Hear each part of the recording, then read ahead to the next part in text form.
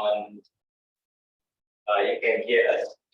Just let us know if you cannot hear us, so that we may tweak our audio for the Zoom session. We may now start our workshop. It's the first day of workshop, the presentation of Quran.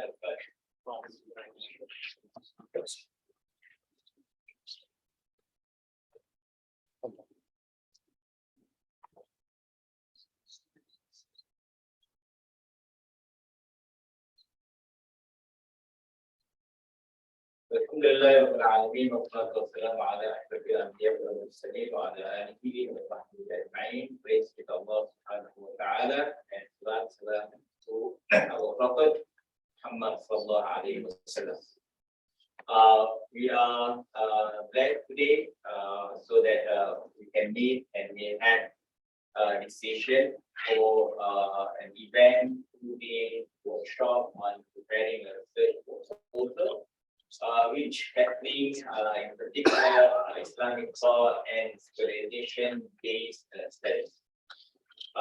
We have with us presenters, and of course we have with us our dean, Stag, respected Professor Abdulaziz Burgod, and we have our presenter of this theater for the first session, Professor Shukran Rahman.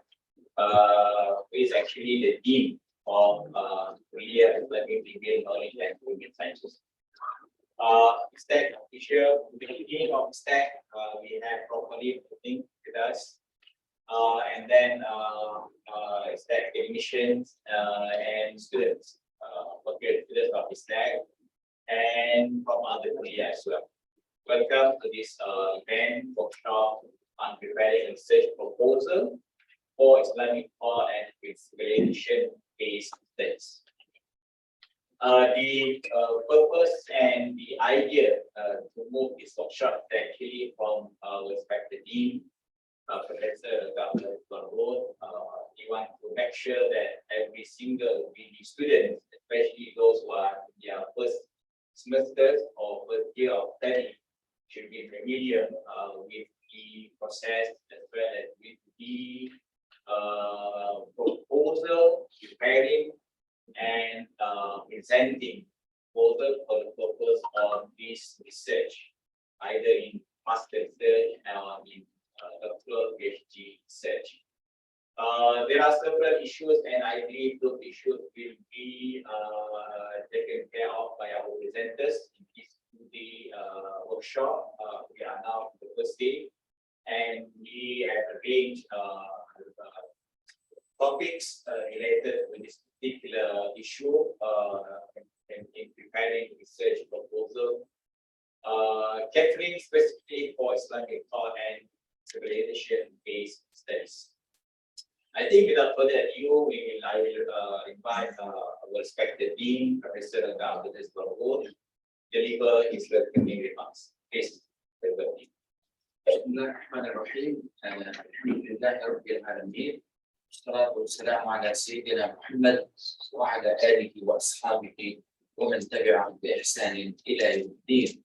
Dear Professor Shukran, the Dean of the Habib Abu Sulaiman Kuliya of Islamic Knowledge and Human Sciences, Dr. Fiham, the Deputy Dean Academic in ISTAC, Mr. Walid, the Deputy Dean of Research, all Dr. Ahmed Al-Muhammadi, our lecturer in ISTAC here, and also he teaches research methodology. All our students from ISTAC and from other Kuliyas in here in this program today, and also those who are on the Zoom. Let me welcome you all to this very important 2 days workshop on preparing proposal for our student, master and PhD student in ISTAC and also in IIM. I think this is a very important opportunity for all of us to enhance and empower our students with the necessary skills, attitudes, and knowledge that will help them to plan good proposals. I know that Some of you already studied the subject of research methodology for one semester, and maybe others also, they studied research methodology in other places.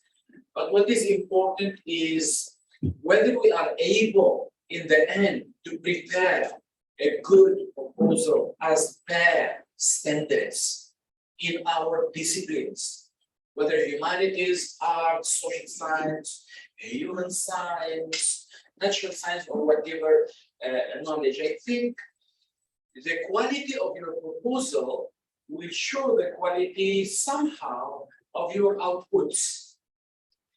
That's why we wanted not to teach you again the types of methodology and how are the techniques of methodology and all these type of things. We wanted from these 2 days program or workshop on preparing proposal to help people learn some tips, some skills, some approaches, how they prepare a good standard proposal in the field which you are doing, starting from thinking about your topic, putting your title, writing your introduction, writing your abstract, writing your questions, writing your objectives, writing your conceptual framework, writing your literature review, writing your methodology or the method of research, writing your chapterization,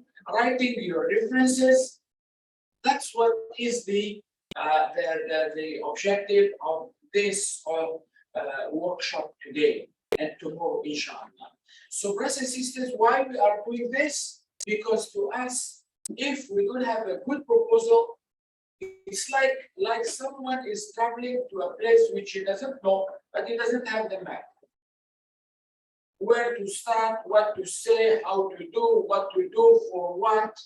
And as you all know, brothers and sisters, especially those who are in this tech here, we are in the field of Islamic thought and civilization, which is a very broad field, includes multidisciplinary, interdisciplinary knowledge, from the philosophy of science to civilization, to thought, to theology, to culture, to change, to systems, many things. So our student, when you come to ISTEC here, Master in Islamic Thought and Civilization, PhD in Islamic Thought and Civilization, but we have 9 sub-specialization, which covers most of the disciplines here and there. Even those who are in the natural science, in engineering, in architecture, in law, in economics, they can come and do PhD here, those professionals. So how do we prepare our student to prepare a good proposal? I noticed that in the last 2 semesters, when we have these seminars with our student, when they present your proposal, master or PhD proposal, I see some of them are good, alhamdulillah, but some still are not well versed on how to prepare a good proposal. Sometimes we take these things for granted, but they are very crucial, very important. So that's why we called for this 2 days workshop, and inshallah every semester we will do like that to prepare our student, our scholars to become great scholars.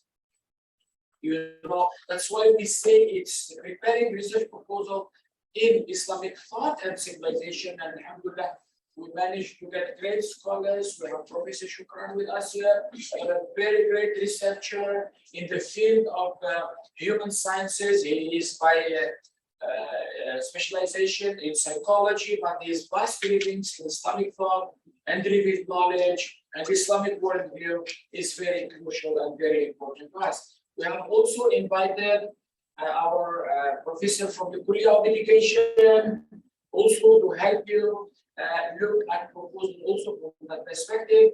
We have with us also Professor Walid from engineering, but he is also well versed in Islamic thought and civilization. We have also with us Dr. Hasnina. I think she will join us shortly, inshallah. She is in Usuluddin and comparative religion, and she is also well versed in research. And we have with us Dr. Ahmed al-Muhammadi, who is the child of the institute here, the master of the gatekeeper or the keeper here, and he teaches research methodology of lesson systems. I really felt when I attended several colloquium and proposal defense that our students need to improve in the skills of preparing good proposals, starting from your title, from the title, starting from convincing yourself about your proposal, your roadmap, your plan. It can change somehow little or big later on when you start working, but you need the key here. You need to start with a proposal. And proposal means what, brothers and sisters? You convince the institute or the committee about at least three things. Your proposal. You know, number one, you convince them that the topic you are choosing is precise. Is the topic. Don't go and write 30 words or terms in your topic, in your title. Don't talk about the title which includes thousands of things, many disciplines. You want to talk about sustainable development, maqasid sharia, social change in one title. That's number one. You convince your people that what you are choosing to do your research on is, that's the topic, precise. The terms are clear, indicative of what you are doing, what are you doing. That's number one. Number two, it is adding value. Don't just go and put any topic. People talk about topics, you bring the topic. People talk about sustainable development, you talk about sustainable. Talking about maqal sharia, you talk about maqal sharia. No. You need to add value. What is it that you are adding? And number three, doable. I see that many titles of our students, very beautiful, but you cannot do in 2 years. You cannot do in 3 years. You cannot do within your constraint, within the library information that you have, within your aim, within your knowledge.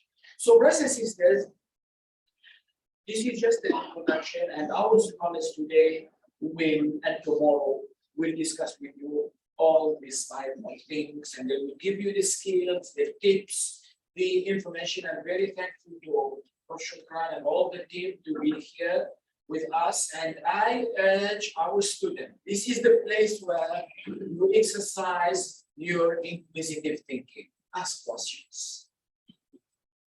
You exercise your analytical thinking. You exercise and you show that you are really learning. And if you don't ask questions, you don't analyze, you don't synthesize, you don't critically build your knowledge in this institute here, we are going nowhere. Here, that's why we want to empower our people with critical thinking, analytical thinking, the ability to synthesize, it's not another place, this is Islam. And we want really to bring back that glory of Islam where people have critical minds, analytical minds, value-based and driven minds, applied and practical minds. We wanted knowledge that can help and serve people. So, alhamdulillah, we are thankful to Allah subhanahu wa ta'ala that we are gathered today. And please take your time, discuss with your professors, learn as much as you can, and we will see the impact on your proposals later on. And as the management of the staff, we will do what it takes to ensure that we provide you with the knowledge related to this research methodology, doing research, conducting research, impactful research, inshallah.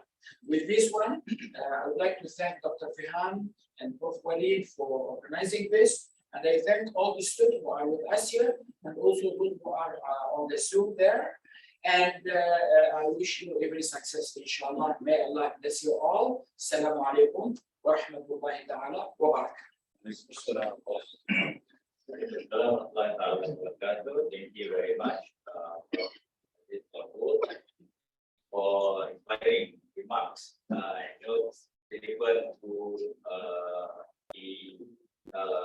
all students of this tag in this workshop. Thank you very much again, respected President of our first session, which will be facilitated by President Dr. Shukran, will be the title is Islamic Research Framework, in particular problem statement and topic formulation,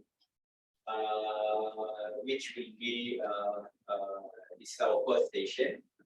The coming session later after that will be also from Dr. Shukran, gathering question, objectives and hypothesis. And then before afternoon, we have Professor Radafina, which the title will be Literature Review, in particular for research on Islamic thought and civilization. That will be our morning session. I think without further ado, I will now invite Professor Dr. Shukran Abdul Rahman to deliver his presentation on the title as mentioned. Thank you very much. Mr. Dr. Shukran.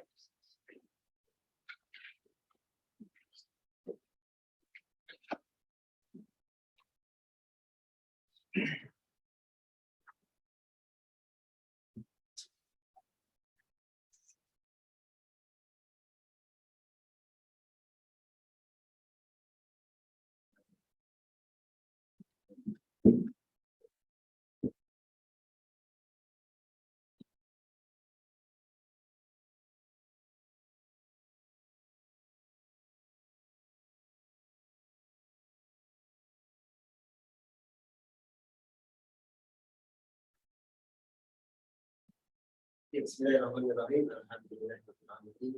Wassalatu wassalamu ala asyrafil mursalin wa ala alihi wa sahbihi ajma'in.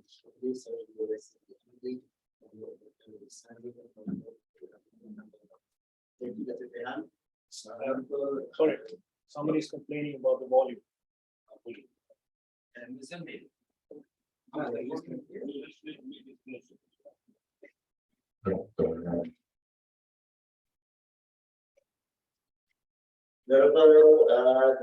Professor Abdul Aziz Dorau, our very dynamic dean, was my boss for 3 years, I think, when we were in corporate office.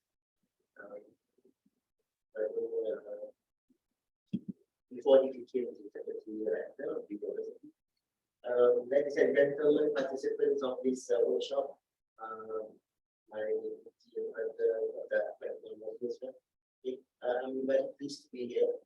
Although this is a different field altogether, I will be sharing with you my knowledge, my experience of a supervisor, of a seminar, of PhD, of masters, of final year project, and as a doctoral student myself as well, masters and doctoral students myself as well. So the points that I like to share with you are abundant, humongous, right? And I wish to be assisted by points which I have written down on these slides. But I welcome questions so that the discussion or the workshop will be more fruitful, and you will have better or good takeaway that will help you in your master's or PhD journey. But can I see hands of people who are doing masters here? And the rest are doing PhD. Good. All right. So basically, masters or PhD students require you to do research. And one thing that my supervisor in Australia told me, you are not here to solve the world's problem, although you'll be part of it, but you are here undergoing training to become an independent researcher one day. 5 years from now, or even 3 years from now, 10 years from now, you need to be an independent researcher yourself. You need to supervise others as well. Now, this is what we have been given, the mindset of a student researcher. Rather than a full-fledged independent researcher, So we had to act as student researcher, working with experienced researcher. Right. So my notes on this workshop had been derived from my PhD and master's dissertation report. Right. So when we assuming thesis or PhD, we have to write comprehensive reports, and my reports will normally be in 10 pages and things like that. So I have derived some of the important points from my PhD and master's and even FYP reports that I wish to share with you. All right. I think that's what I aim to do today. And I am sorry if some of the points ideas which you already know, just treat them as a refresher. Just treat them as a refresher so that you can strengthen or you would be able to avoid things which student researcher must not do whenever they submit their work to their supervisor and later on to their examiners in that sense. Bottom line is we want you to show that you have mastered the knowledge that you are dealing with. And when we say knowledge, we have to understand the philosophy of knowledge as well, because we are all here knowledge workers. Then when we are knowledge workers, we have to know the property of knowledge that we are working with. Right? So being a master student or being a PhD student, we have to know the subject matter, but all notions that come together with the knowledge that you are working with. And you have to know the notion of knowledge that you are working for as well.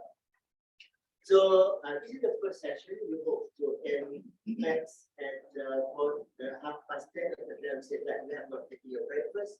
So perhaps after 1 hour we can stop our breakfast for 15 minutes. Right? So that will be your mindset. Right? So topics that our cover will be how do we formulate our topic, how do we choose topic, and then how do we write the problem statement, research problem statement, there is a problem statement and other related information as well. Right, so by the end of this session, what you can expect, right? By the end of this session, session 1 and session 2, you will be able to understand the nature of research at graduate level, the purpose of research at graduate level from Islamic perspective. I am more comfortable to label or to identify my workshop or my session as a research method from Islamic perspective rather than Islamic research methodology. Right? Because I cannot claim myself as an expert in Islamic research methodology, but I can address research methodology from Islamic perspective in two different ideas. Okay. Right, and the second one is to conceptualize research by formulating research problem, research questions, and research objectives. Now, these are the three important ideas that we examiners look for when we examine your thesis. We are looking at whether you have managed to argue for your case. We are looking for what we call prima facie, whether you should do that research or that research is or has been done by other people and no need to replicate or no need to repeat the research. So we're looking for research problem statement.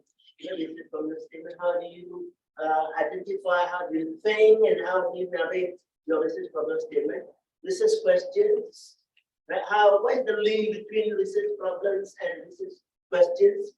And some do not write research question, they would go straight to research objectives. Some will present both. It depends on your style as well in respect. It depends on how do you argue for your research question and what would your research problems lead you to. All right. So I hope these three ideas are not a strange idea to you, right? Research problem, research question, research objectives. And how do we make sure that these three ideas would correspond to each other? Right? So we need to look at consistency across these three sets of information. Here, this is problem statement, this is questions, and this is objectives. Maybe we should have some practical exercise today to look at how do you link your research problems after you have formulated it with your research questions, and then later with your research questions, and later how do you use these three sets of ideas to help you structure your literature review, which you will do with Dr. Haslimat this afternoon. All right. So these are the two things that you can expect to take away from this workshop. Any other expectation from you guys? Right, so that I can, structure my workshop to fit of what you expect to have from this workshop. Anybody? Okay, what else do you expect to do? If I'm not able to do, we have Dr. Mohammed Al-Ahmadi to help. First of all, yes, right? Alice. So what we do, pyramids.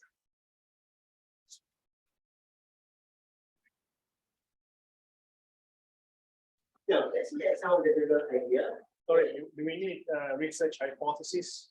There will be a question that we will discuss whether we need to have hypothesis or not when we do research in Islamic civilization or so forth. Right? Depends on for a quick answer to your question, it depends on the approach that you take, whether you adopt social science research or how. All right, so we'll see the nature and the background of your research methodology. Okay, graduate research work, okay, this is your work, according to the graduate research work, requires informed, thought out decision, requires carefully thought out decision when you choose a topic. Right, so this is what you are going through, or maybe you have gone through, or maybe you have defended your proposal, right? So it is a very pricey and time-consuming journey. So we have had people who could not defend their proposal even after 2 years. Why is it so?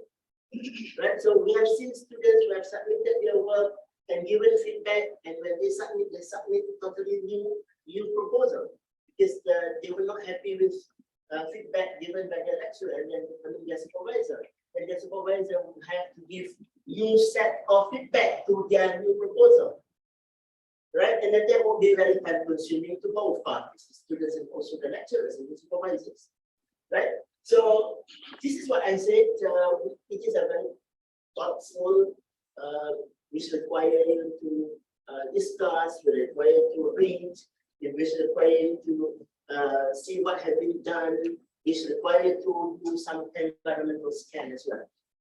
Which require you to look at the ethos or the objective, the mission of the institution that you are enrolled at. For example, I believe your topic of research must have correspond well with the missions of ISTEC and the 9 specialization, the 9 specialization, Professor Aziz said just now, that ISTEC houses. How do you contribute to the scholarship development of academics in ISTEC? Whether you are going to continue your scholarship work with ISTEC after you have graduated later on. And so these are the thinking that you have to do before you decide on a topic. And where do you position your interest? Where do you position your passion? Where do you position your future work in your country, for example, in your topic? Right? So for example, last time when I went to do my master's, 25, 26 years ago, I had to position the plan of the university as well in my topic, right? I wanted me to specialize in organization development, for example, right? So I had to discuss that and then factor that in when I was choosing my topic for my PhD work, right? Okay, so what you have to do is to think of your research project or your research topics which are aligned with your interest, right? So I mentioned this now, you have to position your interest, your qualification, your previous qualification, whether you were doing Islamic thought, whether you were doing Islamic studies, whether you were doing science or law, whatever specialization before you come to this track. And also your experience, okay, your work experience has to be taken care of, factored in as well. Refer to the research area of strengths by the studio or by the researchers. You look at the research area of the supervisor. Maybe you are interested to work with him in expanding his or her research. But do not forget that you also have your own passion. You have also your future plan for your career, let's say. So bring that in as well. have a mindset to experience a genuine research ecosystem. Now, I use the word ecosystem here.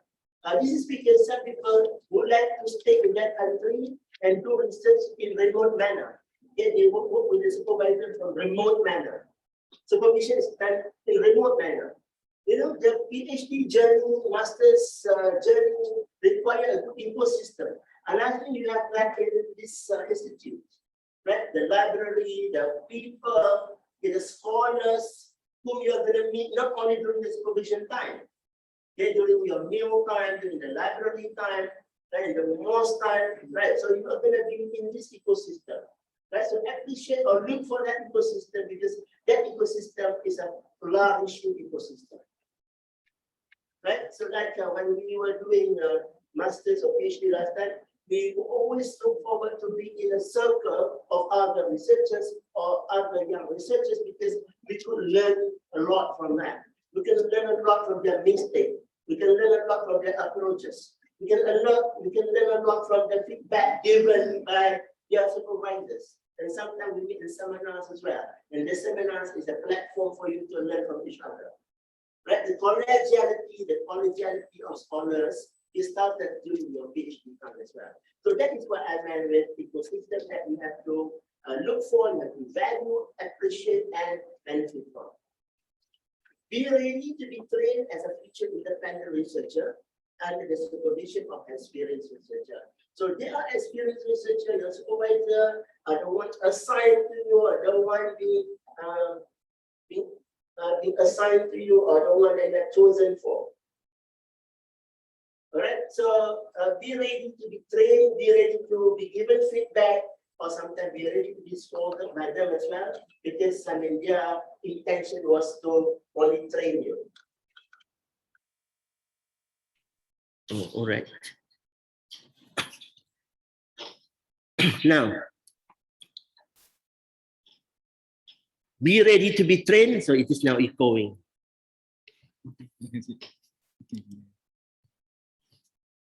How's that now?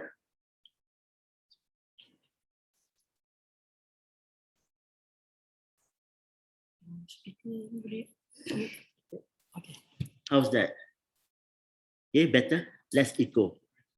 Right, be ready to be trained as future independent researcher under the supervision of experienced researcher or researchers, especially when you have a supervisor and team of supervisors. Okay, be ready also with to work with the team members of the supervisor. Sometimes you will be affiliated with the research team of your supervisor. You need to serve as their graduate research assistant or part-time research assistant, or things like that. So be ready to benefit from the skills of other team members of your supervisors as well.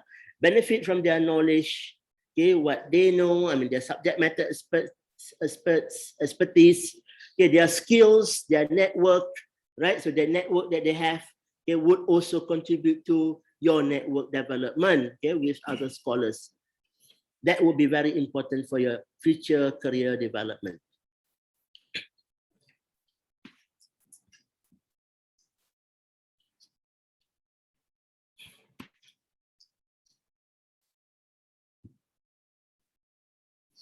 Right, so you are all researcher or young researcher, or we call graduate researcher in Islamic thought and civilization.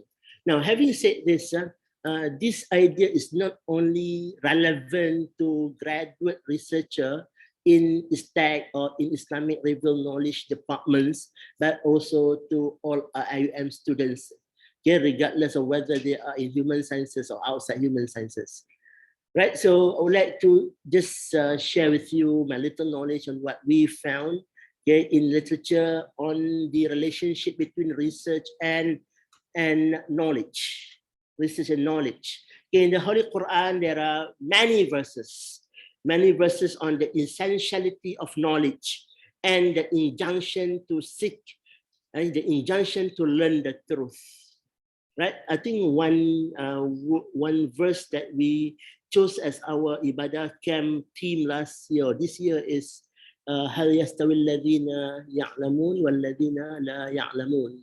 Right, so when we discuss that verse, that two notions, is it equal okay, among those who have knowledge and those with less or without knowledge. We had talked about the darajat, the darajat taklif as well. Not only the darajat tashrif, but darajat taklif, the responsibility that we have as knowledgeable people or knowledge workers.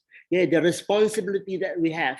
Yeah, the responsibility that we shoulder because we have knowledge, or we are dealing with knowledge, or we are trained to deal with knowledge.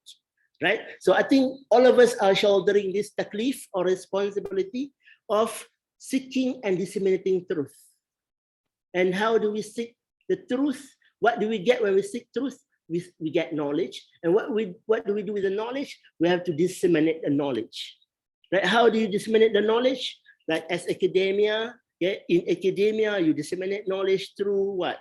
Your journal articles, edited book chapter, your book, right? Or your magazine article in newspaper, right? So this is, I mean, your responsibility. Knowledge is not for you to generate only for the conferment of master's degree or PhD degree. It's for you to relate it to the context, for you to apply it to solve problems encountered by your people in your society, in your locality, right? So knowledge has been defined or given meaning by dictionary as bodies of facts or hypotheses or educated guess that enable you to understand phenomena that you are investigating and use those knowledge to solve problems. Yeah, problems which are that you are investigating. Now, seeking truth is something related to the research that you're doing, and this requires systematic, reliable, verified sources of knowledge, which you accomplish through scientific research methods, right? So seeking the truth require you to adopt some objective methods, scientific methods, right? So this is from Islamic perspective, right? So Allah say in the Quran, Iqra, what do we read? We read ayat al-maqru'ah, the Quran itself. We also read ayat al-manzurah, the signs which are availed to us. Yeah, the signs which we encounter every day. Like we are trained to deal, or we are trained to observe human behavior, for example, like in my case. So I have to use systematic manner, objective manner, scientific manner when I do those observations, so that I can do the Iqra ayatul manzurah in scientific objective manner, right? So research is not something that we can have option to do, but it's something that are assigned to you, which are made your responsibility. This is our taklif, because we are trained to deal with knowledge, and it is important for us to generate and then later disseminate the knowledge. Right, some idea of what research is. It originated from the French word researcher. I do not know how to pronounce it from the French pronunciation. In English, it is referred to the study of materials or study of sources. Why? In order for us to establish facts, or in order for us to reach new conclusion. In Arabic, it is referred to as bahas, al-bahsu, or the activities of searching, or at-tahqiq, or the activities of discovering or confirming the truth. Research has been regarded as a diligent process, as a systematic process of inquiry, or a systematic process of investigation of certain subject matter. Why? Because we want to discover truth, or because we want to revise the facts which have been found, which have been established by previous researcher, during their time and during their context. We are in different time, we are in different context now, right? If you have read the philosophy of knowledge, you must have encountered the term zeitgeist, I believe. The zeitgeist, right? Philosophers talk a lot about the importance of connecting their knowledge generating activities with the zeitgeist, with the time and space where and when they live, right? So what is our zeitgeist now? Post-COVID time, for example, things change, human behavior change, right? Mindsetting change, right? So emotion change. There are many changes we have taken place, and how do we factor in them in our research work, so that our research work are relatable or are applicable to the locality, to the society, to the time, to the context which we are operating in. Okay, any questions so far?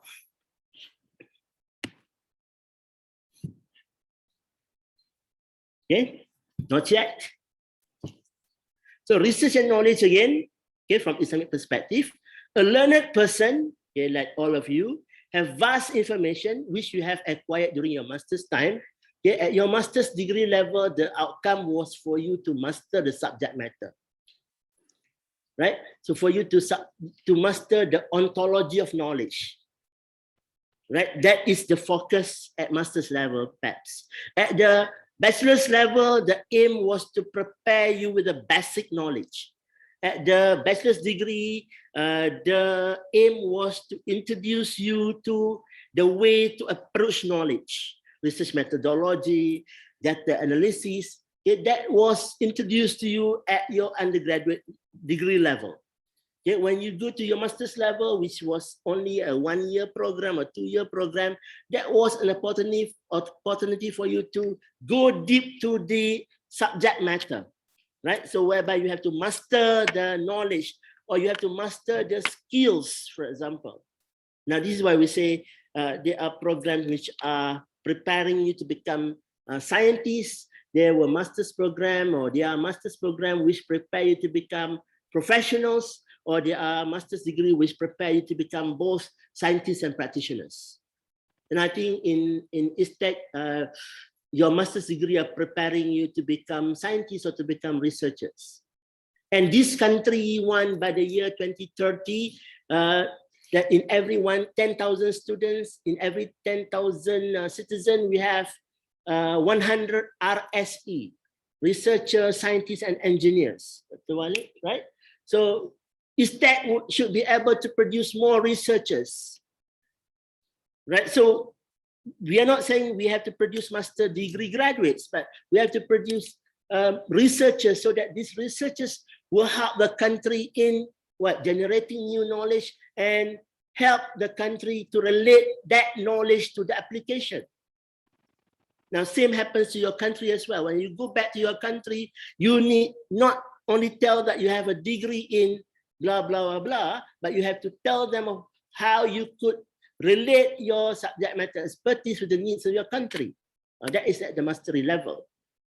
And if you are doing masters by research, then you are more into becoming what we call that a researcher, full-fledged independent researcher.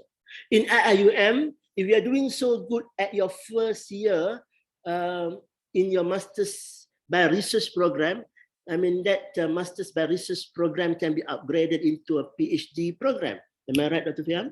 Right? Yes, so that is an opportunity for you to enhance or upgrade your size of research into a PhD research, so that by the end of your research, you can be conferred with a PhD degree in that sense. Right? But you have to start with a master's by research program. Or if you are in other mode now and you are still below the 12 months time, you can change it to master's by research and then try to defend it so that the committee will see whether there are materials for PhD degree. But that is not the aim that we want to chase. Okay? The aim here is to stand as a full-fledged independent researcher. We have to see whether you are competent in narrating or in discussing at least four notions of knowledge: the epistemological notion, the ontological notion, the axiological notion, and the teleological notions. And this is what we are looking for when we examine PhD thesis. We want to see whether these students have that philosophy, the philosophy hat in him when he presents his thesis, right? So we are not reading textbook. I mean, the example that Dr. Faham had shown me, okay, from the proposal and from the thesis, okay, show that people are actually writing not a thesis, but perhaps a newspaper article or a textbook. And we found that in many thesis submission, okay, students tend to write textbook, okay, in their thesis. Right? So thesis is a piece of work in which we want to look at your ability to demonstrate your mastery on that at least 4 notions, right? So point here is saying that a learned person with vast information on various topics need to have systematic approach. And this is what you are developing. You are developing the systematic approach to acquire knowledge. It's not about reading. I mean, you can read on your own and then have idea of what is going on, have idea of what other people are writing. But being a master's or PhD student, you yourself are learning on how to acquire knowledge so that you can give alternative sets of knowledge, or you can complement the existing knowledge which have been written or which have not been written by previous researchers or contemporary researchers, but they are looking from other perspective. You are coming to complement their perspective in that sense, right? So that is very important, okay, to relate knowledge with certain context. I mean, we go back to this level of work, PhD work, you would be able to demonstrate your ability should be able to demonstrate your intelligence, not your cleverness, but your intelligence. What is intelligence? Intelligence refers to your ability to acquire knowledge, which we have no doubt because we have come to this stage. We have managed to acquire knowledge, right? But that is not the point here. The point that we are assessing in you is your ability to relate your knowledge with the context so that we can see whether the knowledge that you have acquired before are applicable to solve, to address, to explain phenomena that people are encountering, right? So scholars without systematic method of attaining knowledge will not be able to relate knowledge to situation or apply it to solve problems. So this is why in a society we need certain people who work with knowledge or who work for knowledge. Go back to Surah At-Tawbah, ayah 122. Okay, Allah said in the Quran that there must be a group of people who go out and study knowledge and go deep, okay, in studying knowledge so that they can come back and serve the society by giving what we call that glad tidings or reminder to them. I think this is why you are here. You are here to train yourself to be able to work with knowledge. When we say working with knowledge, we're talking about ability to generate knowledge, relate knowledge, apply knowledge so that they are useful for the society. Now that has to be the mindset of a graduate researcher. Not only that piece of work, that piece of paper, not only that piece of paper stating that you are now conferred with master's or PhD. Now, when we got that degree last time, we felt afraid to come back because of that responsibility that we have to shoulder. Right? Being a person trained to be scientist and practitioner, okay, it took me about 3 years before I can be confident with that. I mean, scientific method and what we call that the practice that I have been trained. Even that, time change. Okay, the method that I have learned last time have to be updated. Okay, we have to work with other new researchers. Sometimes we also learn from our students as well, because our students, they go to seminars, they go to workshop, they learn new approach of data collection. So that would be to the benefit of supervisor as well. Yeah. So bottom line is, your master's degree work, your PhD work are your work, but being supervised by experienced researcher. And they do not know all actually. We do not know all as well, right? We learn from you a lot, especially when you generate new knowledge or when you learn new skills to deal with data or with knowledge. Now, I have some questions here. How is Islamic research different from conventional research framework? Any idea, anyone? What elements or components that constitute Islamic research framework? And how to implement this in your study, okay, on Islamic thought and civilizational studies? Does your research method, which you learn before you come to ISTEC, different from the research methods that your supervisor, that Dr. Ahmad Al-Muhammadi teach you here? Are they the same? Is there any commonalities between what you have learned before in your human sciences or in your pure sciences with the one that ISTEC has taught you? What are the uniqueness of research that ISTEC adopt? And that is different from the approaches or the method you adopted before. Anybody want to help me? Yep.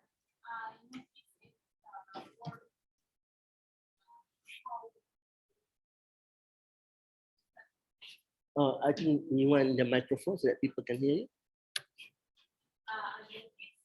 Is in the word you. Mm-hmm.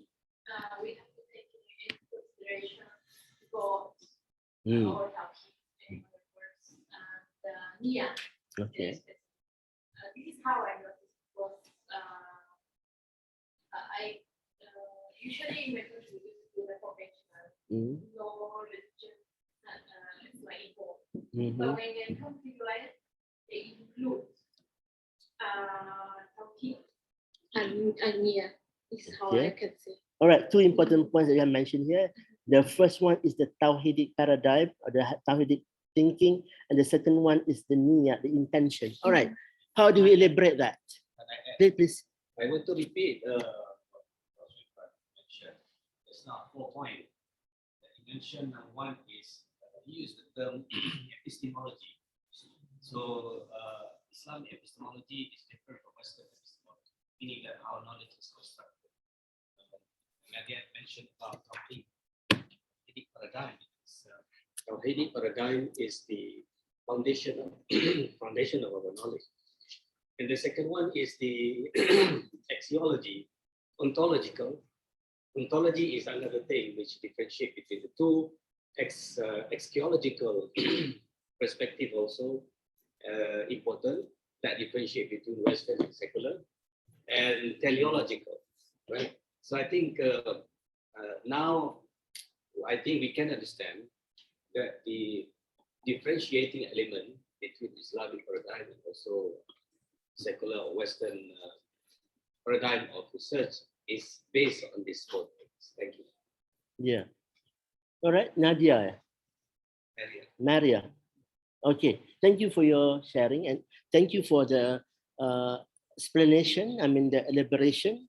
Yeah, that is those are very important points. So yes, I think we're talking about aim, right? The aim of our research is to bring us to truth, right? So I think that is the subject matter, whatever subject matter, whatever ontology that we are discussing, we have to relate it to the truth, all right? We have to relate to the truth, and the truth is related to Tawhid paradigm. That we are here created, and we are here to serve God. We are here serving as Khalifa, things like that. Right, so this is the Tawhidic paradigm that everything is not by nature, everything has creator and things like that. Okay, and then you talk about niyat, the intention. How do you elaborate that? Because knowledge, it can be used, even if knowledge is good, it can be used by political parties or the military in such a bad way. Even though the knowledge was intended to benefit people, but sometimes it's used in a bad way, like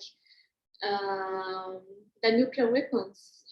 It was developed just to test or to go to space, but later was used by the Americans to bomb Nagasaki and Hiroshima. Okay. So it's like the intention. So why are you doing this? Yeah, why are you doing the master's degree? Why are you doing this research? I cannot predict, like, will someone use against humanity? Okay, so the intention has to be right. The intention has to be noble. The intention is to bring well-being to yourself, to your people, to your society as well, right? Yeah, So, even though like one, has no control over how it's going to be used, but the intention is there. It's you set up clearly that this is my intention. So intention is the aim, intention is the end, right? So you know what you are getting yourself to, you know where you are getting your people to as a result of your PhD work, right? So it is an end. But if you go to the literature of niyat, inamal a'mal bin niyat, okay, when you go to the literature of a niyat or intention, so many scholars say that the intention is not only what you aim to have, what you aim to do, what is your destination, but it is also the process that you have to honor. It is also the process that you have to honor. Okay, intention, according to scholars, require preparation. I think one of the way to get to your end is to prepare yourself to become good graduate researcher. Coming to this workshop, okay, is to serve your intention as well, right? So there is no intention without preparation. So you have to mobilize whatever resources that you have in the ecosystem in order to enable you to get to your end. And this is why I said just now the ecosystem is important, because the ecosystem would avail to you all the resources that you need in order to get to your end.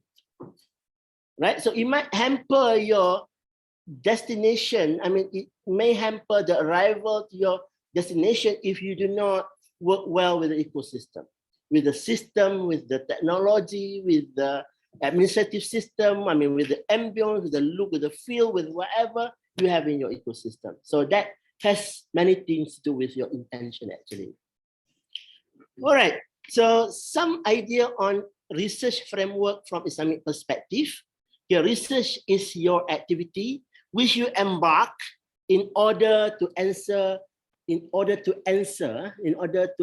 issues or in order to solve problems. And those are based on three main sources, which are Quran, Sunnah, and Ijtihad, right? So Ijtihad here can be linked to your effort to acquire knowledge, to systematize knowledge, to relevantize knowledge, to reproduce knowledge. If we go back to the idea of a university, you are all in university, and some people, they are in university, including myself.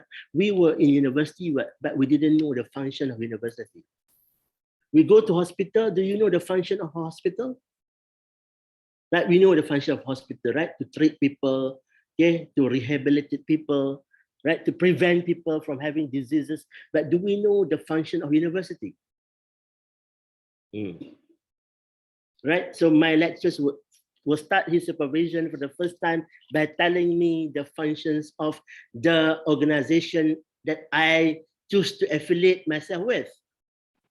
Right, so the function of university are at least three: the intellectual function, the social function, and the educational functions. Now, you have to embrace this function as well, because you are part of academia.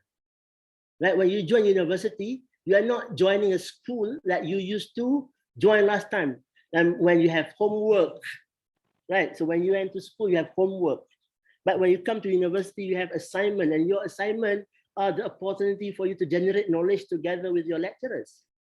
When you were in school, you did homework because it was a drill for you, right? To polish your skills. But in university, assignment are not only to polish your skills, but it is a platform for you to together generate knowledge together with your lecturers. Right, so the intellectual functions require you to deal with knowledge generation, okay, and knowledge dissemination. And the second function is a social function. Okay, when you come to university, when you come to us, for example, we have the responsibility to equip you with skills that will enable you to become good citizen one day, to become good Khalifa for the society. Yeah, I mean, the idea of employability is not wrong, but that's not all. Right? We have to train you to become skillful when you join the world of work as well. And the third function is educational function. We have to educate you not only with knowledge, but with values as well.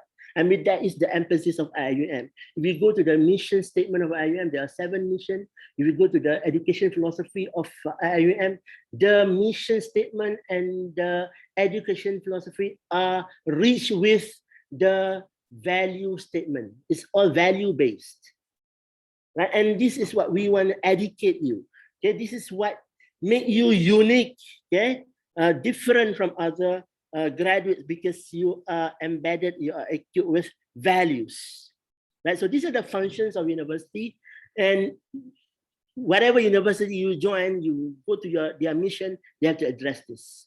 The intellectual function, the social function, and also the educational function. Educating you, or in IUM, we do not use only educating, or pendidikan, we use tarbiyah, the edification. I mean, many faith-based institutions like IUM, they are, I mean, focusing on this edify, to edify, I mean, to mold you so that you have values in you, in that sense. So this is something that you have to take care as well when you write your thesis, the value aspect of your work.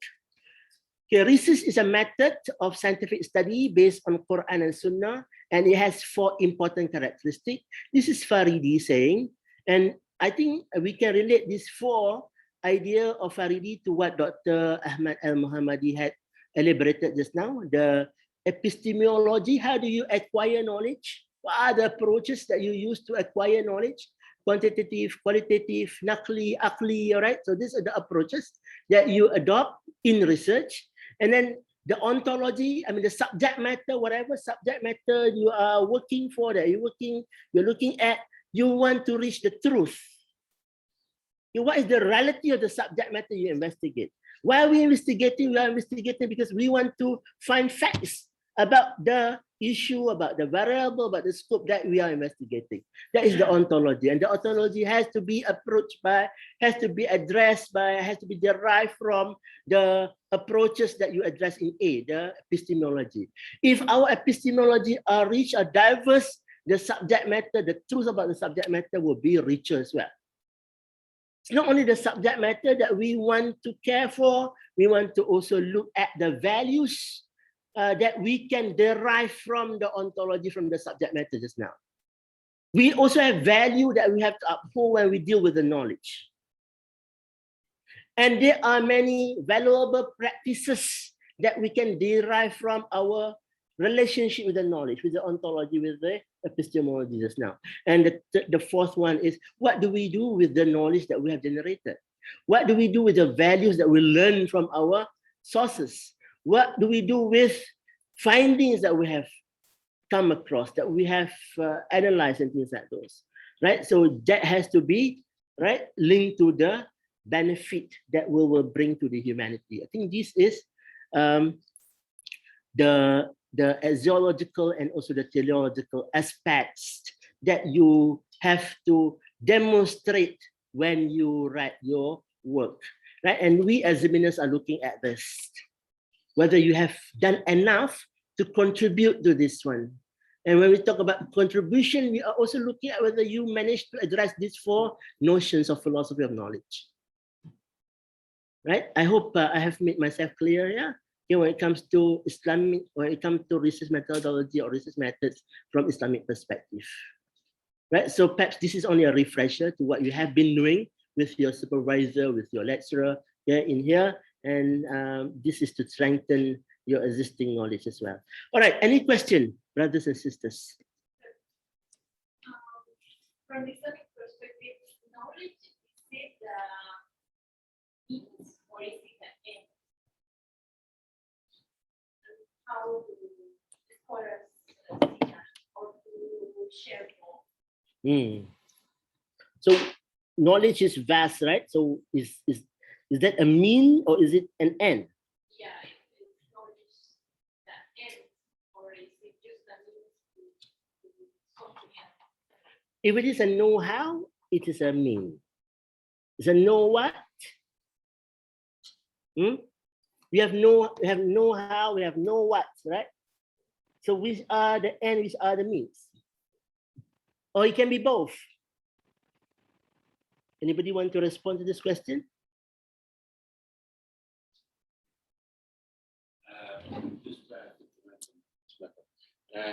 Actually, many things from the Islamic perspective, knowledge and other things, are means to reach to other objectives.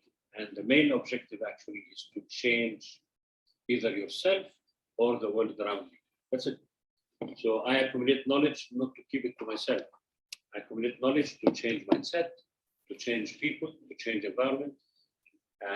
So the concept of which was sometimes very common in the Western perspective, but now is changing. People used to say art is for the sake of art, knowledge is for the sake of knowledge. No, in fact, in Islamic perspective, no. It's actually to change the world around you. So to me, Sister Maria, knowledge is both means and also end, because like myself, being a person working for or specializing in organization development and change, I very much use this principle of BSIKP. BSIKP means behavioral science and Islamic knowledge and principles.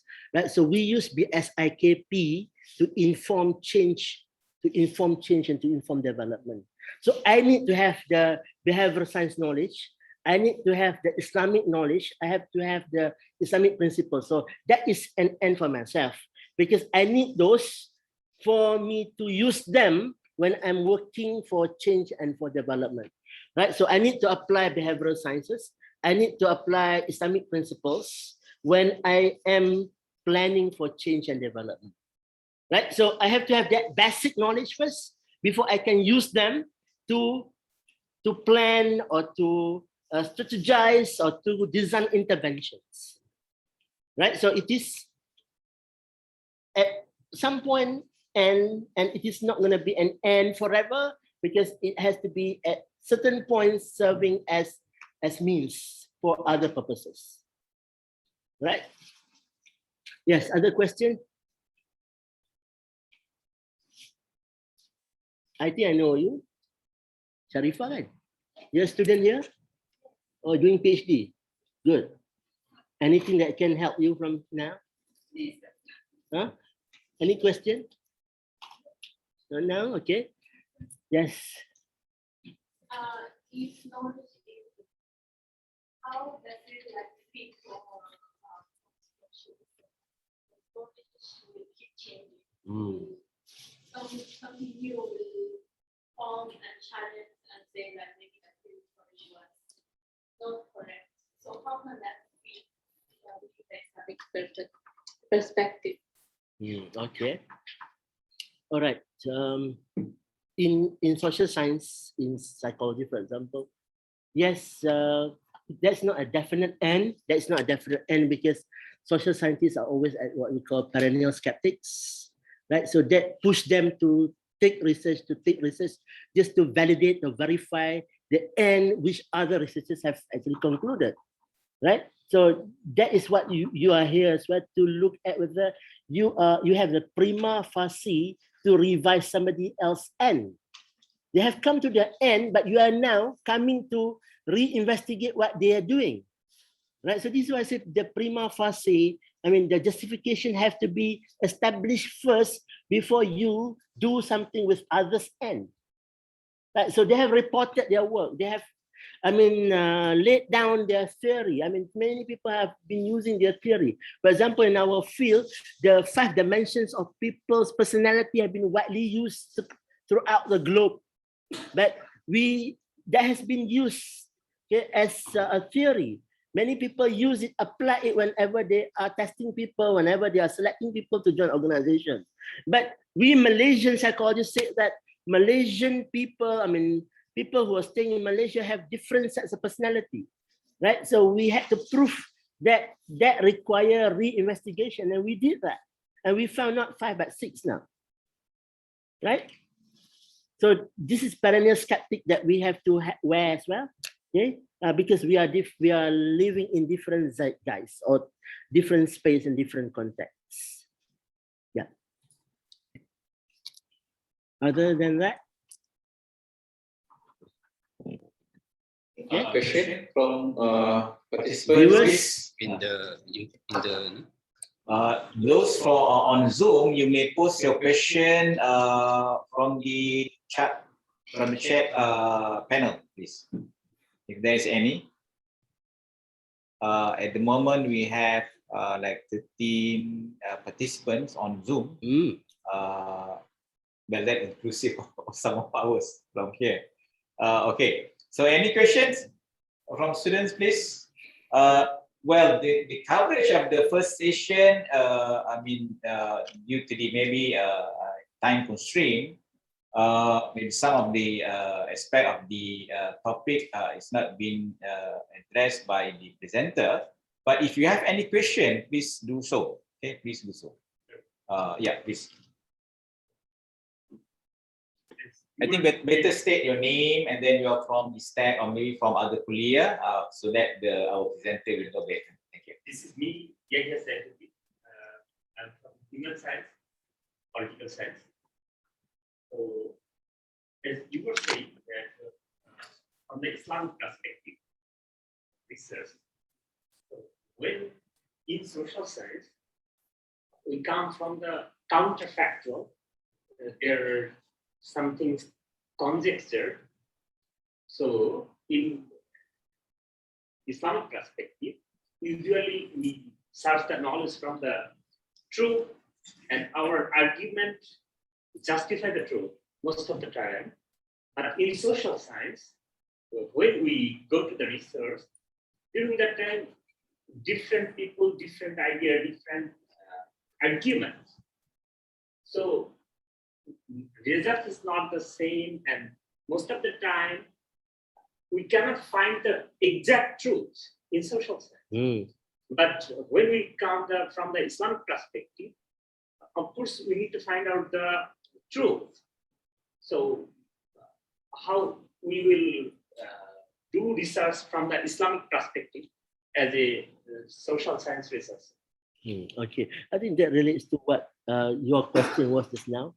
How do you formulate hypothesis in social science research, right? So I think first thing first, we have to know that hypotheses are informed by our review of literature, right? So we formulated hypotheses based on what we have reviewed. I mean, how past researchers establish their findings, right? So the theoretical framework of existing theory would inform the way we design our conceptual framework. Now, a paper that I read on hypothesis in Islamic research or in social science research require you to review literature which are not only empirical, okay, but also sourced from Quran and Sunnah as well, and the tafsir, right? So you have got to blend your review, okay, not only based on social science research, but input from Mufassirin, okay, Hadith, Quran, and then you blend them together and then see whether the amalgamation of your review literature would lead to your research hypothesis, right? So at least this is your contribution. Your contribution here is to address your subject matter from not only one perspective, but multiple perspectives, to include the Quranic perspective, Hadith, Torah, and things like this. Okay, so that is a bit. That will be your contribution, which others might challenge as well. Now, we had about 20 years ago conducted a study on effeminacy. The term now is LGBT, right? So we were looking at effeminate behavior among boys. Right, and then we reported it. We reported it in a book. We reported it in journal, only to receive comment, criticism by scholars. You go to website, you can see Hazizan Muhammad Nur, Rani Muhammad Nur, Shukra Abdul Rahman. They have actually given a red remark. This is a highly objectionable piece of work, right? Because we did not only cite empirical work, but we cited Islamic sources as well, right? So truth is very subjective. It depends on the one reading it, right? So it depends on bias. I think there is something on bias here. Whether we researcher can reject others' ideas just because we want to impose our beliefs, right? So yes, we researchers are not in the position to sentimentally or emotionally reject other beliefs, but to also appreciate the belief system or the social belief system of other researchers in that sense. All right? Yeah, Dr. Pham said just now that time is running and that I have not covered the main objective of this workshop, which is to help you in formulating your topic and also your problem. I think the rest you can read on your own. Yeah, I have summarized many of what I've said just now in even table, right? So this is the table that address what research methodology from Islamic perspective. So going by the Kipling method, and a researcher when conceptualize the research should sit down and think, not write, not to sit down and write, but to sit down or lying down and think. And in doing that thinking process, you can apply this Kipling method. Kipling method, also known as 6 honest serving men. The 6 honest serving men will not leave you what we call that astray, because you are going to attend to all important questions. So in this table, I use the Kipling method: the what, the why, the who, the when, the where, the how. Right. So the first row is the common idea about research methods, and the second row are ideas about what research is and what research is not from Islamic perspective. Right, I think you can read it on your own. Many of them have been mentioned in my lecture, in my discussion just now. So let us, I think, stop for a break, right, Dr. Pham? It's not break time. Thank you very much, Professor Dr. Shukran. Of course, you may ask a question if there is any issue that you feel need some feedback, suggestion from the presenter later after this during the second session, inshallah. We may break for about 15 minutes, inshallah, for taking your food. Okay, we may call it food rather than breakfast. Not stand over. Okay, so about 15 minutes, we may resume at 10:45 for the second session of the lecture from Dr. Shukran, Professor Dr. Shukran, inshallah. With that, please help yourself. The food is available there. Thank you very much. Assalamualaikum warahmatullahi ta'ala wabarakatuh.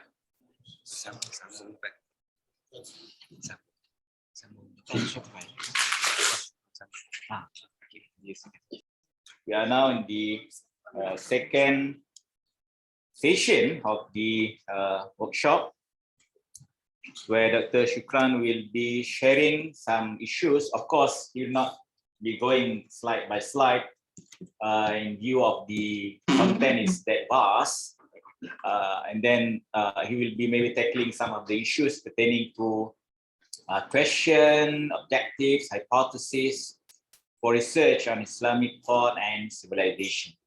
If there is any question from the participants, you have any questions, those who are online, we have several online, please post your question to the presenter. We will try to address, we'll forward to the presenter and address your question accordingly, inshallah. Covering the topics of question, objective, and hypothesis, and even if you have any from the previous presented related problem, statement, and topic formulation, you may do so, and I believe our presenter will address and tackle the issues accordingly.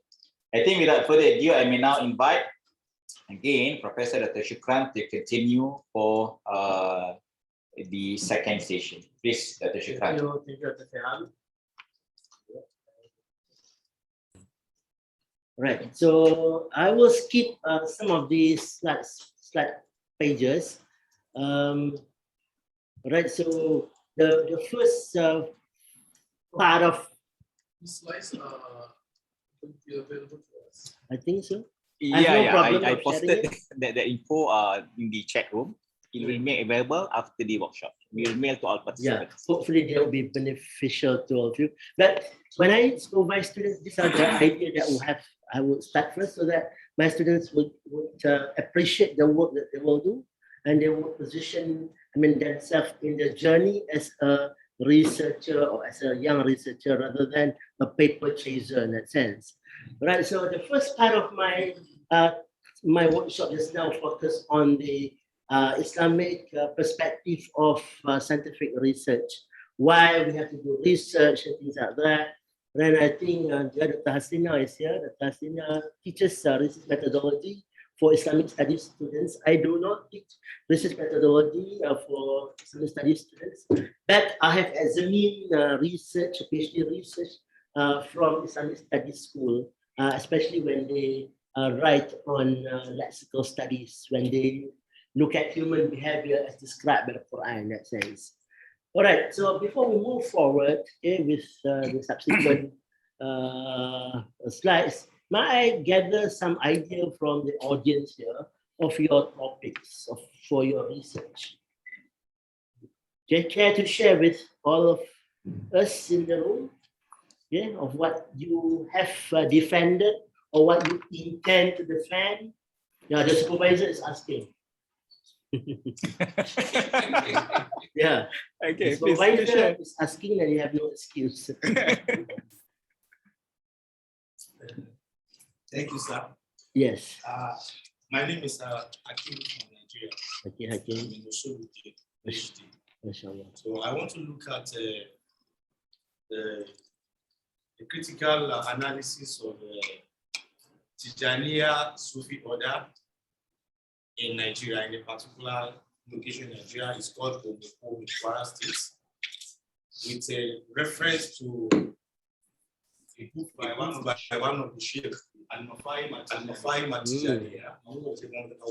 So I want to look at the practice of Tijaniya being a Sufi order that is widely known in Nigeria, and there is this kind of rivalry between the Sufi and the non-Sufi. So I want to check what are the practices that made the non-Sufi to want to see them as being outcasts. Okay. So these are that is the scope. That's the scope, right? Exactly. Have you coined the topic? The title for that? Yes, I have done. I put it this way: critical analysis of the study of Tijaniya Sufi order in Omoko, Kwara State, Nigeria. All right. With reference to Sheikh Muhammad Awal Al-Mafahim At-Tijaniya. Okay, what is that you are going to dissect? You say you are doing critical analysis, right? Exactly. What is that you want to dissect from his work? I want to look at their practices as mentioned in that book of that Sheikh. Then look at it vis-a-vis, juxtapose it with what does the Quran say and the Sunnah, and say, is there any area of divergence or convergence in these practices? Okay, let's say you are now in a viva. The examiner will ask you this question: what's the motivation behind the choice of this title? Yes, my motivation is actually because of the fact that I discovered through my interactions in the area that particularly the Muslim youth, there is always arguments on the permissibility or impermissibility of some of these practices. For example, they want to talk about the Salat al-Fatih. You have issues that Salat al-Fatih that is being practiced by Tijaniya is un-Islamic. Okay. By the Tijaniya, we say no. Since the Quran says in Bismillah ar-Rahman ar-Rahim, Inna Allah wa malaikatahu yusalluna ala nabiyyi ya ayyuhalladhina amanu sallu alayhi wa sallimu taslima, that you can find any formula of as-salat will be valid. But the other side, we say no. The Prophet himself explained the type of the formula of salat, which is Salat Ibrahimiyya. All right. So I want to look at it from that perspective and some other practices too. For example, I see the Tijaniya visiting. What is that you want to know again? I want to look at why are they doing what they are doing? Does it have any validity in the Islamic heritage, particularly in the Quran and Sunnah? Are there answers for this? Are there already answers for these questions? This is exactly what I want to find out. Okay. This is what I want to look at, whether there are Okay. actually answers for it or not. All right. Maybe I can ask, are you going to look at from theological perspective or the practices or the Amaliyah perspective of Tijani? I'm looking at the theological. That's why I say it has to do with the creed, the Aqidah, Creed. the theological aspect of those Okay. practices. Right. Now, when we ask students or researchers of their motivation, okay, we are actually tapping from them the answer on what? What is that we want them to inform us? Problems that you're saying, so The problem? they interest, why in this research, Yes. personal interest and professional interest. All right. Okay, that is the professional, personal interest. Yeah. Okay, any empirical interest there? How do we bring the empirical notion there? Is there any empirical notion from the answer just now?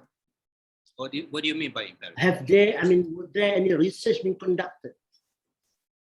My question just now was, has this question been answered by any scholars before? Yes. Any? Yes or no?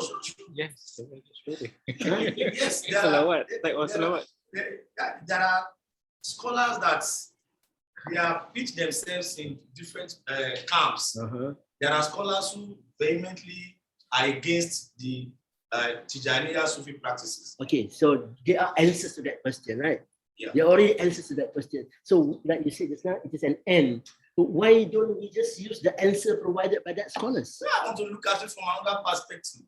Okay. How even those scholars, if they are giving answers, Okay. what motivated their answers? All right. Are the answers actually correct? Okay. Can we actually condemn? All right. So that one has not been addressed. That one has not been addressed. That is the empirical notion. So when we say a research problem statement, we're not talking about the problem only. We're not only talking about the problem which occur on the ground. Now there was a problem, I mean that is the problem which occurs on the ground, and the problem is, I mean, the discrepancy of ideas, right? So why people take this perspective, why people take that perspective. Then you want to understand why it happens, right? And then you go to the literature, see whether this has been addressed or not, right? So if it has been addressed, then I mean you can answer that question by using the answer that they provide. But then you go and check the answer, and the answer is biased to one perspective, as you play, for example. Right? So you come here to fill in the gap, right? The gap that, there is one perspective which has not been addressed by scholars, and there come your position. Right, so this is what we mean by motivation here. We want you to come with what we call prima facie, the real reason or the non-reason. So in a thesis, we go to that, whether there is a real reason for you to embark on this research or not. I mean, the example that I always give, because most of my students are ladies, so I tell them this scenario. When you go back to your house, your mother has cooked, for example, nasi lemak. Right? Your mother has cooked nasi lemak, and then your mother asks you to cook food. So what do you cook? Do you cook nasi lemak as well? Huh? You just eat that nasi lemak, right? Because nasi lemak is already available for you. Nasi lemak is there for you. But it is not enough for them. And you say that I want to cook nasi lemak as well. You have to find reasons of why you need to cook nasi lemak. Okay, the nasi lemak that your mother cook is with what? No salt, for example, because she suffers from some diseases. So you have to find reasons of why you have to cook nasi lemak as well. Right. So the reason is the rice quality is different. Okay, the ingredients are different, Okay, and then you want to cook it for other eaters in that sense. So same like here, you have to give an empirical motivation here under your research problem. Okay, so this is what we look for. Like what I have mentioned just now, your brother Hakim, that those ideas are important, but you can write that idea in your introduction. In your introduction, I mean, that introduction would gear us, reader, examiner, okay, to later understand your research problem statement.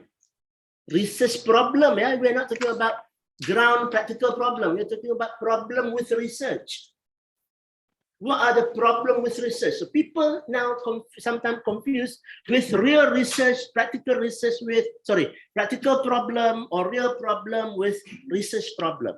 We are talking about statement that address research problem or problem with existing or past research. Now, what are the possible problem with, what are the possible issues with research? Can I take one more from you, Ali?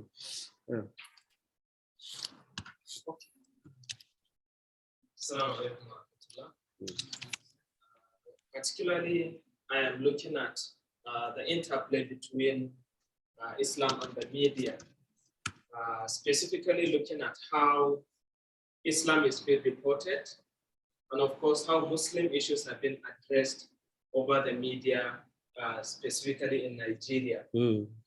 So the motivation here is there are ethical violations when it comes to Muslims' rights and fundamental freedom of religion practice in Islam particularly. So there are some discrepancies in how both the local and international media portray these issues that relate with Muslims and Islam. Okay, and your work is? Sorry? What is your work here? My work. My work here is to look at how, from the media professional ethics, in compliance with Islamic ethics, how that reportage could go without really going unethical with the Muslims and with Islam. So I'm trying to create, let's say, a template for how journalists are going to address or do their work without violating their own professional ethics and without breaching indeed the Muslim rights in Nigeria. You're working with whom? I work with Professor America. Okay. All right. So you have so many things there. Yeah, a lot of things. But inshallah, I will emphasize. So can we put that in perspective now? I mean, what is that you want to do, and then what is that you want to contribute? Or the second one, I mean, doesn't have to be mentioned as the objective because it would be the significances of your work. Yes, of course, there are many things involved, but I'm aligning myself with the media, with the ethics in particular, Islamic ethics. So going by my line of argument just now, that we need to have some empirical gap. We need to look at some gap in the research that push you to embark on this research. What is that? The gap is that of that dosage of knowledge, especially needed by the media professionals in Nigeria. Which is absent? Yes. So maybe you want to say that the absences of what? Research, lah. The absences of research, right? Yes. With the absence of research, not which complete absence, but that scarcity. the scarcity, yeah, the scarcity, the absence, the inconsistencies, those are the reasons of why you embark on a new research. Yes. Right? And then the finding of your research will inform the development of media professional. Media protocol. Yeah. But are you developing that? Are you developing that, or are you only providing them information which could later on be translated as template or as protocol? My main idea is to develop that. Okay. Yes. All right. And then you have to evaluate that template. I mean, this sounds like action research. Do you do action research in instead? Or you do academic research only? But it sounds like you're doing action research because you are coming up with intervention. But when we supervise students with such deliverable, so we want that deliverable to be piloted, evaluated as well, and then reported. Well, are you willing? Are you going to do that as well? Most of the time, we are going to cut that, piece of work short, because by the time you want to do that, you have already come to term in terms of your enrollment or candidature. Yeah, based on the guidance of the supervisor, inshallah. All right.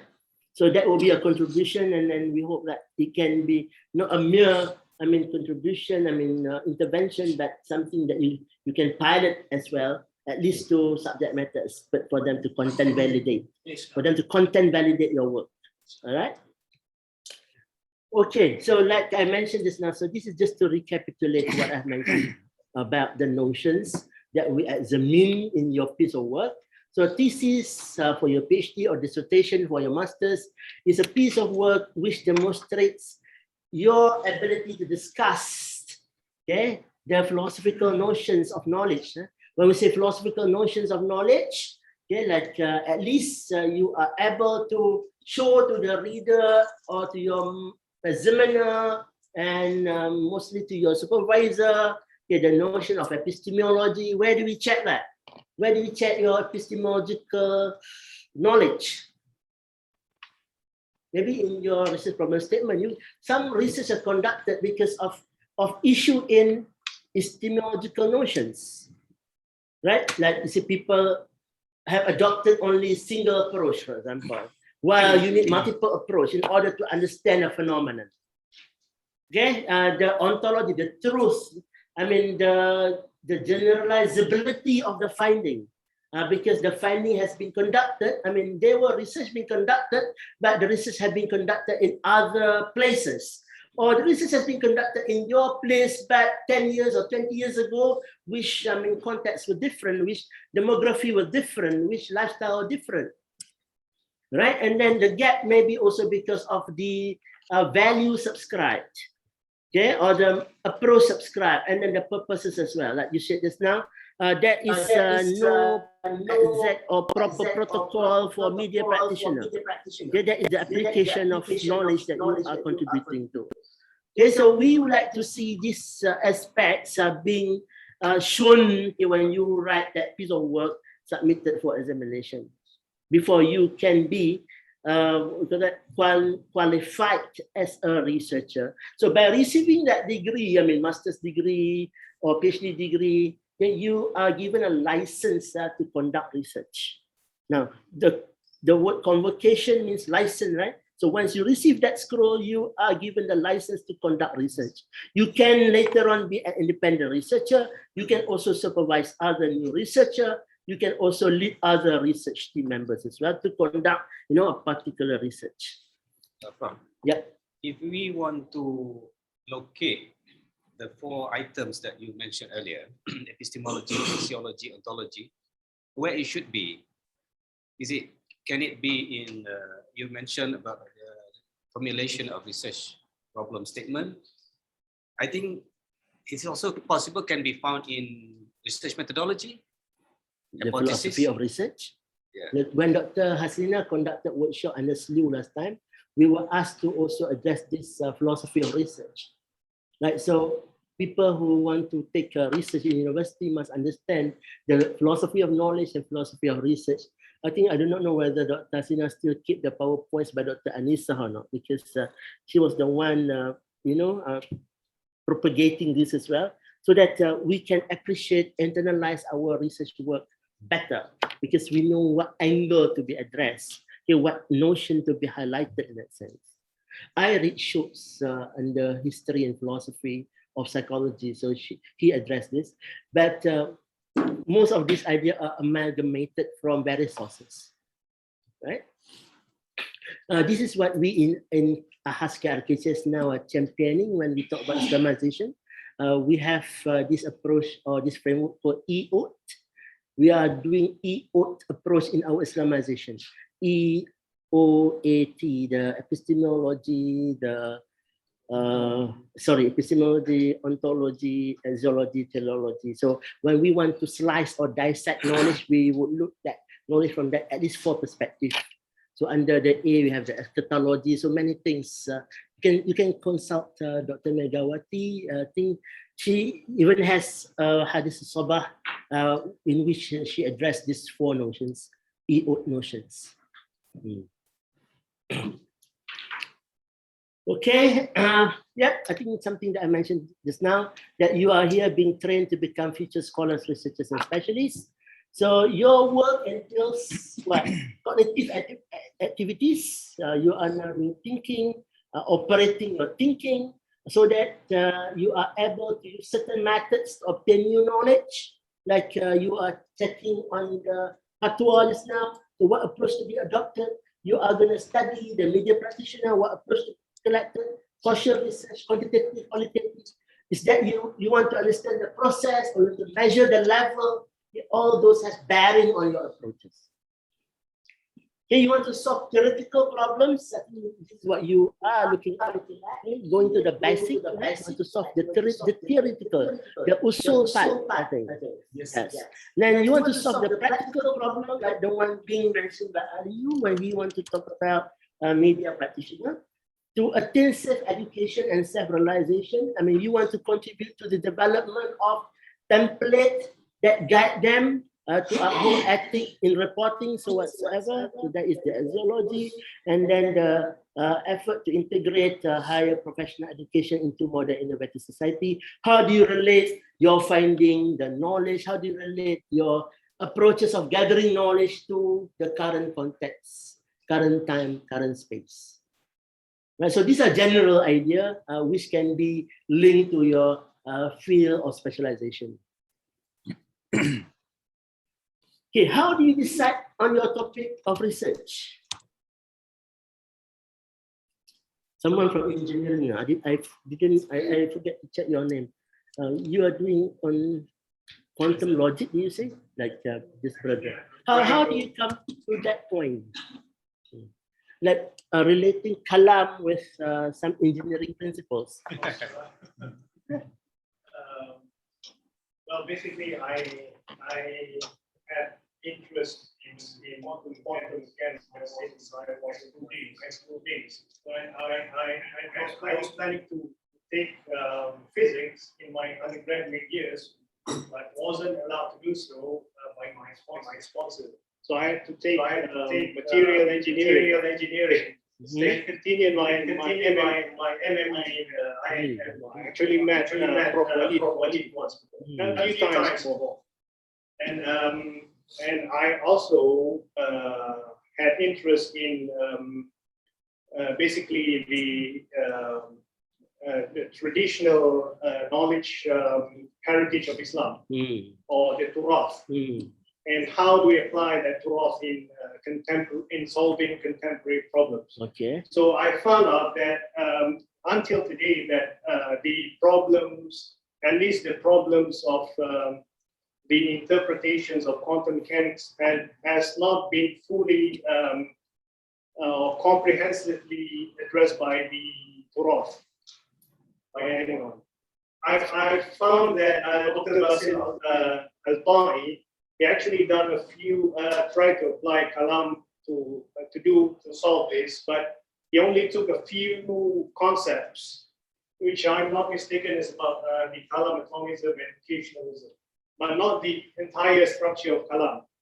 So I'm trying to expand that, basically to expand that research.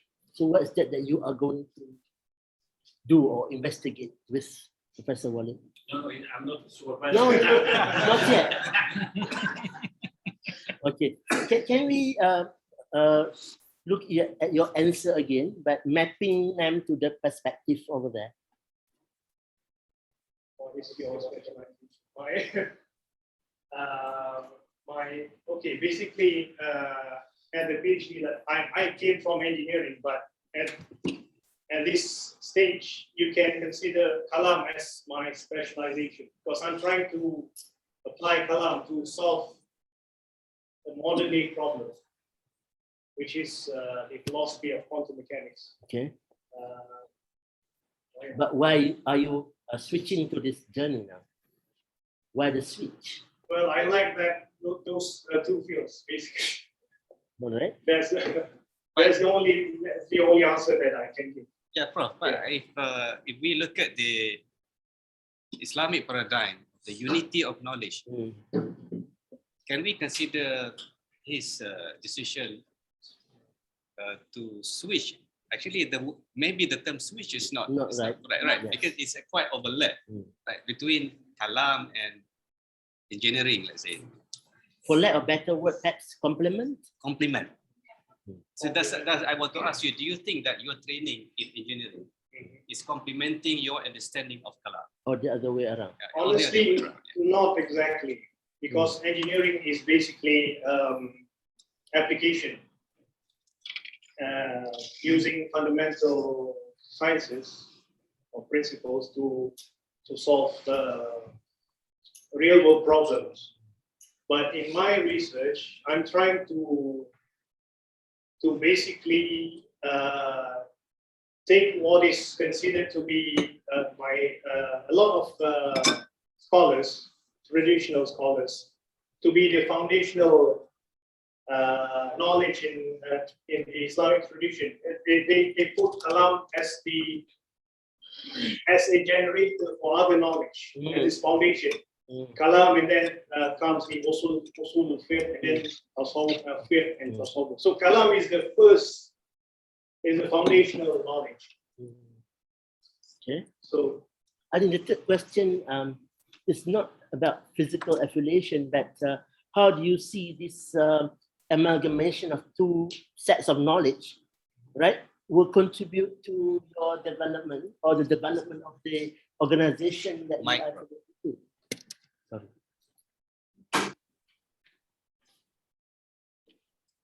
well, one of the reasons I'm doing this kalam thing is just to make up, first of all, just to make kalam relevant again in contemporary discourse. Okay.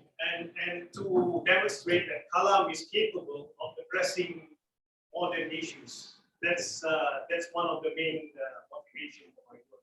And also, I found out that kalam actually, if you look at the methodology kalam, they address first of all the issue of epistemology, and then metaphysics or ontology. Yeah.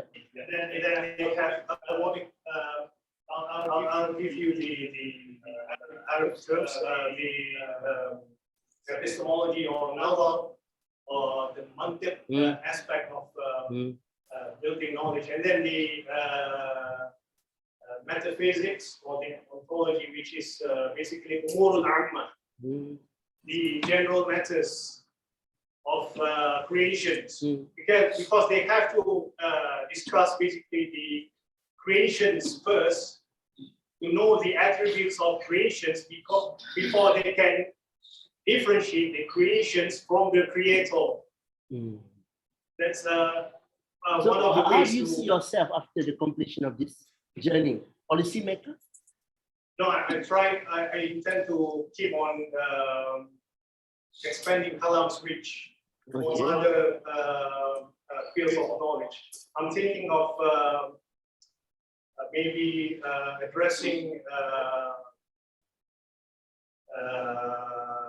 enlightenment philosophy after this. Okay. Because nobody had, to my knowledge, nobody had done. Maybe Dr. Said Fuda had done this, but in Arabic. So I'm trying to expand this. Not deep enough. Okay, all right. So I'm trying to use kalam to make, like I said, And that work will contribute to the scholarship of ISTEC as well. Inshallah. Yes. I think that's Right. So these are the thinking that you need to bring in whenever you are identifying your topic or scope of research that you want to do under ISTEC. Right? So that you will contribute to ISTEC, and ISTEC will also contribute to your, journey of being a researcher in that sense. All right? Yeah. Please. She teaches kalam, you know. And you said kalam is interesting. Just tell you to give you a little background. I'm a student of Dr. Ahmad Muhammad. Oh, mashallah. So I'm used to these kalam courses. I'm just try to narrow down, because kalam is very big and wide. There's a lot of things in kalam. I think kalam is part of the kalam. Yes. Yeah. So maybe what you are trying to explore is something to do with logic. So that is also part and part of kalam, but it's not kalam itself. Basically, I'm trying to get anything that I could that could address the problems in the interpretation of quantum mechanics, which involves epistemology, problem of logic, a problem. Even they question what is reality itself. They question the term, what is reality, what is yeah. So if you are talking about the people kalam, not kalam as a figure. Yeah. If those part of the discourse of kalam. if the problems of quantum mechanics encroach theological issues, I will go into the problems of Godhood as well. Very interesting. It is a very big ocean. Yeah, it takes a lot. Yeah. Just to share with you. Yep. I think this idea nowadays, modern trend of research, social and engineering. So this trend, kalam, is the philosophical and quantum physics. Yeah, quantum mechanics. Quantum mechanics. This idea can be great because when we see the Western some engineer or the philosopher, they can come from the science background and they're giving the different idea for the people. So if this brother can identify this way and give the from Islamic perspective, that can be exceptional work. Yeah. And he can lead from the Muslim world. Yeah. That's I think that's the way moving forward. That's the way moving forward. Alhamdulillah, IUM has ISTAD. So ISTAD is a place where we can, link one knowledge with other domain of knowledge. Like if you were to come to political science, they would want you to have basic degree, master's degree in political science. Otherwise you have to do what's the prerequisite or whatnot. But in ISTAD, you can amalgamate the knowledge of all domains of knowledge in order to address one subject matter. Right? So I think this is have been done by other universities abroad as well. I know my student who graduated from psychology, master's in cognitive psychology, and now that he is working with doing his PhD with 100 engineers. Only him is a psychologist in that sense. So they need to blend knowledge because this world cannot. The world issue cannot be solved only with one discipline of knowledge. Yes. Right. So to solve a human problem, you cannot use psychology alone. You have to work with scientists. You have to work with scientists. Religious people. What Dr. Asma said. We have to give way to stream domain of knowledge now. Science, technology, religion, arts. What else? Arts is A, and then M is mathematics. So we have to make scholars of this discipline of knowledge, work together in a project. And PhD is a training ground for you to later on take up interdisciplinary research, so that your research is not only, contributed by social scientists alone, but you have people of other disciplines of knowledge as well. Like you said, if he can proceed, finish, then he will be a great example and also contributor to civilization. I need to add something. Just in previous slide, I see notion of philosophy. So epistemology, ontology, or something like that. So from the philosophical perspective, usually we know when we do it from the research perspective, research methodology, but in IEM, we don't have the special philosophical department. Usually we don't know the philosophy, but when we come here, we are saying philosophical terminology. As a researcher, philosophy, when we make the argument, every subject has philosophy, right? But we don't do here any philosophy. Just when we come to the research, during that time. What is your suggestion? Of course, When you are giving the research methodology or Islamization, of course, every subject has to mention the philosophy. Yeah. If we understand the philosophy, then we can address all problems. Yeah, true, very true, brother. And in at least I can speak on behalf of psychology department. I offered a subject, history and philosophy of psychology. So we have included this in the content, right? So at least our students have been exposed to this idea. We do not know whether they can subscribe to it or not, but we also come to know that this content are somehow skipped because the instructor are not able to discuss some in-depth notions, right? But we are reactivating, inshallah, the Department of Philosophy so that students would be given these fundamentals of philosophy of knowledge. Professor Aziz is working hard on that. Yeah, Prof. Can we listen to another angle of Please. research? Sorry, just want to add two things to the points. I just want to add a few things to the points made by this brother. Yeah, before he mentioned about before the break. He mentioned about the methodology or basically the how to say the intention of the social science versus the Islamic one, which is the Islamic one primarily focus or have the intention of finding the truth, the real truth, while social science is basically constructing or manufacturing facts and truth. Yes. Okay. So we can, I intend to highlight those kind of points or things in my research as well. All right, good. Yeah. But Hasina, you have response to this? How do we? No, I think it was a remark. How do we blend social science research methodology with Islamic input?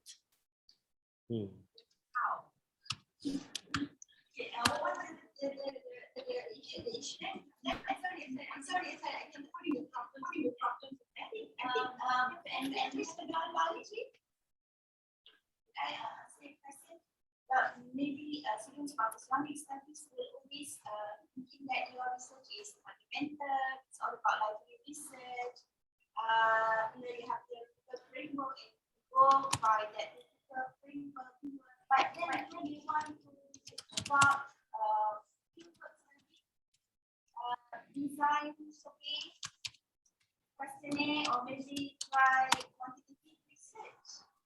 So you have more tools, you can open the gate of research better.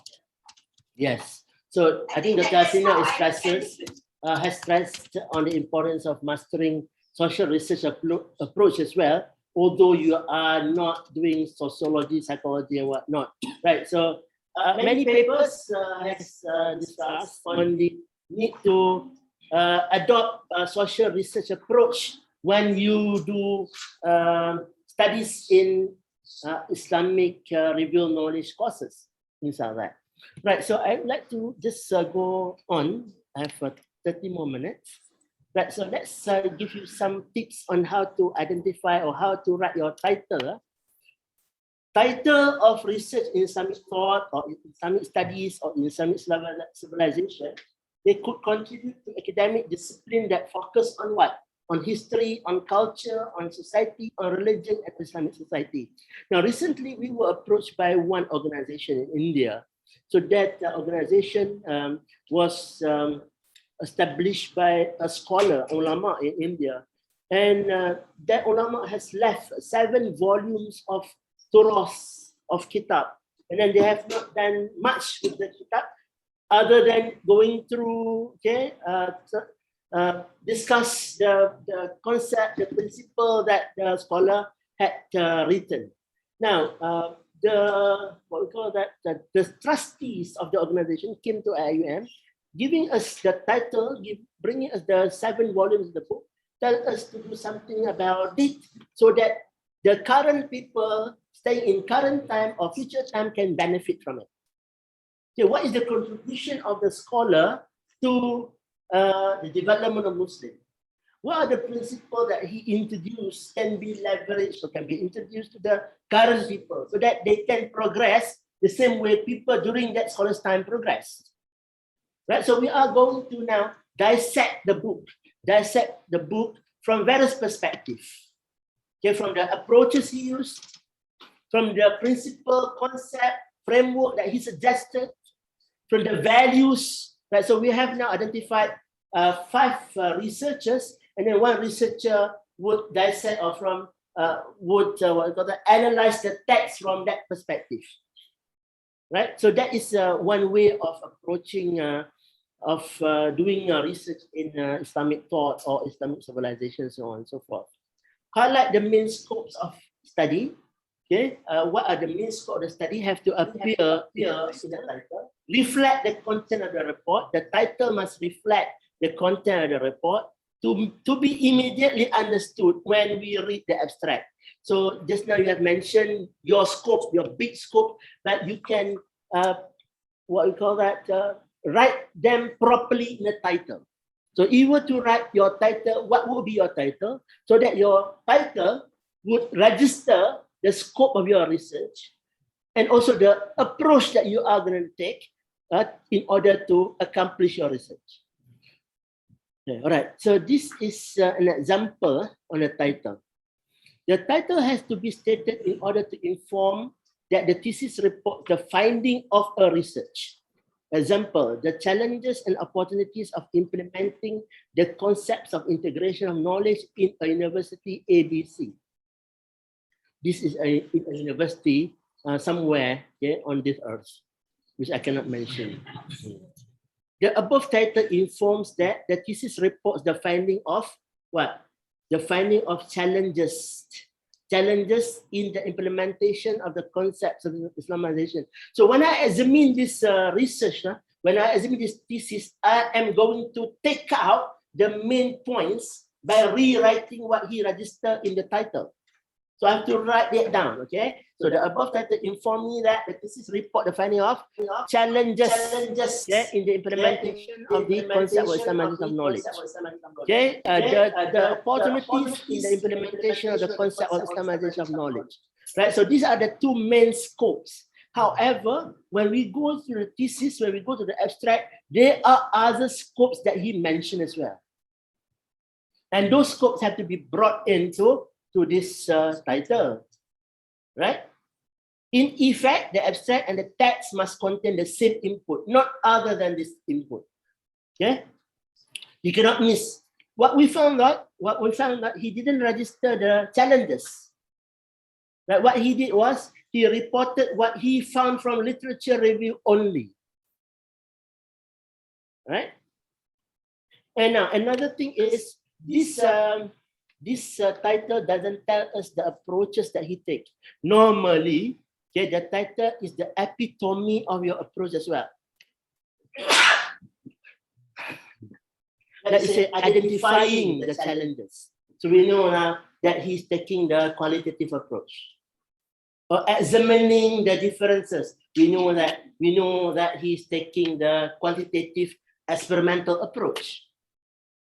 Right? So now, when you are writing your thesis, you are like writing a letter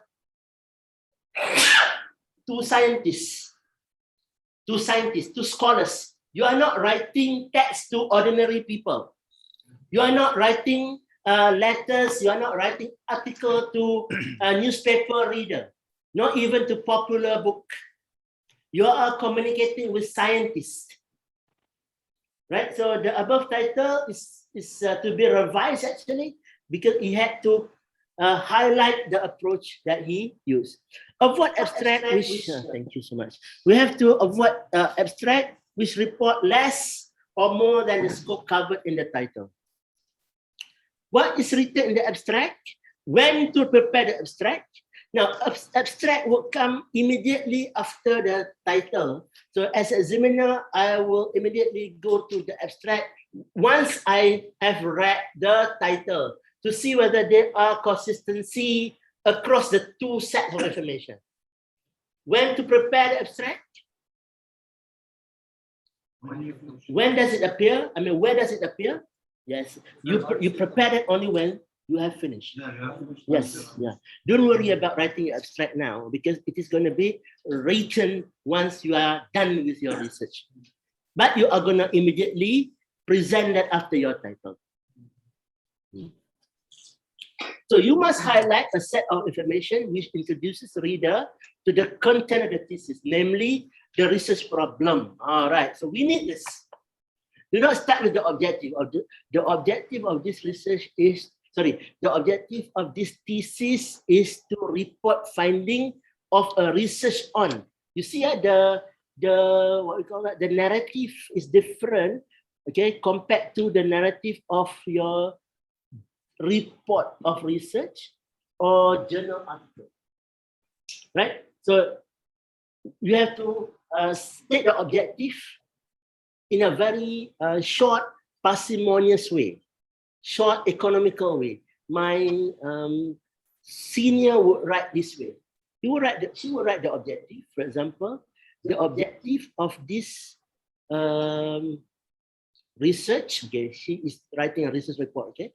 The objective of this research is to find the differences between male and female on their attitude towards performance appraisal, okay, comma, being aware that there has not been any research conducted on the subject in Malaysia. Right? So one sentence, you cover objective and research problem. You don't have to cite source here. You don't have to cite the source because this is only the abstract. But it depends on your style as well. Some institutions allow you to report or to cite the source. Right? So research problem require you to briefly highlight the issues that drove you to undertake the study on the scopes. Go and check thesis in the library. Check how they have written their abstract. Yeah? Research objective, data collection method. Sometimes it doesn't require data collection method, but source of information. What are your source of information? Okay, the findings itself and also the significance, at least to the 4 areas we mentioned just now. Okay, on the abstract, report only the scope to be studied. Avoid stating more than the scope covered in the title. State the actual concept to be investigated. Do not use interchangeable terms. To us, it is interchangeable. But to scientists, to scholars, one term and another term are different. We treat them interchangeable. Sometimes we say characteristic, sometimes we say personality, but scholars have different definitions over that 2 different terminologies. Right? We use jargons a lot, yes?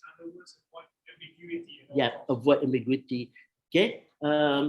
Honor consistency. Avoid ambiguity, honor consistency.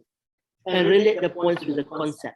Be clear of the objective from the beginning and stay focused on the objective when writing the thesis. Meaning, your research problem would inform or will lead you to writing your research questions. And your research questions would also lead to you writing your research objective. And this research objective will shape your presentation of literature review. We do not want to see literature review which are written like a textbook. Right? So the heading of the literature review section would correspond clearly with the research objective that you have written in chapter 1. Is it influence chapterization? Yeah, that would influence chapterization. Right? So your chapter 2 must be informed by your chapter 1. And then your chapter 2 also will inform your chapter 3, so on and so forth, until the concluding chapter. You see, the consistency is important. So we look at that. So that is why when you read thesis, You can read any point you like first, and then sometimes I would go to the abstract. I would go to the method section, see whether they are consistent or not. And yes, that's why thesis examination is allowed up to how many months? 2 months, 3 months, because we did not finish writing or reading thesis at one go.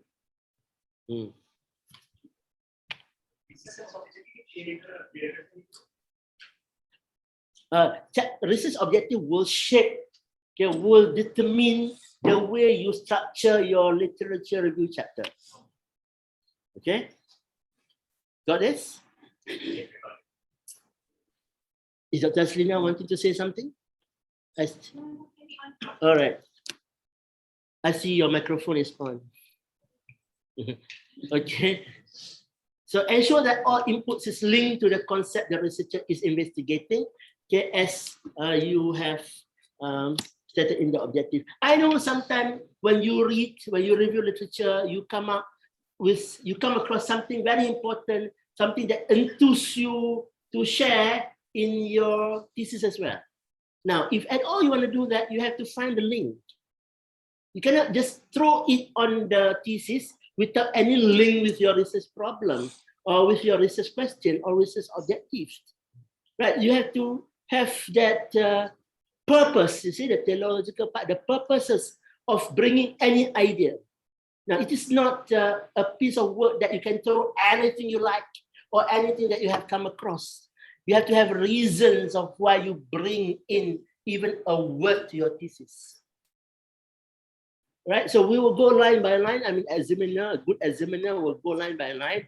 They will ask you, why do you introduce new term on this page and this page, while you have not stated it in your research question, research objectives.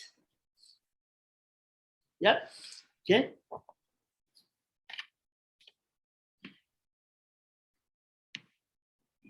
Here on the background, okay, this is chapter 1. Okay, write the introduction section. And the introduction section is just like what Brother Hakim said just now. There's the background, what happened on the ground.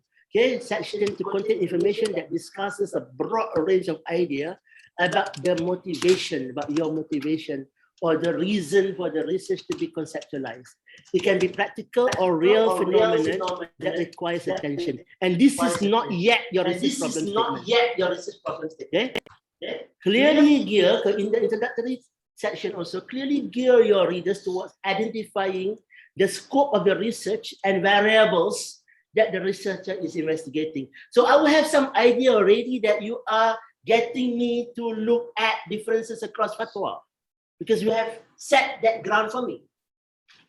Okay, focus on the issue underpinning the scope of the study, which is the one stated in the title, like in Nigeria, for example. Okay, present a coherent argument of the research problem with research question and research objective. So now, when I look at some information or content in the introduction, in the background section, I will know it clearly of what your research question that you are going to write later on.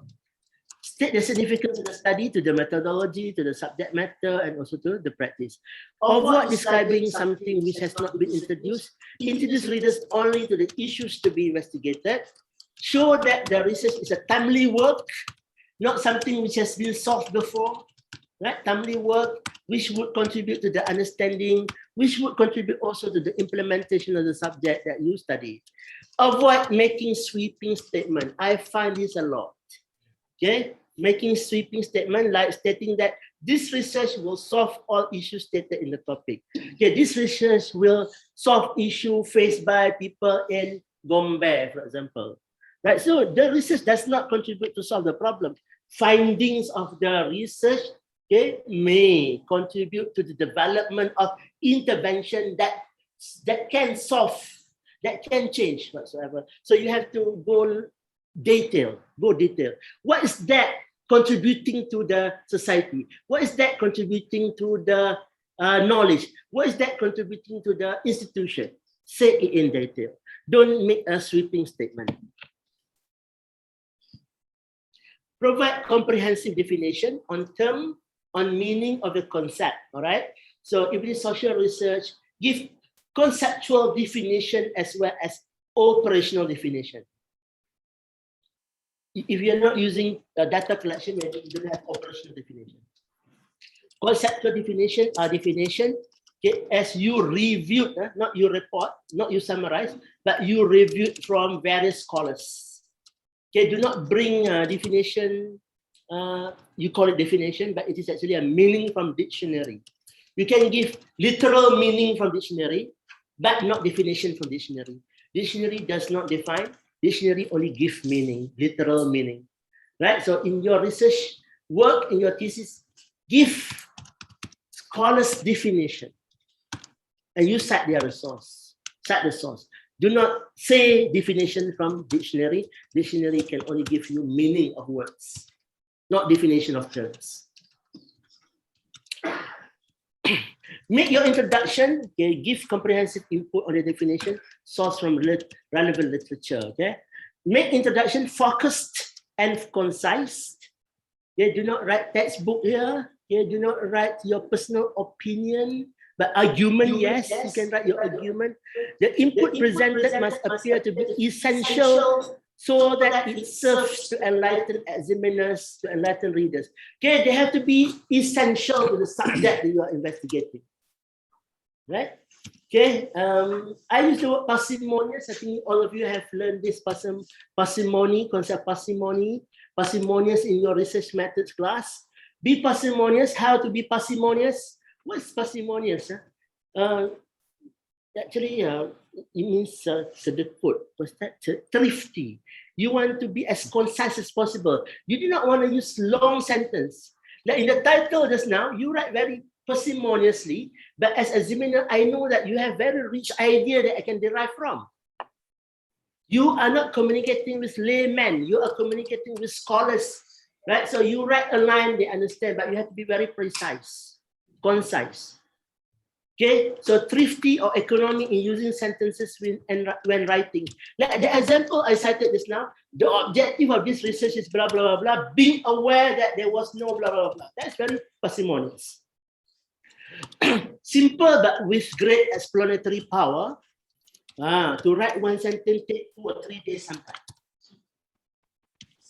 Got what I mean here? Right? So when I was doing my PhD, there was no phone whatsoever. Sometimes I did when I was driving, I, move to a side, drive to the side, take my notebook and write, because I will not be able to write the way I thought just now. So now that you have this text whatsoever on your phone, write that down whenever you come across an idea and compare that with the supervisor first before you can write it down.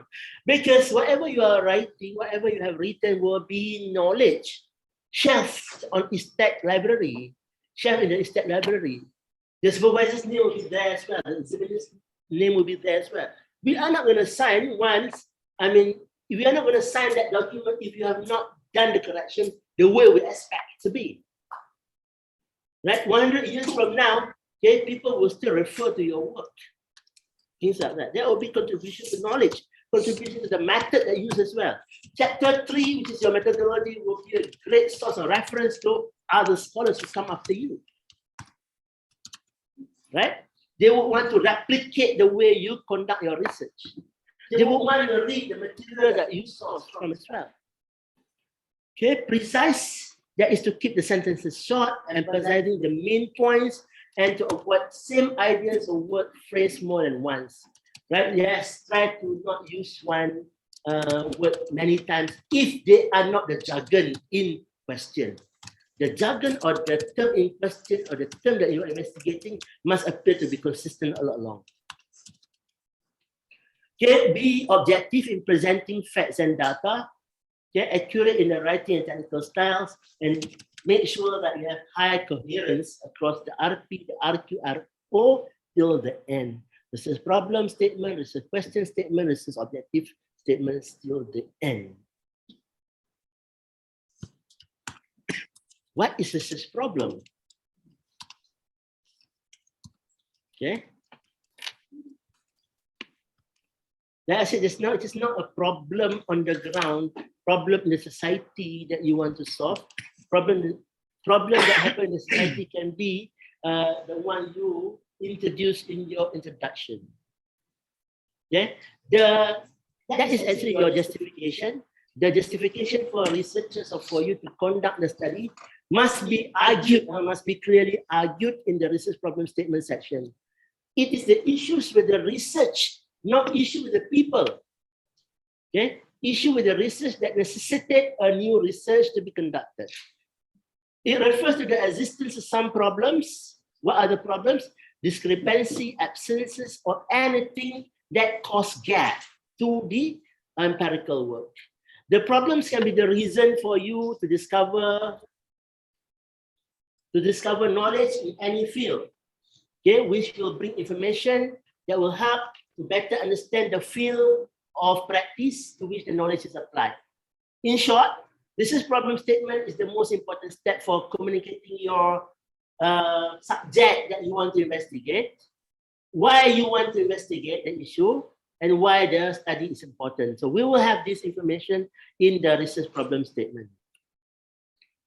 All right, so some of the gap that you might cite as your research problems are: no extensive source of documentation on the subject in question. Then there is need towards the subject, but no proper framework process being conducted before. There is no thorough study on the subject, no available literature on the subject. Other issues that lead to the formulation of the research question and research objective. Now, this has to be substantiated. Yeah? This has to be substantiated. Now, we want research problem to be research problems, not allegation, not claims. Okay? If they are not being substantiated, then they would remain as tuduhan or allegation. We do not want to make allegation in our thesis. So you have to come up with evidences. You have to come up with backup. Have you been introduced to Toulmin approach? Toulmin, you know Toulmin? Toulmin. Toulmin approach is a good framework for you to argue for cases, especially when you want to write your problem research statement or research problem statement. Okay, so we'll show you some Toulmin way of argument. Like this is your claim, like you say that there is no research that look into the fatwa or differences of fatwa in Africa, for example. That's your claim. That's your claim. You do not want to make that empty claim. Then you have to provide qualifier. You have to qualify it by, okay, research by Ahmad Ali, look at this. Research by Muhammad, look at this. Research by Amina, look at this. Nobody look at this that we are facing now. Right? So you have to come with evidence. Right? The qualifier need evidences that can back your allegation, that can back your claim. Right? So you can also rebut. If this is not done, this is not being investigated, people will keep on quarreling, for example. So this is important for us to attend to. Otherwise, people will keep on not only having different practices, but they keep on wasting their time quarreling. Okay, wasting their energy. So Muslim will be at loss, something like that. Okay, so you rebut. So hence, okay, now that you have to write your warrant. Now that you have the warrant, okay, therefore, study of this blah blah blah is necessary. Right? So this research will focus on looking at blah blah blah. Right? So we look at this when we examine your thesis, we look at whether the argument is there or not in your first chapter. Right? So if this is clear, the subsequent section will be clearer, and you will have your literature review so very attentive to this one, so very servicing to this one. Right? So you are not going to depart from the real research problem that you have registered in this one. So your research question has been informed by this argument. And then you will pass your PhD with minor or without correction, inshallah. Right? People are stuck even at your first chapter. Yeah? So when they have got it wrong in the first chapter, they will get all wrong in the subsequent chapters. Right? Any question?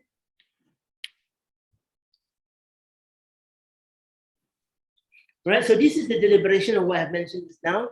Here, write the statement that addresses the gap, right? So once you have written the gap, you have to substantiate it. And then when you want to substantiate, you need to qualify your claim or your allegation by going to literature. Here, by going to literature, there can be journal articles, right, of how many years back?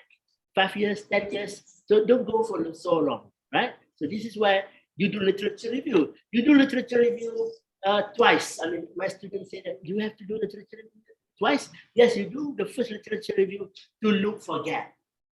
And you do second time literature review to expand what you have found just now back to answer the research question that you have written. Any question? Have I made myself clear here? Have I made myself clear? Right? Okay? Happy?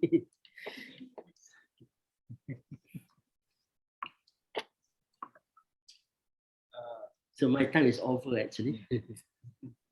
But I have actually in totality addressed these questions as well on this, how to formulate research question. Research question must appear connected. Avoid disconnection between RP, RO, and RQ, or RP, RQ, and RO. I mean, which comes first? It depends on how do you narrate it. Yeah? Maybe some hypothesis. Anyone? Is there any hypothesis? Is there any hypothesis? It depends on the research question as well. Like what is that?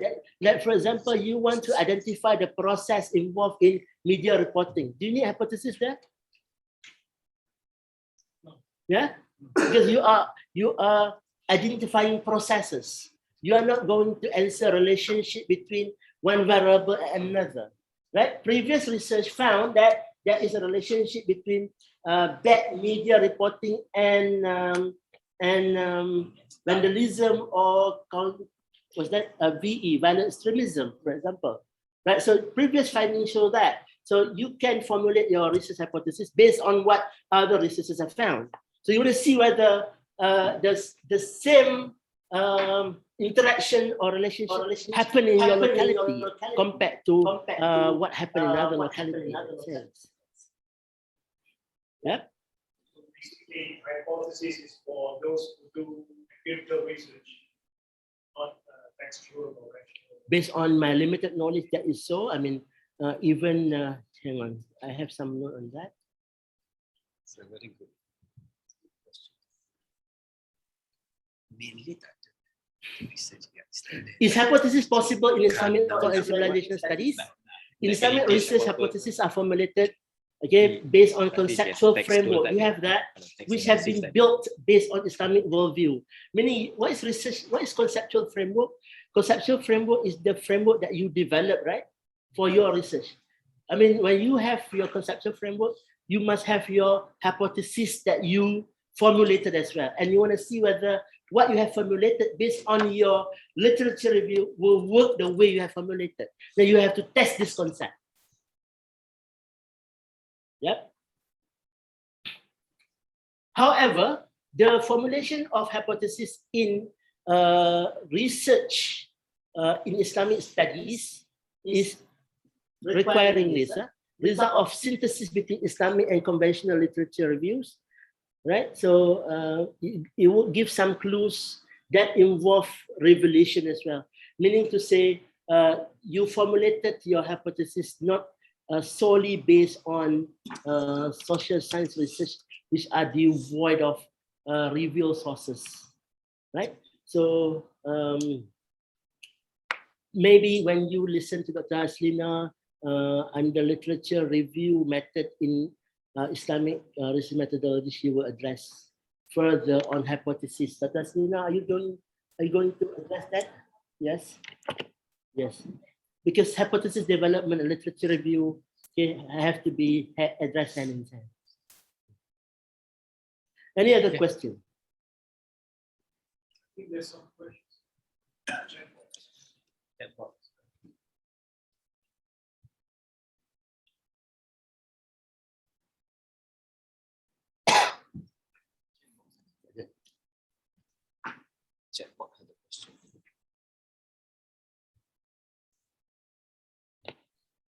Okay, the philosophical elements that you mentioned, epistemology, ontology, zoology, teleology, will ideally go under which section? It is everywhere, right? It is everywhere. I mean, you do not mention it, that this is epistemology, this is ontology. No, but the spirit of it should be what we call that? Epitomized. Okay, should be reflected in your implicit. Like you can argue for your research problem statement based on this EOT notion. That people have different approach of investigating the subject. Right? They only refer to social science approach. They have not studied the sources available in the review sources. So that you talk about epistemology. Right? So the purposes of your finding. Okay, so that would cover the notions of purposes of teleology in that sense. Okay. But you might say this notion in the concluding chapter that you have attempted to address that four notion, okay, by addressing the ontological perspective. I mean, you give your summary there, okay, contributing to the ontological perspective, okay, blah, on so on, so on, so forth.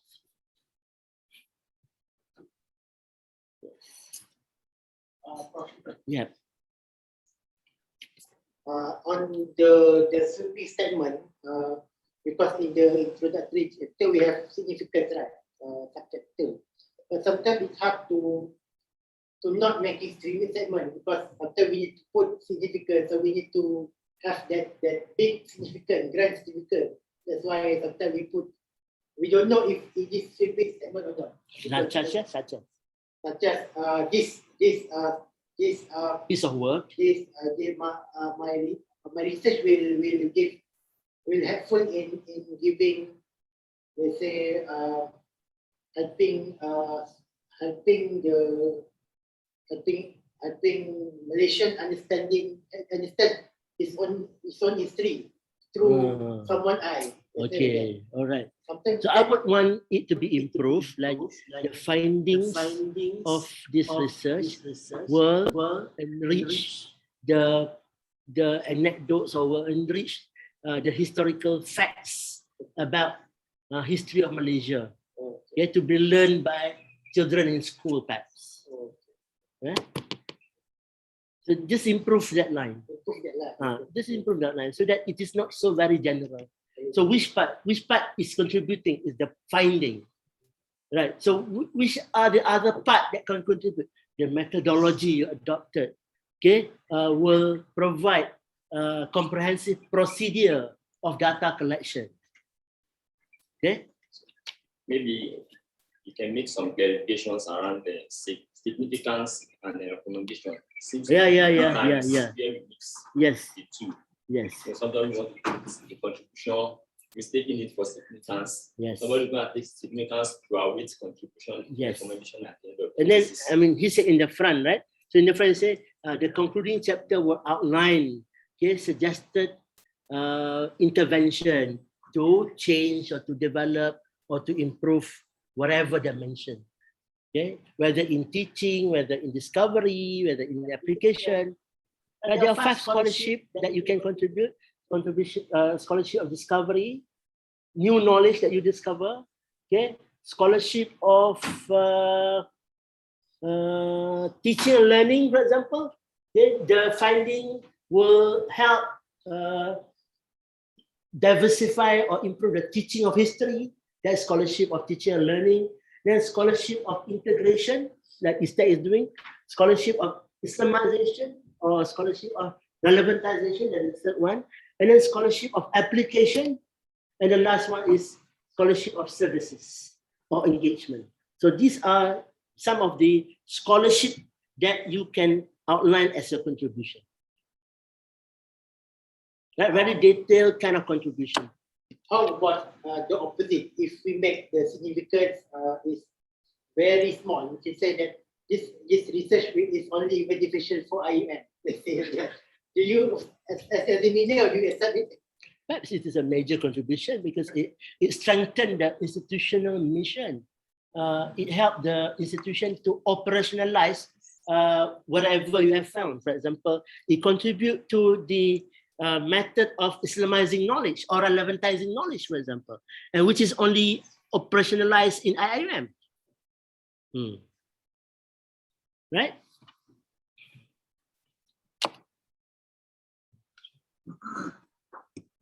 Yep. You can further read from my slides I've shared with Dr. Fiham. Thank you very much, respected Professor Dr. Shukran, for your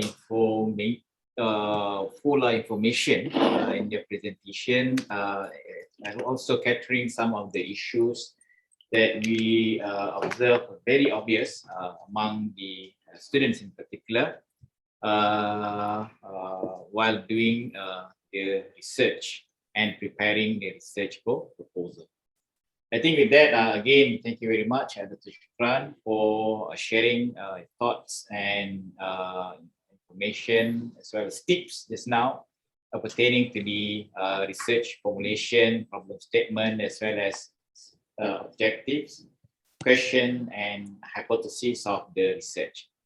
I may now we move to the following session, which is related to literature review. Okay, this is the session that will be facilitated by Associate Professor Dr. Haslina.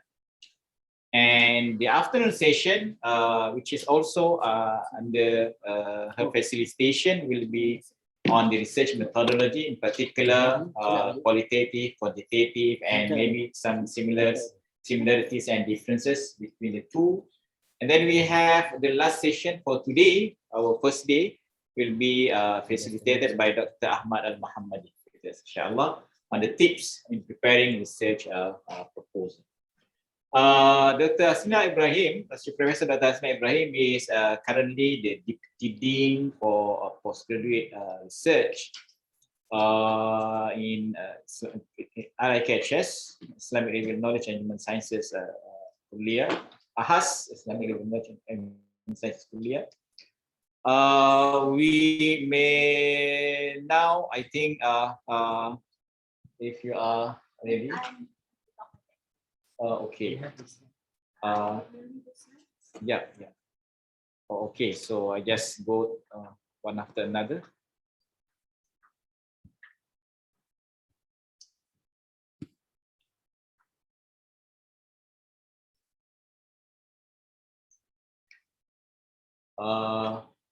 Zamil, can you open the slide? Is it okay if I was set to you the slide? Boleh. Okay.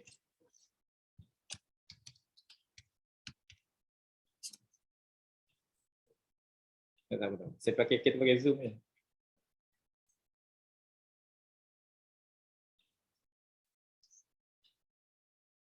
Yeah, WhatsApp to you. Just open your WhatsApp.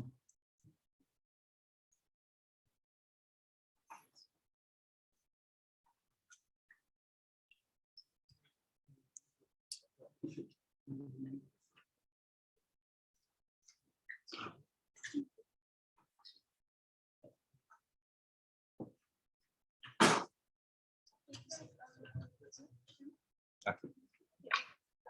You can go just slide by slide by our technician then the handling slide.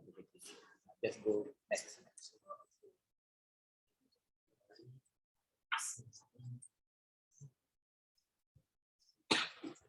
Okay, thank you. So without further ado, I would like to invite Professor Dr. Asina Ibrahim to deliver her presentation. Thank you very much. Please, Dr. Asina.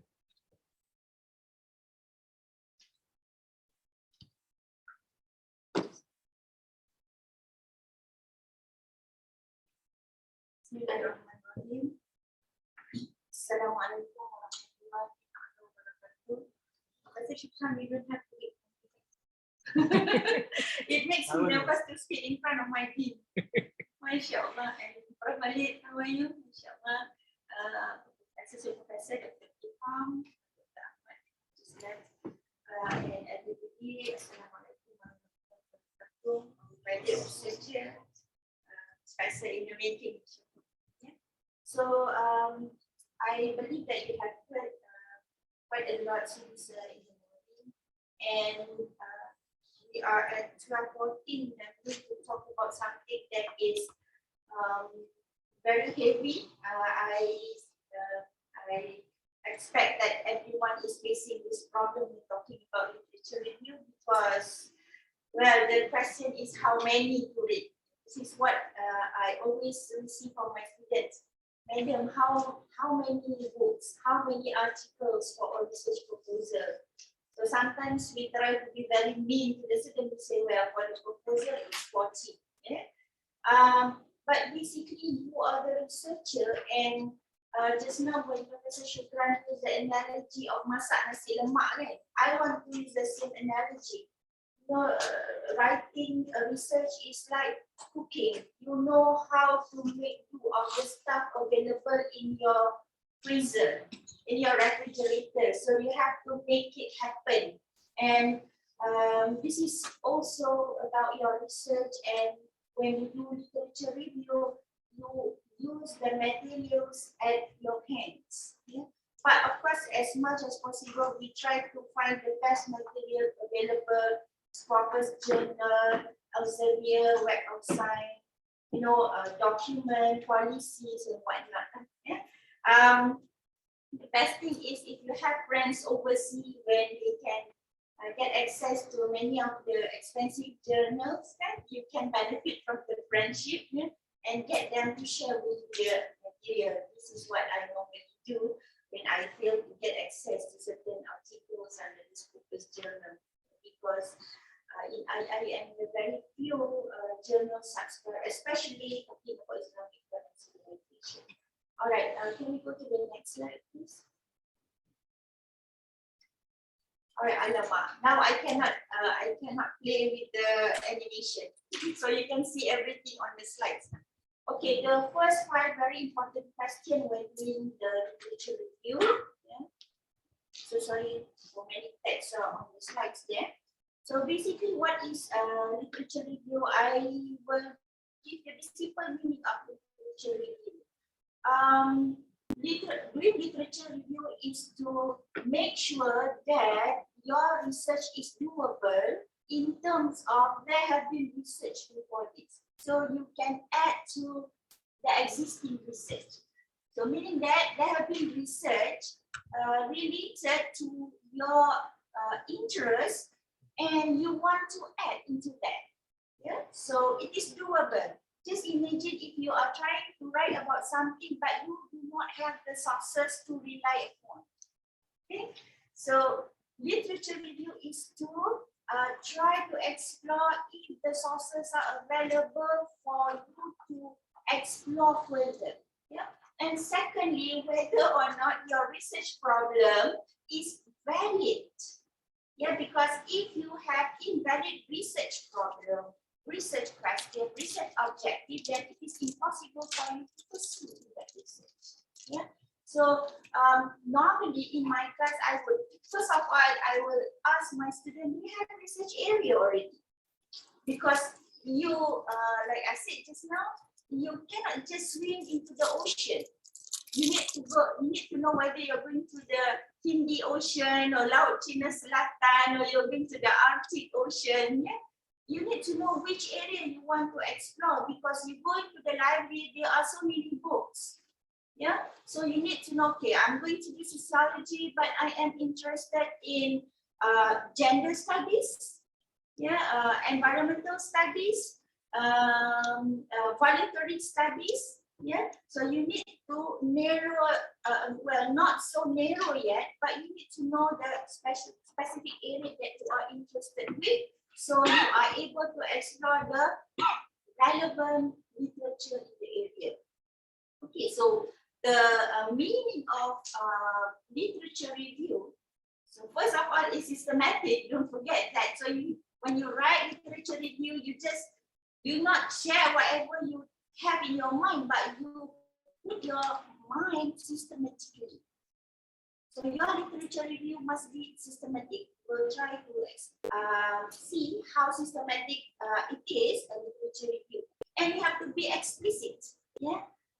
Well, you can be implicit, but with regard to your research objective and research questions, you have to be focusing, trying to map your literature review with your research objective and research question. Cannot be implicit with that. Yeah? Synthesizing, this is also important because sometimes when I read students' literature review, they will say, okay, Haslina in her article titled so and so said that religious pluralism is valid. Religious pluralism is not compatible in Malaysia because Malaysia is an Islamic country, so it does not subscribe to the secular idea of religion, something like that. So that is not literature review. So literature review, you need to synthesize what the idea that Hasina has written and how that maps towards your research question. Yeah, like for example, Hasina said that religious pluralism is not compatible with the Malaysian setting because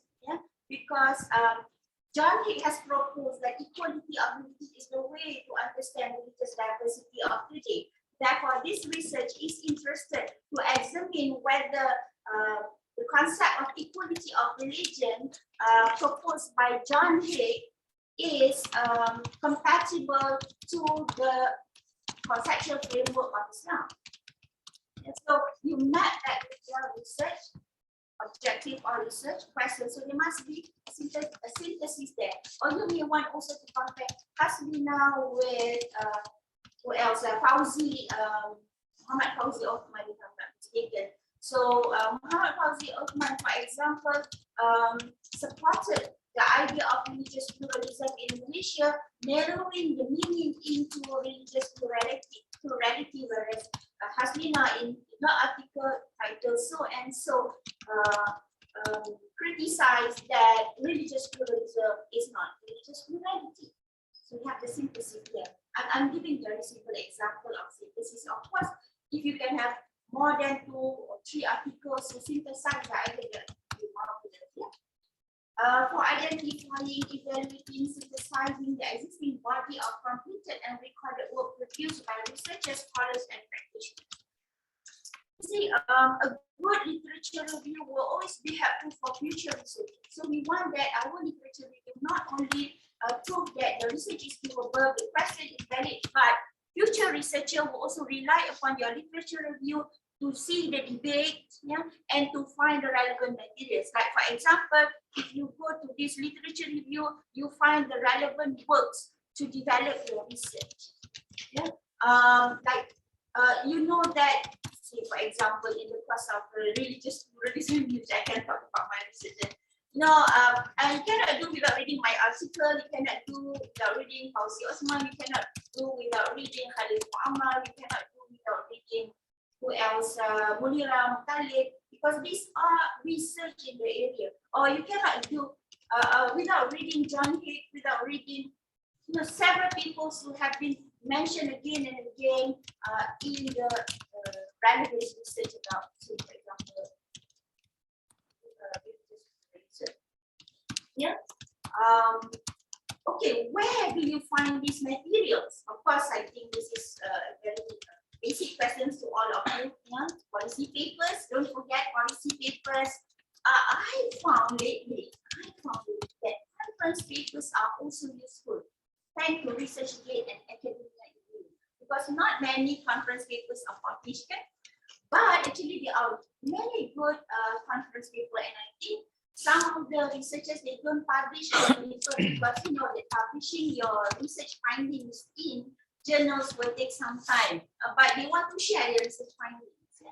So it is good if conferences can publish proceedings and try to get good index for the conference paper. Like for example, I have one paper published in conference proceeding that is Scopus standard, which is good because it does not take you that long. It took me like one and a half year. It's good enough because if you send to Scopus, it may take you more than 2 years. By that time you're already tired in that research, already close the book. Yeah. Yeah, this is real problem in research. And when you finish your study, you face this, you know, you have like 2 years time to finish your research. By the time you have your findings and send it to the Scopus journal, it takes you another 2 years. You have already started a new research by then. Okay. And then the why question, to identify and interpret what is known and not yet known about the research gap. You can see that the research gap. Professor Shukran said a lot about research gap just now. Well, we have a slide talking about research gap, but what is new in your research? Whether you write a master thesis or PhD thesis, you need to know that there must be something new that you want to present in your research. You're not going to make a descriptive study. You're not going to present, repetitive data. But you are going to fill in the blank. Fill in the blank. What have yet to be researched in that area? You have questions, but like Professor Chukran just now asked the brother, do you find the research? Do you find the answers? Have people explored in that?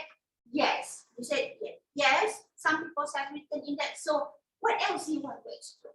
Because you're not going to repeat the same issues or the same questions, the same research questions. You want to develop based on those questions. Or you want to challenge. You want to challenge the answers to the questions that they have posed. And you have different way of looking at it. Or you want to narrow down.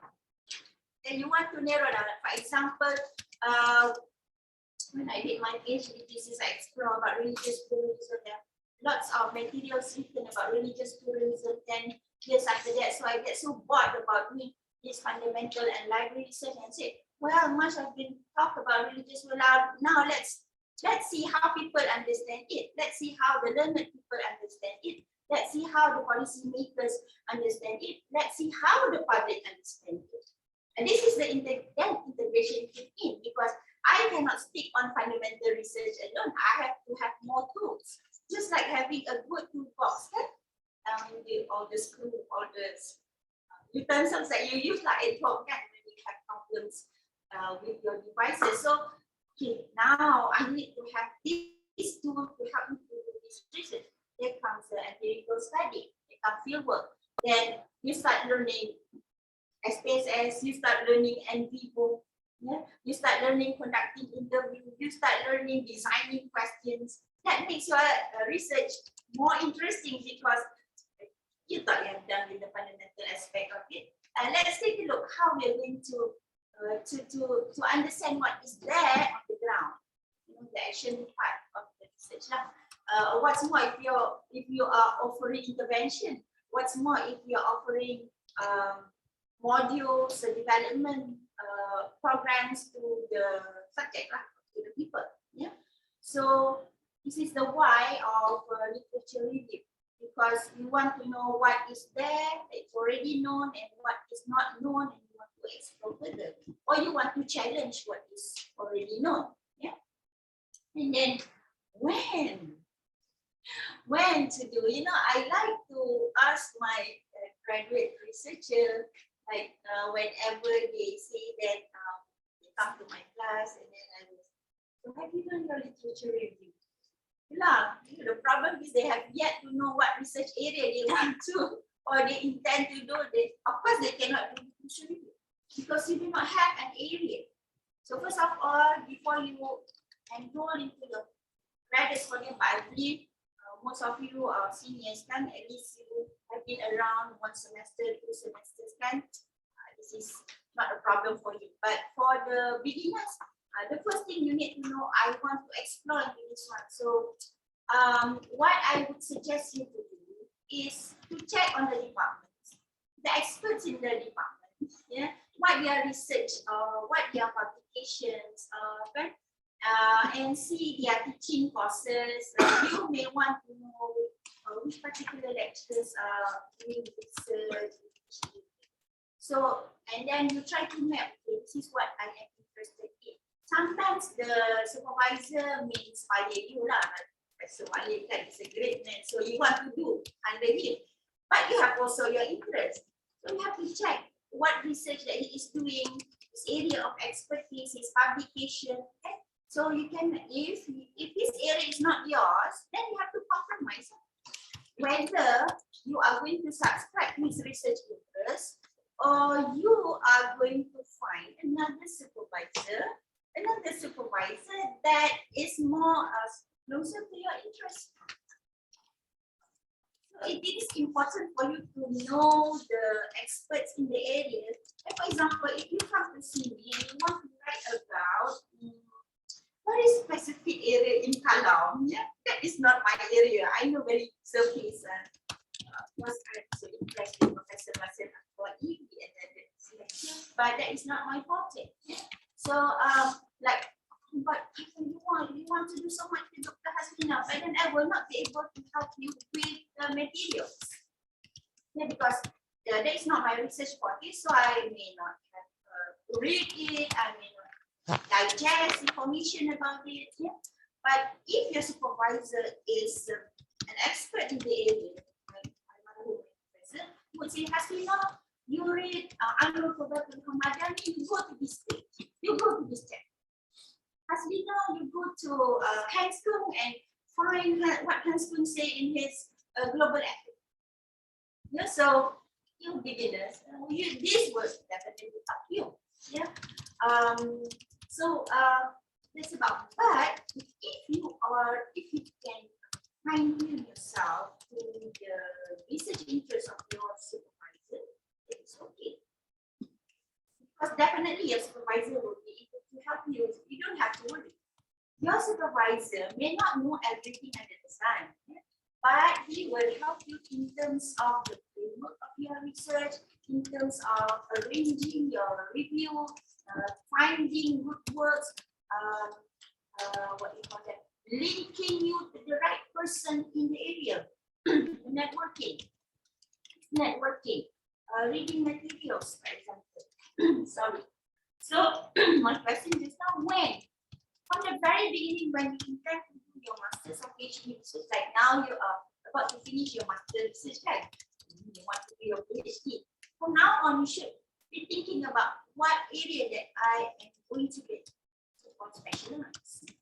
Yeah, so you start reading, you start to develop your and yeah, does it mean that after you are done with your literature review, your proposal, your first chapter, then you're done? No. Because you know that you have to continue reading and there are more and more new material published, especially. I would like to share also with all of you that I think one of the best way to improve the way we write literature review, the way we write our research is by reading more and more journals, articles published in journals. Because I was trained from the Islamic studies background, and I read Arabic. Then so much now my Arabic is not that good as before. But anyway, I found that when I first explored writing in English, I found a big gap between the two, because in Arabic writing you learn bombastic languages and your word is very long. You know, you have so many pause in between the sentences. But in English, you have to be very short and precise. And this is what I like about English writing, because you think straightforwardly. You say your mind. But in Arabic, you use very, bombastic and beautiful. Arabic language is beautiful, mashallah. I love reading Arabic text as well. But when you write for Scopus Journal, for example, don't write like you want to write in Arabic. I found that many of my students who are good in Arabic, when they write it in English, they kind of, bring that influence in their writing. They have very good, fantastic writing, of course. But then I will have the pain to shorten what they want to say. Okay? But alhamdulillah, anyway, either Arabic or English both have strengths and advantages. Yeah? All right. So how technique, format, and style, we will discuss about the technique to write a systematic literature review and the format, which format you should subscribe and which style you should subscribe. Should you stick to particular style, or you want to diversify the style so your literature reviews? understand. Sometimes as an examiner, when I read very monotonous literature, I feel like I'm sleeping. Yeah? But if you read analytical, a synthesis of debates in the literature review, you want to read further. So this is the trick to make your examiners find interest in your research. Yeah. Okay, next, finding gaps. Okay, so what is gap in research? Gap in research is, people have been talking about all this sort of thing, but you find very, small, even small. And sometimes in Islamic studies, Islamic thought and civilizational research, then people thought, oh no, you write how many pages, 200 pages, just to prove this very little thing, because we look down into Islamic studies, social sciences research. But you know that in hard sciences, they spend hours and hours in the lab just to prove one small method as well. And sometimes they spend millions of ringgit to buy the equipment to get the findings.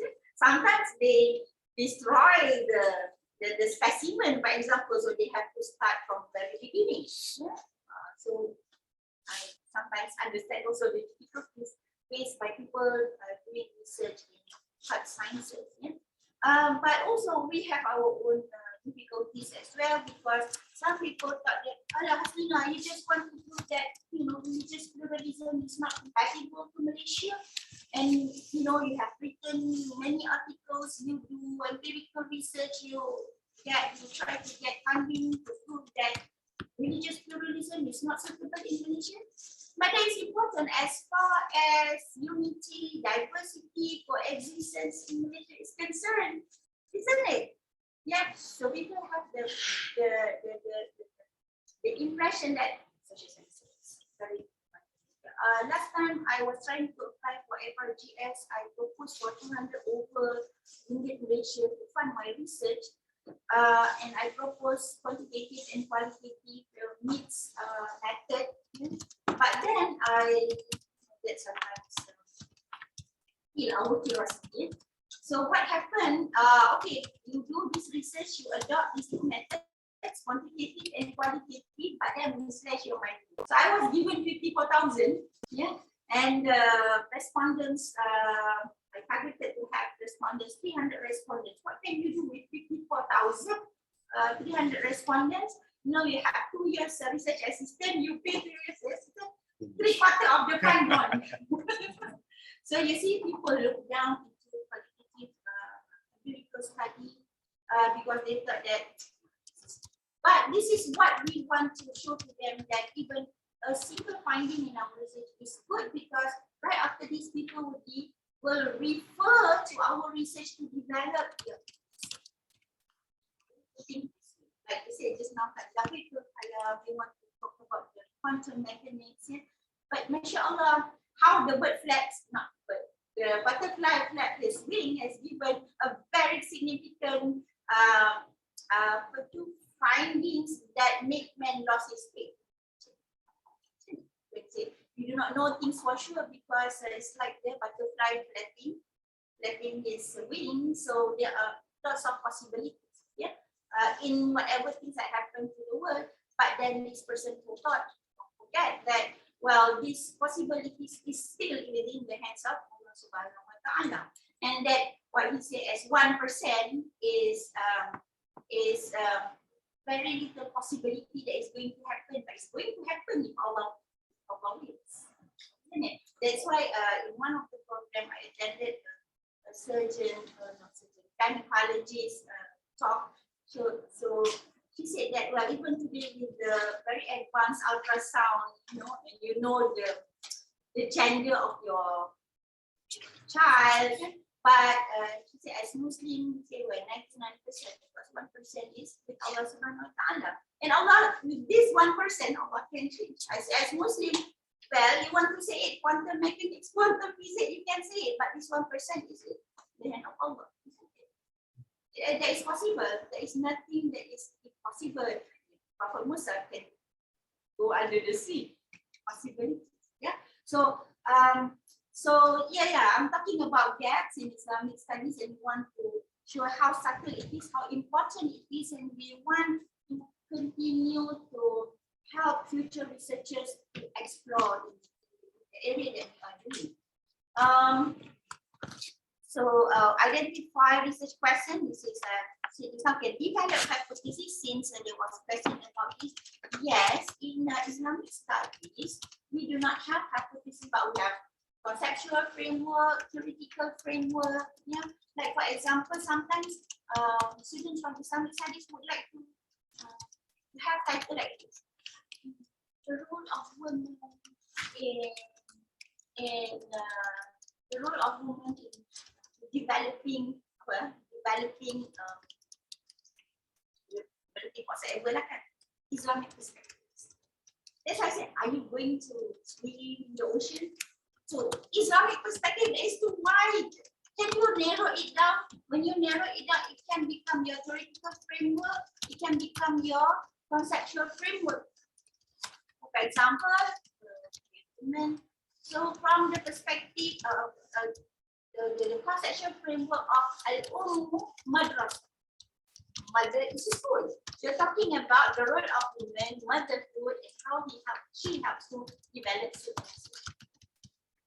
And madrasah, is it a hadith or is it what? Yes. Huh? Yeah. Sha'ir, of course. Oh, whatever. So instead of your Islamic perspective, Tawhidic perspective, Quranic perspective, Hadith perspective, so what are you going to explore the whole 7? Part of Hadith? You're not, right? Might explore, you explore selected Hadith. Don't blame yourself. I was one like those people because I did my study in and so the program, so sorry, I think maybe because we are not so much trained. The methodology is not there during my study, during my stages, but you people are very good. Because alhamdulillah, we were actually taught and self-taught, and now that you are also all the technology. Yeah. Know the relevant prominent researchers in the area. Yeah. So I remember in one of the Viva, said as I was representing the team at the time. So this particular researcher, he was doing on Maqasid Sharia. Yeah. And this is under my department. But then the examiner was so furious that none of the scholars, experts in Maqasid Sharia works were consulted. It was not there in the literature review, was not there throughout the research. Oh, mashallah. So he got major correction. Yeah, primary resources is part of Tahish. So alhamdulillah, he didn't fail. But that's about it. So you need to know who were the people that you have to refer to in that area of study. You cannot miss them out, whether you like him or you don't like him. Like for example, religious pluralism. If I found the material that I consulted did not mention John Hick, I will just like, it's not going to be valid research because he's developing the concept without looking into the father of religious pluralism, the person who find the philosophy. So whether you agree or disagree with the person is secondary, okay? But how that person contribute his idea in that area of research is Prof. Yes. Carry on. Yes. How can we know that this person is the thinker in that field? Oh, mashallah. Interesting. Yeah, I will come to that point, but I cannot wait to answer. Okay. See? Sorry lah, afterwards you'll find it redundant. There is one technique in literature review. So when you find that this particular person is mentioned again and again in the work, in the references, then you know that's very important. For example, when I teach research methodology, I found that Creswell has been mentioned in many of the sources. So I know I have to find Creswell. But if I don't find Creswell, then there must be something wrong with my teaching on research is one aspect of reference. And we use the literature review to criticize the dominant or the off-quoted reference. Like, for example, in Kalam, Harry Wolfson is often cited as the pioneer or the one of the main reference for the philosophy of Kalam. But I found his book to be terrible, basically terrible, and often unhelpful to make full use of Kalam to tackle contemporary problems. So he's only looking to at Kalam just to criticize and only look at historical perspective. Yeah, you can do it, but don't use the word terrible. But one, is it, I mean, I just want to add what the brother said. Is it possible that when you discover that this particular person is mentioned so many times, that shows, number one, is the dominant discourse of that field. That's number one. Number two, that might be shows to us that if we are keep relying on the same person, there won't be a new innovation in knowledge. Because in engineering, innovation is a very, very important component. So we cannot produce anything new if there is a new perspective is incorporated. What is your take on that? Yeah, you can go back to the question just now. So what you can say that, well, whether you want to use unfortunately, yeah, Wilson, I normally try to avoid negative word like not being, did not. There is an absence discourse in Wilson's work. He failed to synthesize the importance of Kalam, the extension to which Kalam was used by the Jews and the Christians. Yeah, how Kalam made the debates between Muslims and Christian scholars lively. For example, contributed to the legacies of comparative religion, for example. Yeah. So yeah, actually you can, Dr. Ahmad, you can by saying that what is missing from that. So you want to add to that. Not that you don't say terrible, but you say, yeah, but maybe that is not the focus, maybe that is beyond his scope. So this is what I'm going to do to add to that. Because this is the job of literature review. To feature the name in your literature. As you said, you need to feature the name in your literature, even though you want to critique. Yeah. And this, yes, you can. Actually, part of I think this is what Christina said at the beginning. Part of the literature review is to critique the literature review. Otherwise, there is no meaning for literature review. True. You are referring X and Y to such and such. But this one, as she said, you should mention terrible. But that's a good question. It needs to be scientific. He didn't do this, or he didn't. This is a very good attempt, but it was the first attempt in this area, and still there's a lot to explore, something like this. So this type of issues, and also make sure there's another issue. I know student. Sometimes you say, I don't understand what this guy is saying, or it is a terrible.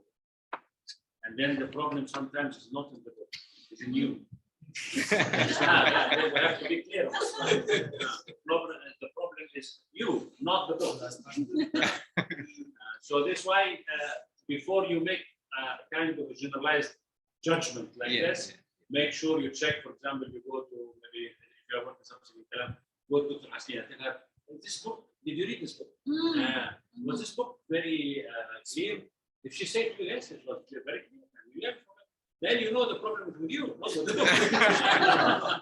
Because when you go to experts, then they will give you a feedback, and you need to know how to read it. Can I add, Prof? I think one of the things that recurrently found in the proposal is to critique academically, especially to use a certain word that to criticize someone, but to use the word appropriately. For example, fail to mention is missing or absence. I think that is another thing that we have to learn actually, right? That's why reading article journals will help you with the diversified way you approach the subject. The second, actually writing your thesis, your research can is not a lonely journey. Even though some PhD students say, oh, it's a very lonely journey. Lonely because you shun yourself away from people, man. You need to go to see your supervisor, this type of I read this book, but I found it's very difficult for me to understand. Can we discuss together? This is the way I should understand this work. And you help your supervisor as well, because your supervisor also, I'm the supervisor, don't have any time to read scan, you can attest to that. But when you come and bring a book to me, okay, let's discuss together, let's brainstorm together. It's going to be very interesting. Yeah. So don't be afraid to see your supervisor. He's your spiritual, intellectual mother. You know, the problem is some supervisors don't like that kind of approach. They just wish to let the students do their own works without any supervision or mentoring. It's not that he doesn't like, and maybe he's busy, so he needs to arrange time that myself. Well, just so you know, I'm not talking about this type professors, but from my own experience in UAE in general. Also, this is a technical point. I mentioned it to some of the colleagues here. Sometimes, yes, you are working with supervisors who are very busy for some reason. They are active. This is why there is a course of it. Yeah. This idea, we need to implement it and to make use of it effective. Because the role of the committee, supervisory committee, for PhD, for example, the role of supervisory committee, you can go, for example, let's assume Professor Osman Bakar is your supervisor, and then Dr. Hastina is supervisor. If he, I know he is, if he is busy for some reason or he is traveling away or something, then you can go to Hastina. I think there is a problem in this work. She based a very important. You need to build a rapport with your supervisory committee. You need to talk to them. You need to engage them in the problems also. And if somebody is busy, you can now a co-supervisor or a committee of supervisory. That will help you. But single supervisor is always problem. Always problem. If the supervisor will die, you are dead also. The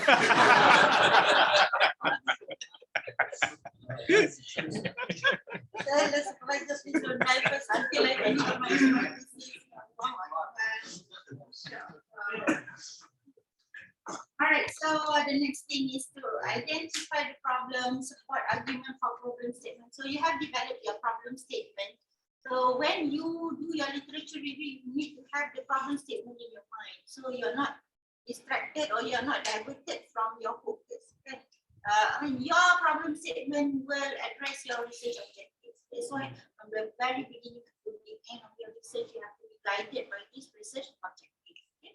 So how is it? So your literature review must have must land on the basis, must have the problem statement or the research problem as the basis of your literature review. Find if there are other relevant areas of interest. Okay, like I said just now, I can only speak about what is relevant.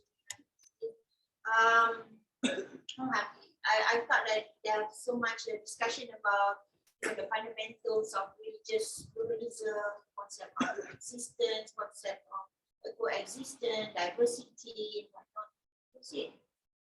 Maybe I should go to the ground and see how people think whether this debate is useful or not. Because sometimes people say that this is very exclusive among the academic and nothing to do with society. So you want to try into another area whereby you can still research, the problems. Yeah. And that's calm integration. I found that, you know, when we speak of Islamization, relevantization and integration, it's not only about the discipline, but it's about the methodology. Yeah. Many who are doing Islamic studies should try to venture into new research methods or research tools. Try using NVO, Atlas TI, or if you are doing quantitative study, try using SPSS. Now people talk about smart PLS. I tak belajar lagi. You know, I'm too old to learn smart PLS, but you people are very young. You should try learning this quantitative method because, mashallah, it helps you in your research. I'll speak about the breadth and depth of your research. So you need to know what is your target now. You want to see the breadth of the research, or you want to dig the depth of your research. So then you decide accordingly which method that you should use. If you want to know the breadth of it, maybe you should use this method. If you want to know the depth of it, use this method. Okay. Right. Next. Okay, sorry. Before we go back to the previous and answer. Sorry. Okay. Explore the debates among the researchers in the area. Okay. So you know who belong to this particular school, who belong to that school, who belong to this school. So, if you're from Islamic studies, don't just get caught with the Mu'tazilites of the past or the Asharites of the past.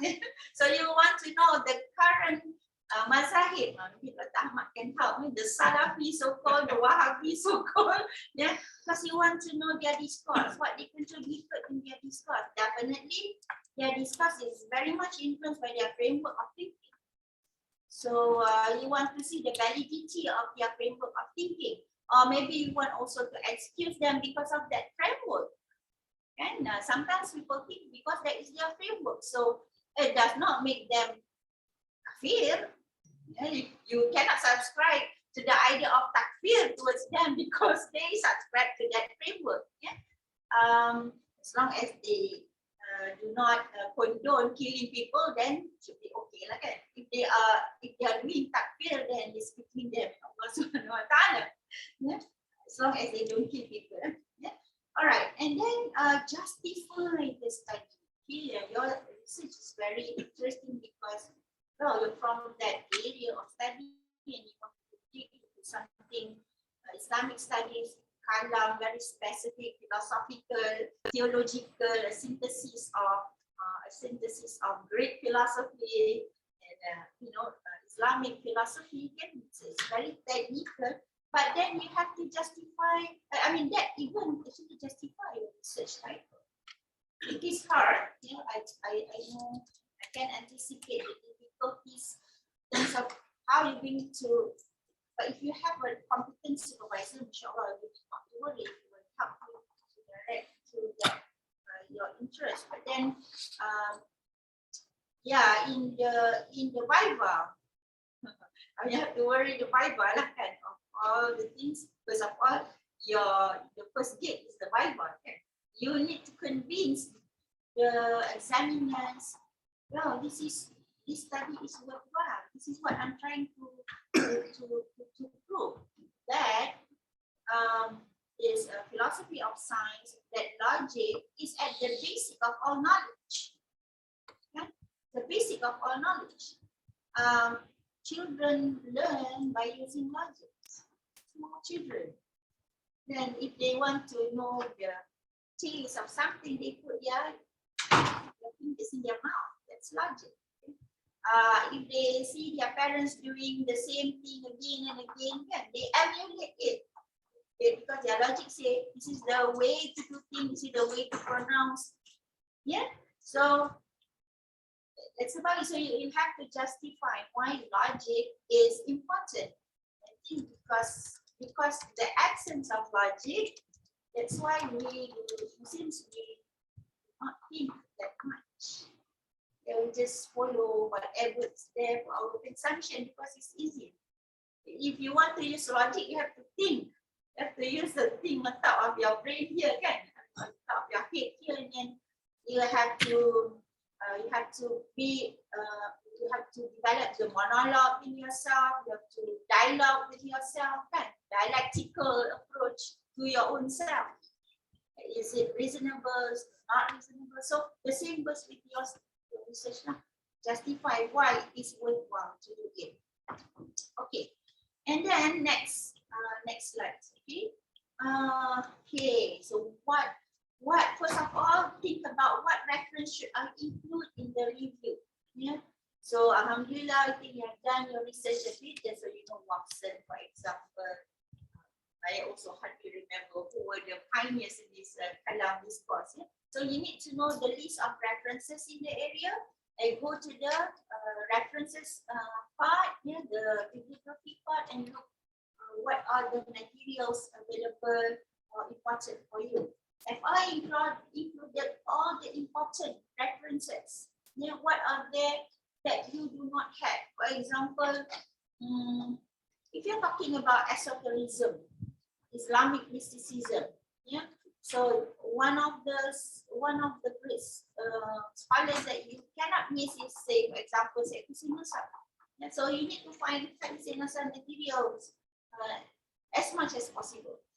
If you're talking about modern Muslim rationalists, scholar, reformers, then you think about Abu Sulaiman, Ismail Raji Al-Faruqi, or Jamal Bazinji, then you look for their materials.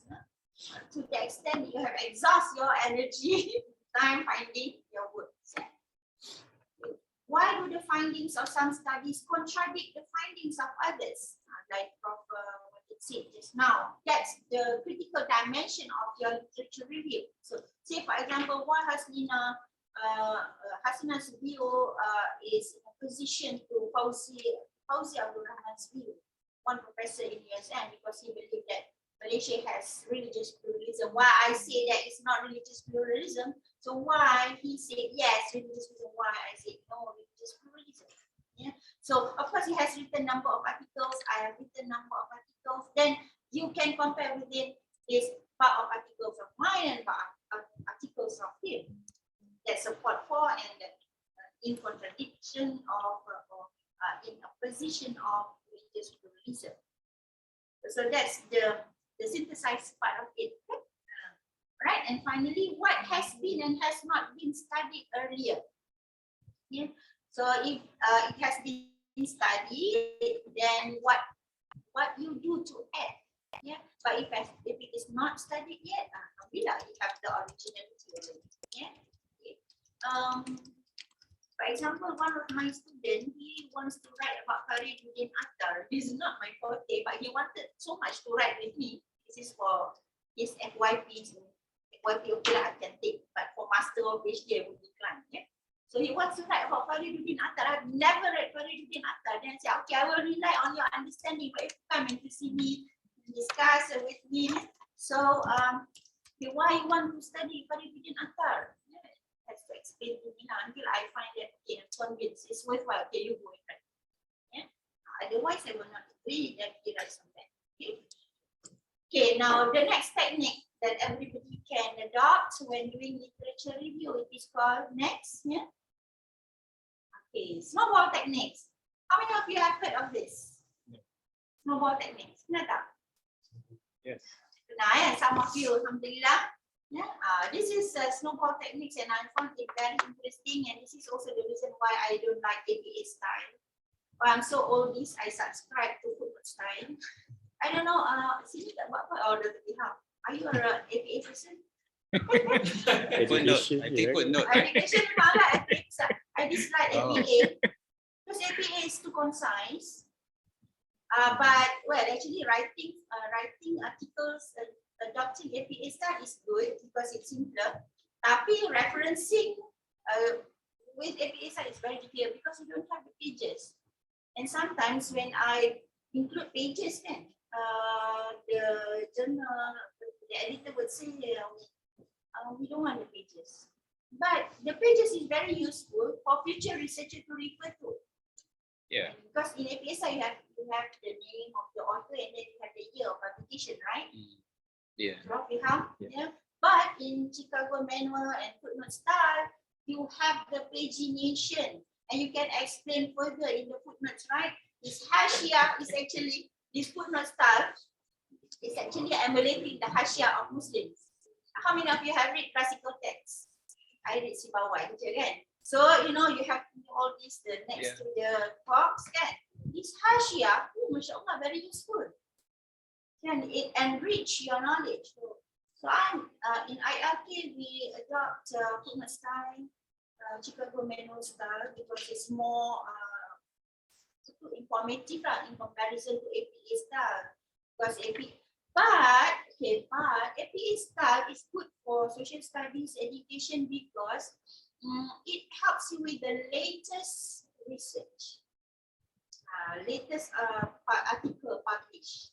That I found useful because recently when we design our course outline and then we will ask, well, Hasina, we want 5 years material, not the older one. So it's impossible because this title is about, say for example, John Hick, religious pluralism, Islam and religious pluralism. So John Hick works was published in 1967. So takkan I want to read of John Hick, I want to read the secondary, tertiary material. So you need to go to the primary source, kan? So I add another 5 articles, people writing about, you know. No, I think number one, it depends on the discipline. It depends on discipline. You cannot use the same technique with all discipline. I think this is problematic. And then the second one is also about the citation technique. So I think also influenced by the discipline. Just like the key tag of John Hicks. Maybe in 19th centuries, it's very old, like 100 years, but still important. Yeah. If we use the same, latest one, the Quran will be irrelevant. Yeah, it's the combination of it. That's why I said just now, I combine between the primary, because in Islamic studies, the prime, the sources are the better. Because you go to the prime source, like you read Al-Ibana, kan? Yeah, for me, I want to read the Arabic text instead of reading the new edition text. But if I can read the manuscript, it's even better. If you read the edited one, maybe there's a lot of additional information, the interpretation is there, isn't it? So normally I will have both primary and the latest one. Okay, the latest one will help me to further understand those Arabic, words that I don't really understand in the original text. Okay, so the snowball techniques, you go to the bibliography and you develop your references based on the previous research. Go to the abstract, go to the citation counts. I also learned about this. Go to Google Scholar, go to this, what is this? SRN, isn't it? SRN, and then Google Scholar also useful because, if as a researcher, say for example, you publish an article and then especially if you publish in Scopus or Web of Science, then you will be, I do not know how Google Scholar do it, but your name will be there, especially when people cited from you. So you can actually know how many people cited from you. And then when you go to the article, you know that, wow, this article has been frequently cited. So you know that this article is important because people cited it. Yeah. So you can read the article if it is relevant to your research. So you go to Google Scholar. It is good to go Google Scholar, check. Yeah. They don't laugh at me if you find that I'm not regularly cited. Who knows after this thing? Kalau ada Hasina ni, she think that she's clever. Let me check in Google Scholar how many she has been cited. People don't read about religious pluralism. So they don't cite me. So you know that this is very important. Alhamdulillah, you people are very lucky because this technology helps you to know who are the researchers in the area. And then connection between the sources. So how do I elaborate on this connection between the sources? Yeah. So for example, I can talk about Islam. For example, I thought that Haruki somehow echoes with Wilfred Cantwell Smith. But I didn't find Faruqi's quoting or citing from Wilford Cantwell Smith, nor vice versa. But then I thought that, why? And then later on, it's not later on. Then when I do the reading, I know that they were together in McGill. They were together in McGill University. And well, at first, Wilford Cantwell Smith was so much impressed with Faruqi because when he went to Pakistan, he listened to his lecture, and then why don't you come to McGill? So he invited Faruqi. Little that he know that Faruqi will not want to keep, but Faruqi will challenge him because Wilford Cantwell Smith is a scholar of a versatile scholar. He's doing theology, comparative religion. He's a Christian missionary, he's a staunch Christian. One of the students said that Wilford Cantwell Smith wanted to convert Faruqi into Christianity. I do not know to what extent that it is true. You can ask Prof. Imtiaz, he knows well because he was with Faruqi. So, but Faruqi, when he went to McGill, he started learning Christianity and Judaism. He started learning Christianity, but then he said that, well, you cannot do Christianity without understanding Judaism. So he knows, and that's why he wrote one book, Christian Ethics, and a whole lot of criticism to Christianity and Judaism and Christian ethics. So I think that's what made a rift between him and Wilford Cantwell Smith. They didn't cite from each other. I'm two great scholars in one great university, but you never cite from each other. Okay? You should cite from me, I should cite from you. Of course, I will cite from Dr. Ahmad, he's very famous. But I don't know whether my area of study is relevant to yours. But he's dealing with terrorists, so it's very scary area to explore. So better be careful with Dr. Ahmad. Has people around him, SB and whatnot. Okay, structure next. Structure, format, and style. Kita satu ke? Oh, so sorry. Alright. Okay, macam ni. I will go very quickly to the style. Yeah, to the style. Prof. Ham said we want to do exercise. I have actually planned juga lah, Prof. Sorry, Prof. Yeah. So first, either you summarize, bukan either lah. You summarize and synthesize the work that you have referred to, or you analyze and interpret, or you critically evaluate, and finally, what is that? I cannot see it. Okay, or structured paragraphs. Okay, let's go to the sample next. Let's go to the sample. We go to the next. Okay, try to link. I want to show you the structured paragraph because I find only two samples. Structured paragraph and analyze, critically evaluate. So, boleh tak? Can you click on the link? Yang ni, these are the sample given by Prof. Ham to me.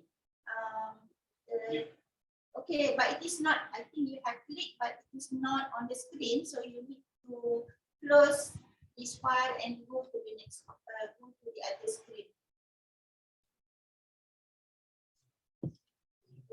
Okay, memang tricky sikit lah, unless if we cannot get access to it. Because this one is shared by yourself. Yeah. Okay. Can you open the URL, Ms. Amin? Can you open? Is it clickable? Where is it? Can you share the screen? It's supposed to be in browser, I think. Okay.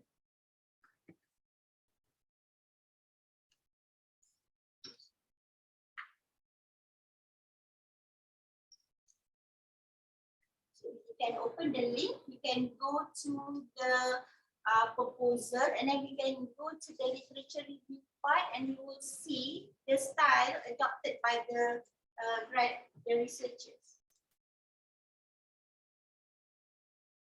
Boleh, tak boleh? Do you have the access to it? It's supposed to be, if you know, yeah. Boleh share screen? Can you share the screen? Because it's not there. It's not there on the LCD now. Can you share screen? Okay. Okay. Try to go to the PhD. Then you you have this. Okay, go to the conceptualizing at-tadabbur as guide for reading and studying the Quran.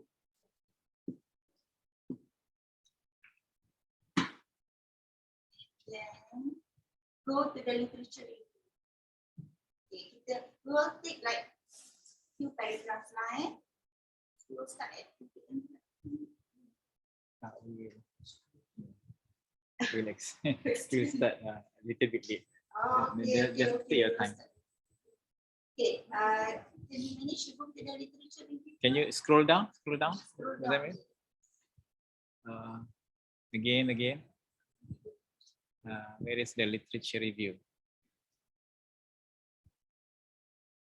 Okay. That's what.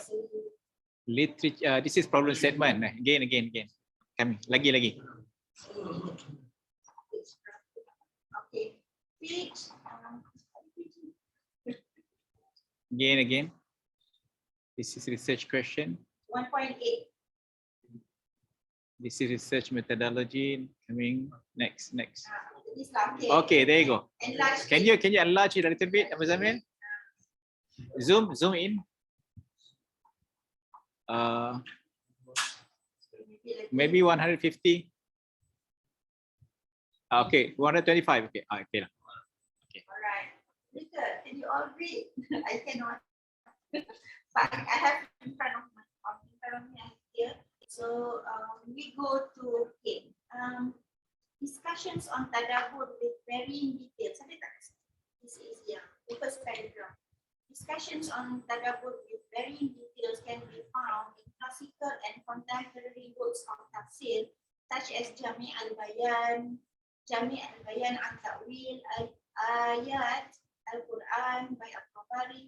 So this is example of structure, but this is very descriptive approach to literature review. So you see, in these works of tafsir, the authors give general definitions and descriptions for what tadabbur is. So this is one style. This is not interesting style.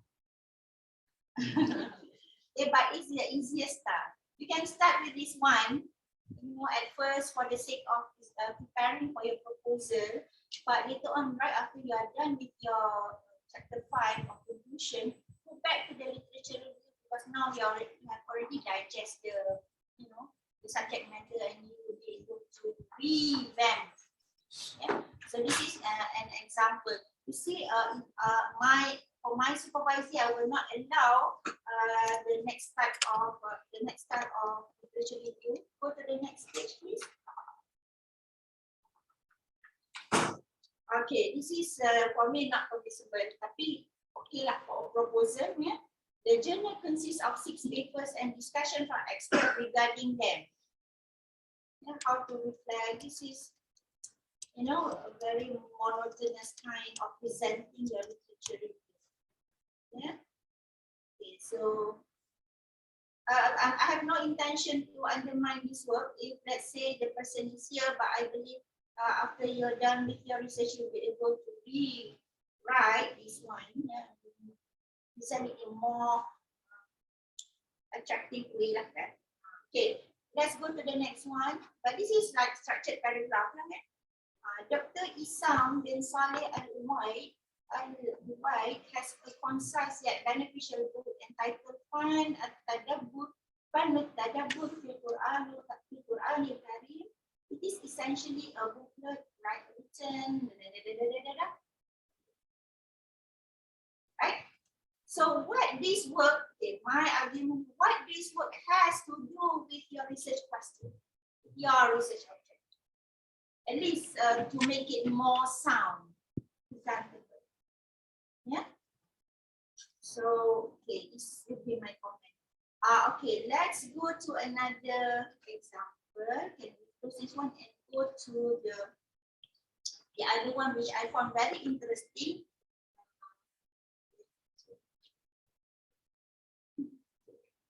Also PhD. I think the title is The Conversion and Post-Conversion. Okay. My professor used to say, the professor when I did FYP in UM, this is lumayan. In Indonesia, lumayan means wow. This is wow literature review. Cuma, this one, yeah. Something to do with Singaporean.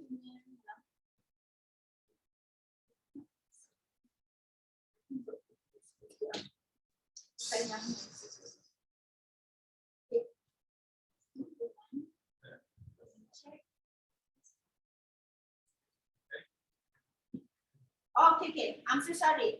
Critical study on religiosity, perceptions, and attitudes of Singaporean Malay Muslim youth toward Islam. Not this one, I'm so sorry, go back. Go to the critical study on religiosity, perceptions, and attitudes. What number is that? Master. Oh, okay. PhD. Is that the one?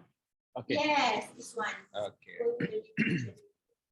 So if you want to get some ideas about good literature review, I would say this. One of the What page is the literature review? Literature review. Page 5. Page 5. Yeah. 5 on Scroll down. Down. Again, down. There you go. So starting from here is the literature review part. So he or she started with the next page. Next page. Okay, there you The go. present research argues that phenomenology, because he's going to adopt phenomenological study, I guess. Yeah? He wants to study the since in Singapore. Provides a constructive methodological framework that includes both quantitative and qualitative research strategies, so on and so forth. So he explains himself why he adopted this phenomenological approach to the research problem. So that as an intro to this literature review. And then if you want to see how he synthesized the materials, you go to page 8. Okay, I have a paragraph which is good, excellent.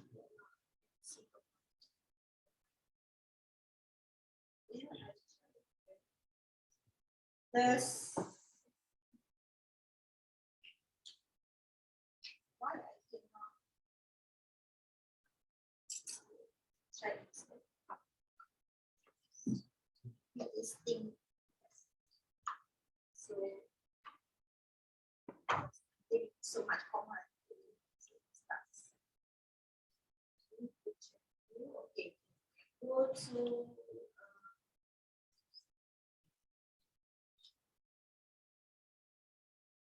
at times, those who are culturally alienated are aware of their heritage and tradition, but instead choose not to practice them as the images. When you see that he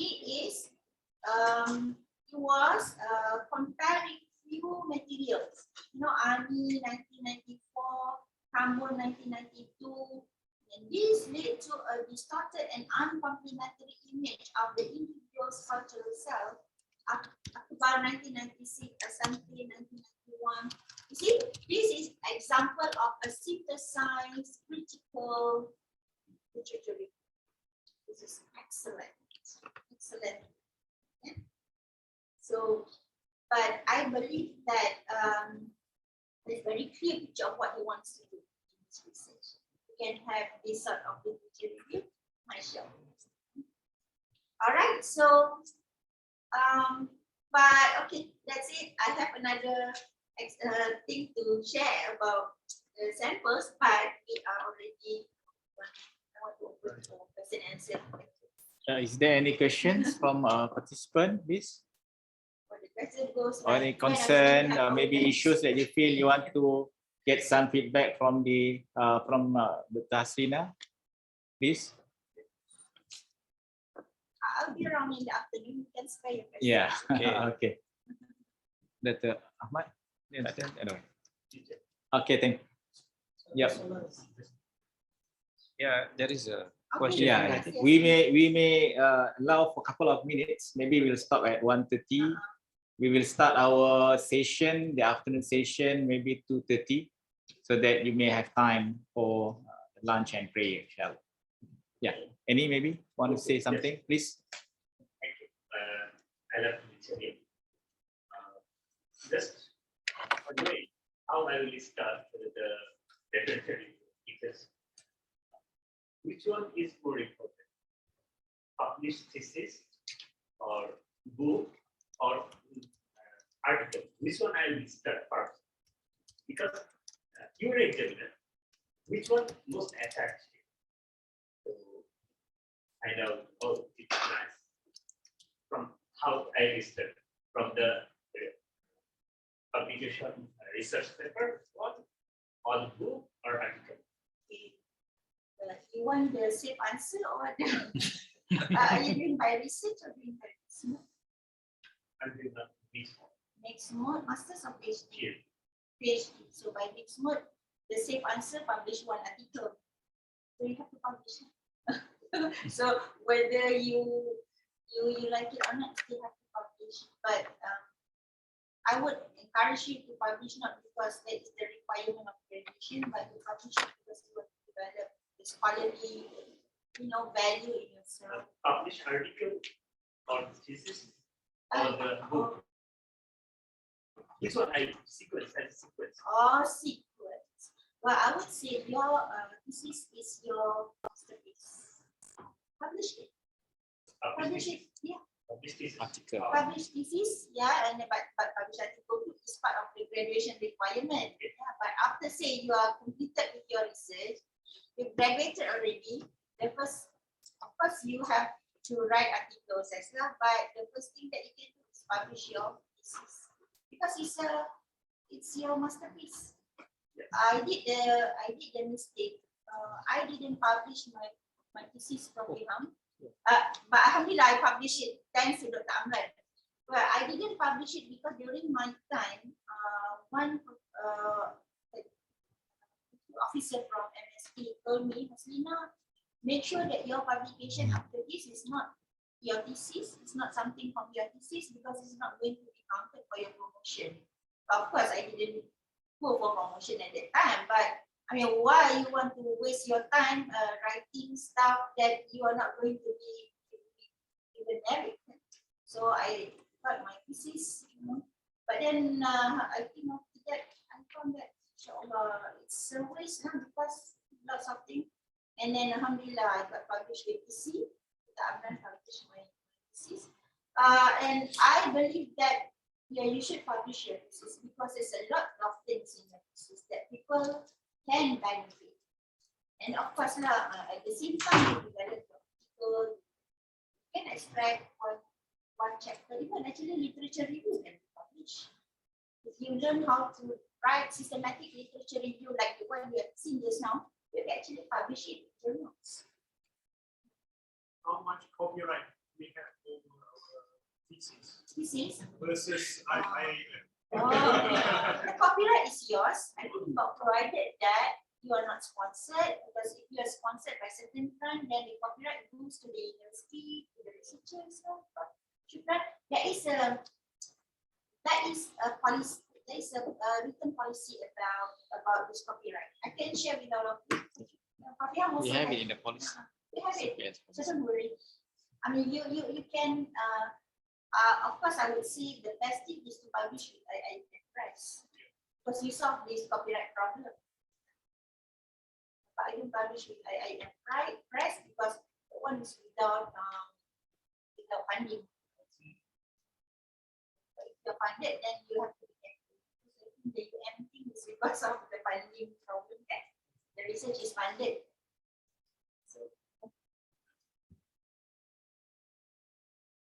All right, thank you so much. Thank you very much, Professor Dr. Sina, for sharing your thoughts, your concern pertaining to the literature review. So I believe that at least we have some guide and how to improve our literature review to be better. And I believe for those who finish with the literature review, I think maybe you may have some time to review and see the nature of your literature review. So it will address some of the issues as faced by our Dr. Hasina just now. Thank you again, Dr. Hasina, and we will continue our afternoon session. I think maybe after break and lunch and Dhuhr prayer at 2:30. So we have time, inshallah. And our afternoon session will be on the methodology of research, in particular, finding some similarities and differences, qualitative, quantitative, and what are maybe some the common research methodologies applicable as far as Islamic thought and civilization is concerned, inshallah. I think then we have a session with Dr. Hamadi pertaining to the tips. Okay, so please stay put and be sure we will hear some guide from both of our scholars, inshallah. I think with that note, we may end our session, and hopefully that we will see you at 2:30. For those who are online, please take note, and then have and enjoy your lunch is provided. Thank you very much. Assalamualaikum warahmatullahi ta'ala wabarakatuh. There is a short note from the secretariat where there is there is announcement for 3 students here. I'm not sure whether it's a student here. Muhammad Ma'ruf Hassan, and then Brother Saifuddin Yahi, and Muhammadu Toibo. So please see the stack office personnel. Stack office level 1. At 2 lah, now they're closed. At 2 o'clock, please see. And then there are some administrative matters that you need to settle with the office. Thank you very much.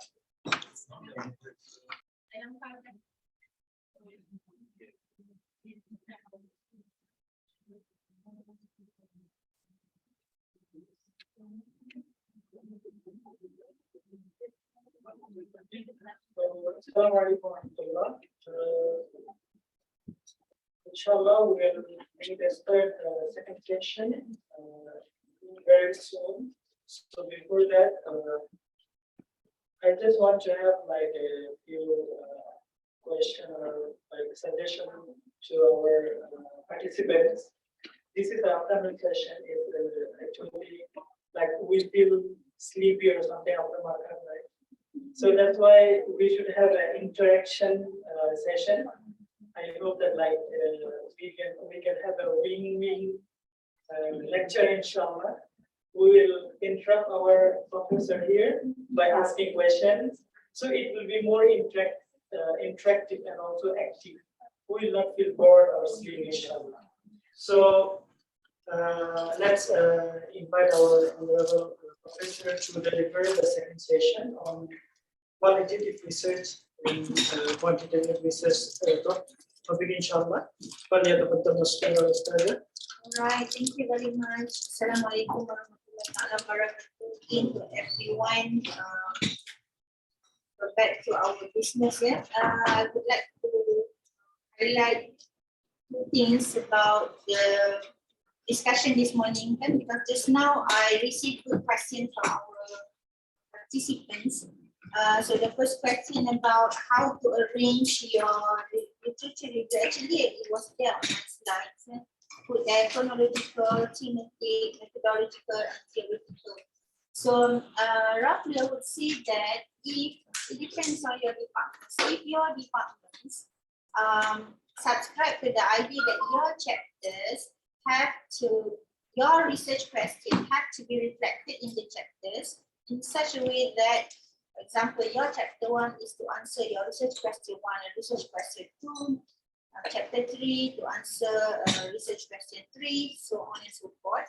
Then you may want to arrange your literature review according to your research questions or according to your chapter.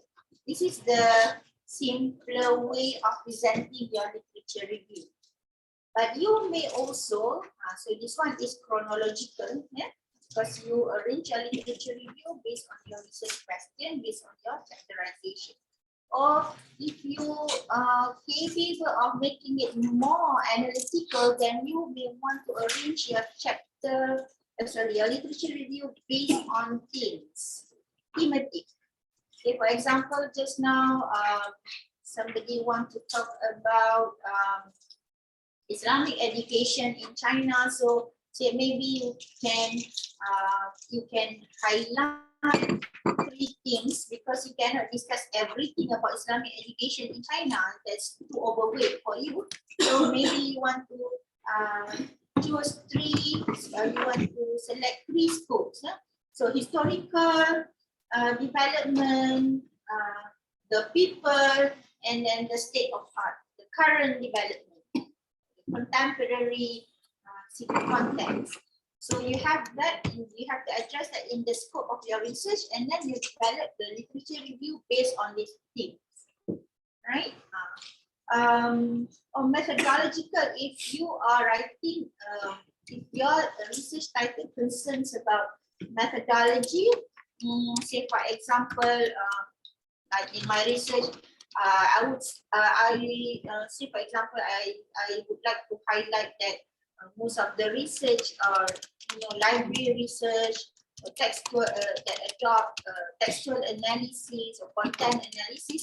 But then, these are the literatures relevant to this type of methodology or methods.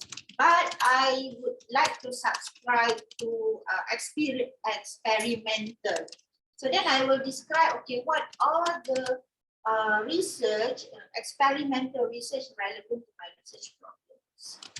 Yeah. So basically, you, like I said from the very beginning, just like you are about to cook and you use whatever is there in your refrigerator. Yeah.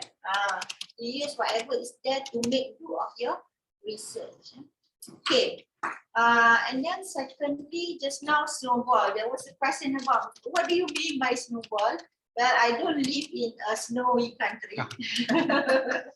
Those who have been living in the snowy country and you have played this, what you call that, when you throw someone with a snowball. Okay? So snowball is the analogy is that when the snow rolls, it accumulates the snow that is in its part or in her part. So the snow will get bigger and bigger and bigger. So that's why when you go to the references, say for example, you refer to my work, go to my references, so you find the works that I have referred to, and then you go to the works that I have referred to.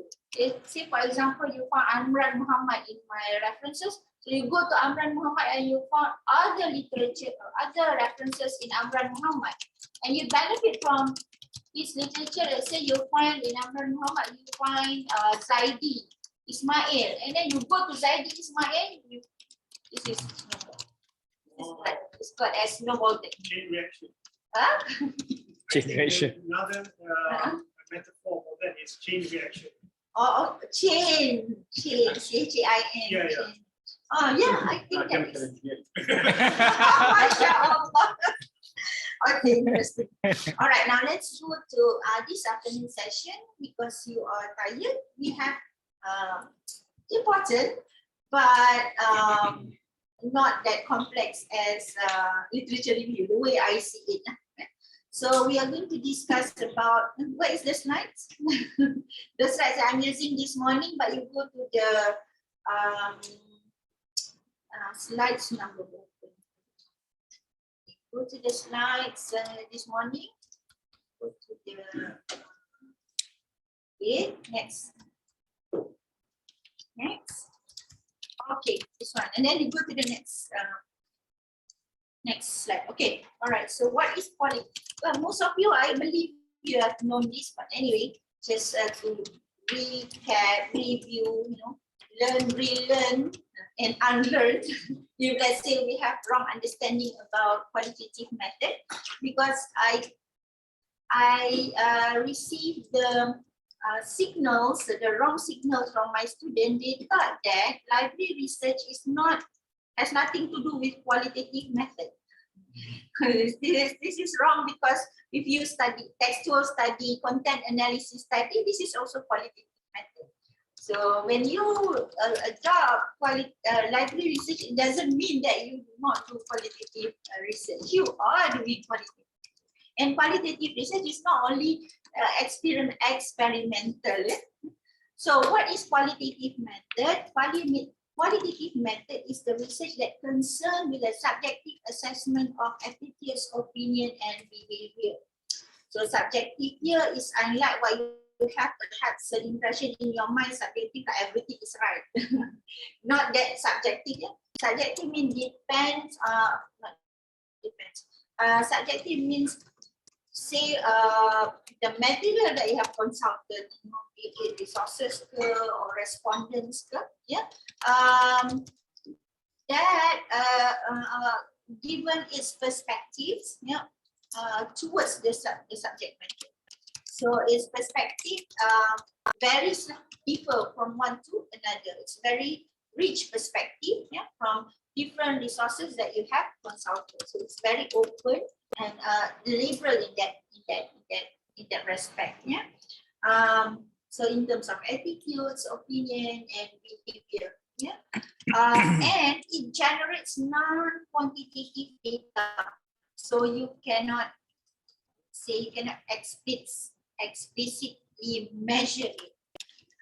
It will not involve measurement. It will not involve numbers, yeah, that you can compare, a percentage or degrees, yeah, or estimation, for example, yeah, and which are not subjective to rigorous quantitative analysis. So if you have studied SPSS, you know how rigorous, not only SPSS, statistical method, you know how rigorous it can be, yeah. So that is qualitative, and most of us are into qualitative method. But don't underestimate the strengths and the importance of quantitative method. Next, quantitative methods also is useful in social studies, but not many those who are doing Islamic studies, civilizational studies adopt quantitative methods, when actually there are much opportunities for you to adopt quantitative method. Yeah? Say for example, history. Can you adopt quantitative method in history? Of course you can. Say for example, you want to measure students' understanding of the Malaysian history to know the extent of their patriotism. Again, you can adopt quantitative method. You can conduct survey. You want to compare between well, I'm talking out loud, between overseas graduates and local graduates, how they perceive the importance of history in understanding country of, you know, in developing their patriotic spirit towards their country, patriotism, for example. Maybe you want to develop the hypothesis, those who study overseas, they are less patriotic than those who study locally.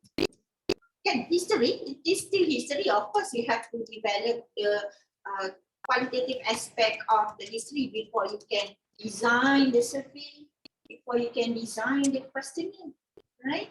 So quantitative method explains phenomena by collecting numerical data that are analyzed using mathematical based methods, in particular statistics. Yeah, of course, actually they are the statistics that we are learning is basic statistical package. There are many advanced statistical study in mathematics, yeah, in economic study, and so on and so forth. Yeah. But in social sciences, normally we use these basic statistical studies, and then SEM, yeah, and also recently we have smart PLS. Yeah. I named these three because these three are familiar to me. Yeah. All right, and then generate data in quantitative form that is subjective to rigorous quantitative analysis in a formal and rigid fashion. It's like mathematics, kan? 2 + 2 is 4. So statistical study is like this. Therefore, you need to ask the right question in order to get the right answer. Okay? So if you ask wrong question, you get the wrong sampling, you're done. Yeah. If you make wrong comparison, you're also done. I had the opportunity also to examine one thesis. This researcher, he interviewed Muslims and non-Muslims as for his respondents, but then he had 2 samples of questionnaire, one for the Christian, one for the non-Muslim, one for the Muslims, and he compared that. So I said, you cannot compare 2 different set of questions. It is invalid. So he almost got major corrections. So I think if we were to be very straight, he will feel that. Yeah, but you know, we consider that he has good attempt juga kan, and maybe you know, not properly advised. Yeah, so we help him. Tapi itulah, you know, when you produce your research, kan, people will read your research. So that's why you must make sure that you do it right, because I think for this researcher, if people read his research, they will question him. How are you going to compare 2 different sets of questionnaires? It's like kata fahish, kan? So that's why what to do? Okay, inshallah, he will learn. I mean, I believe he will learn from this mistake. Okay, and then next. Okay, let's take a look what these 2 methods can offer to Islamic thought and civilization studies. Yeah. So what the qualitative method have in terms of the strength? Yeah. So it can give insiders view of the field because you can explore in depth. You conducted in-depth interview, for example. Or even if you do library research, you dig into the problems from one book or journals to another. So you are giving them the in-depth aspect of the research. Suggesting possible relationship. This is when you, say for example, you adopt interview and you compare between different respondents' inputs. Yeah. So you will be able to, depending on your research question, if you want to see the relationship between the participants, the respondents' inputs. Yeah. So and then you will find the dynamicity of your problems. Yeah. Like for example, once I was interviewed by a graduate student, graduate researcher. And he adopts Delphi methods. Delphi method is when you interview experts. Yeah. So he interviewed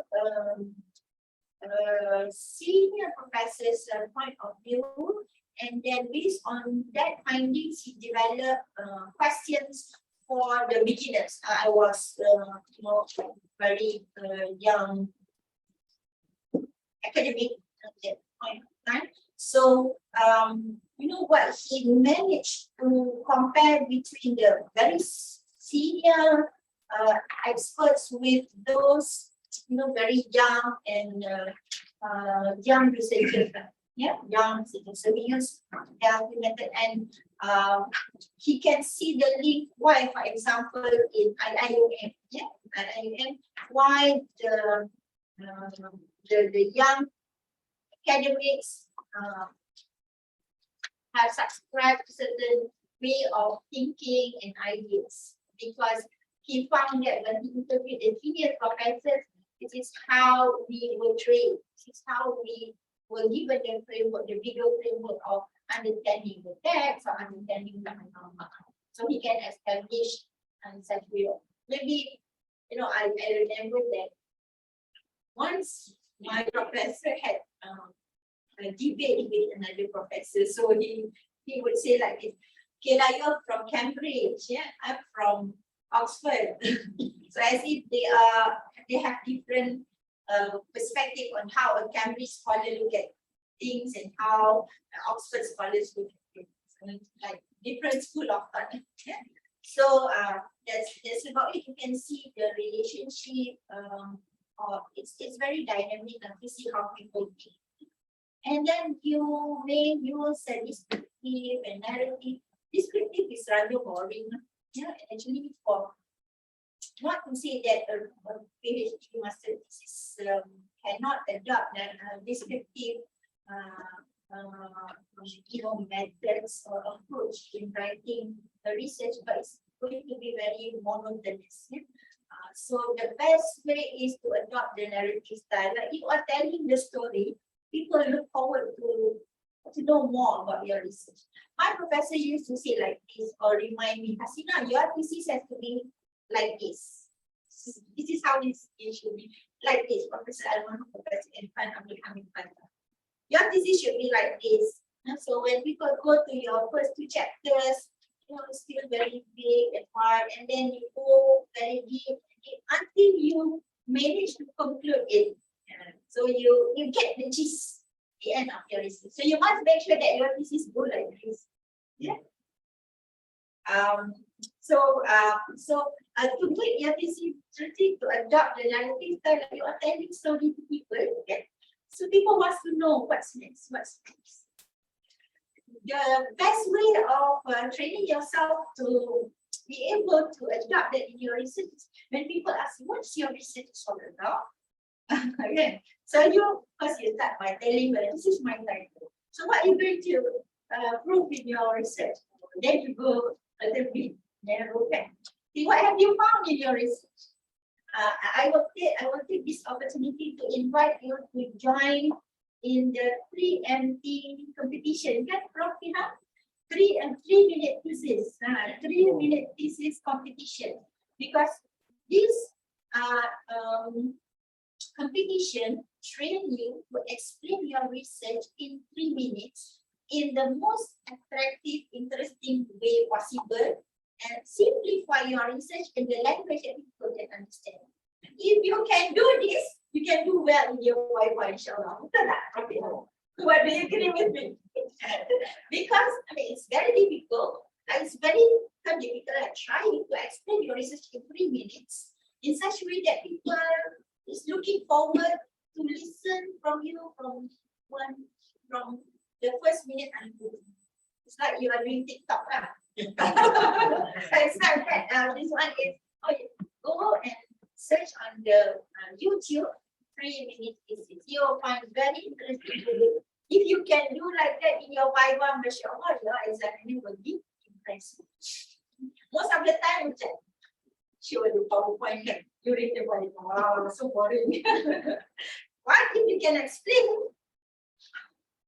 Marvelous. Yeah. So learn the skill, join the competition. If you're lucky, you will represent IIM at the international level. Okay, once we won the national level, so we go to the national level. We have Dr. Prem. Maybe next time Dr. Bihan can invite Dr. Prem also to train you people to deliver 3-minute thesis. Yeah? How to deliver. So the limitation, because in life there is no perfection. Everything has its the dark side. Yeah? Not so much the dark side, the disadvantages. Yeah? So because it is subjective in nature, it is difficult to apply conventional standards of reliability and validity. Conventional here referring to the quantitative method of reliability and validity. If you study psychometry, I don't study psychology, but I am so blessed. Once I did my research, I was assisted by a very knowledgeable research assistant.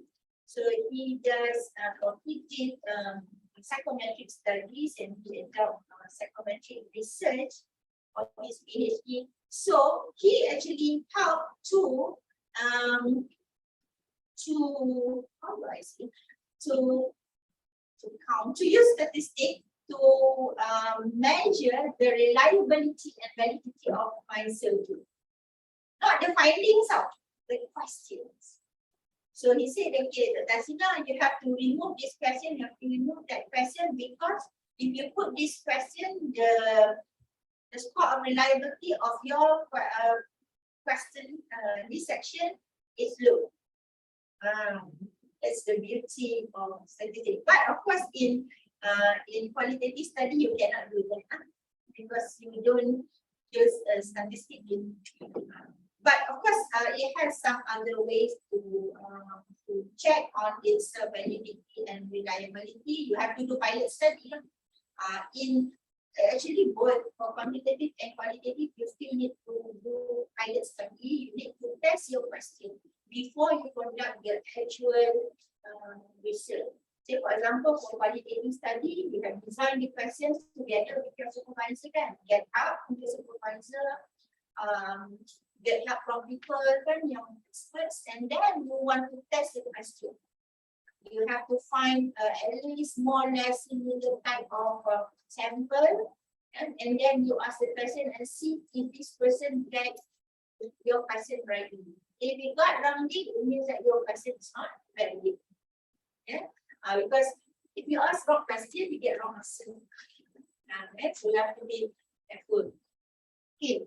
Context, situations, event, conditions, and interactions can't be replicated. No generalization. You need to avoid the context. You know, of course, because say for example, you want to interview Professor Muhammad Naqib Al-Atas. You are lucky enough. If you get a session with him, okay, you ask him and you record and everything. You could explain. When you reach home, my goodness, something is wrong. I didn't record. Yeah. And Alhamdulillah, he's kind enough. Okay, I consider you. Let's do the interview again. But maybe what he has shared with you in the first session may not be the same in the second session. Maybe he changed his mind. Maybe he has different angles to stress during the second interview. So you have to be very careful when you conduct the interview. Make sure that everything is good. At least you should have 2 recorders. Yeah, to make sure that if this one is not working, that one is working. You don't go with your iPhone or your phone. Bring my experience. We brought 2 recorders. Yeah, so you don't do this online. Or maybe some people come and interview you. No, but you have to use recorded because it's more clear. And if you use handphone, you don't know, maybe your handphone go down, the noise and everything. And because it's important for you to listen to the words verbatim. Maybe you want to record the words verbatim, the words used by the respondent. Cannot like, maybe this is what she said. This is wrong. This is unethical. Yeah. Right, time required for collection, analysis, and interpretation is lengthy. Lengthy if you do it manually. Before I learned NVO, but I have left NVO for quite some time, so I need to relearn. Before I left NVO, I actually have a mahjong paper. I go crazy because I have 30 respondents. Okay, just imagine I draw the what is the respondents. Alhamdulillah, I published one paper that research. Yeah. So ya Allah, it was so trying for me to share my research findings. Yeah. But now, if you have NVO or Atlas TI, inshallah, maybe after this, we have to organize. Because Atlas TI is good for qualitative research. So you can, everything is properly, kept in the software, and then with the certificate you can get.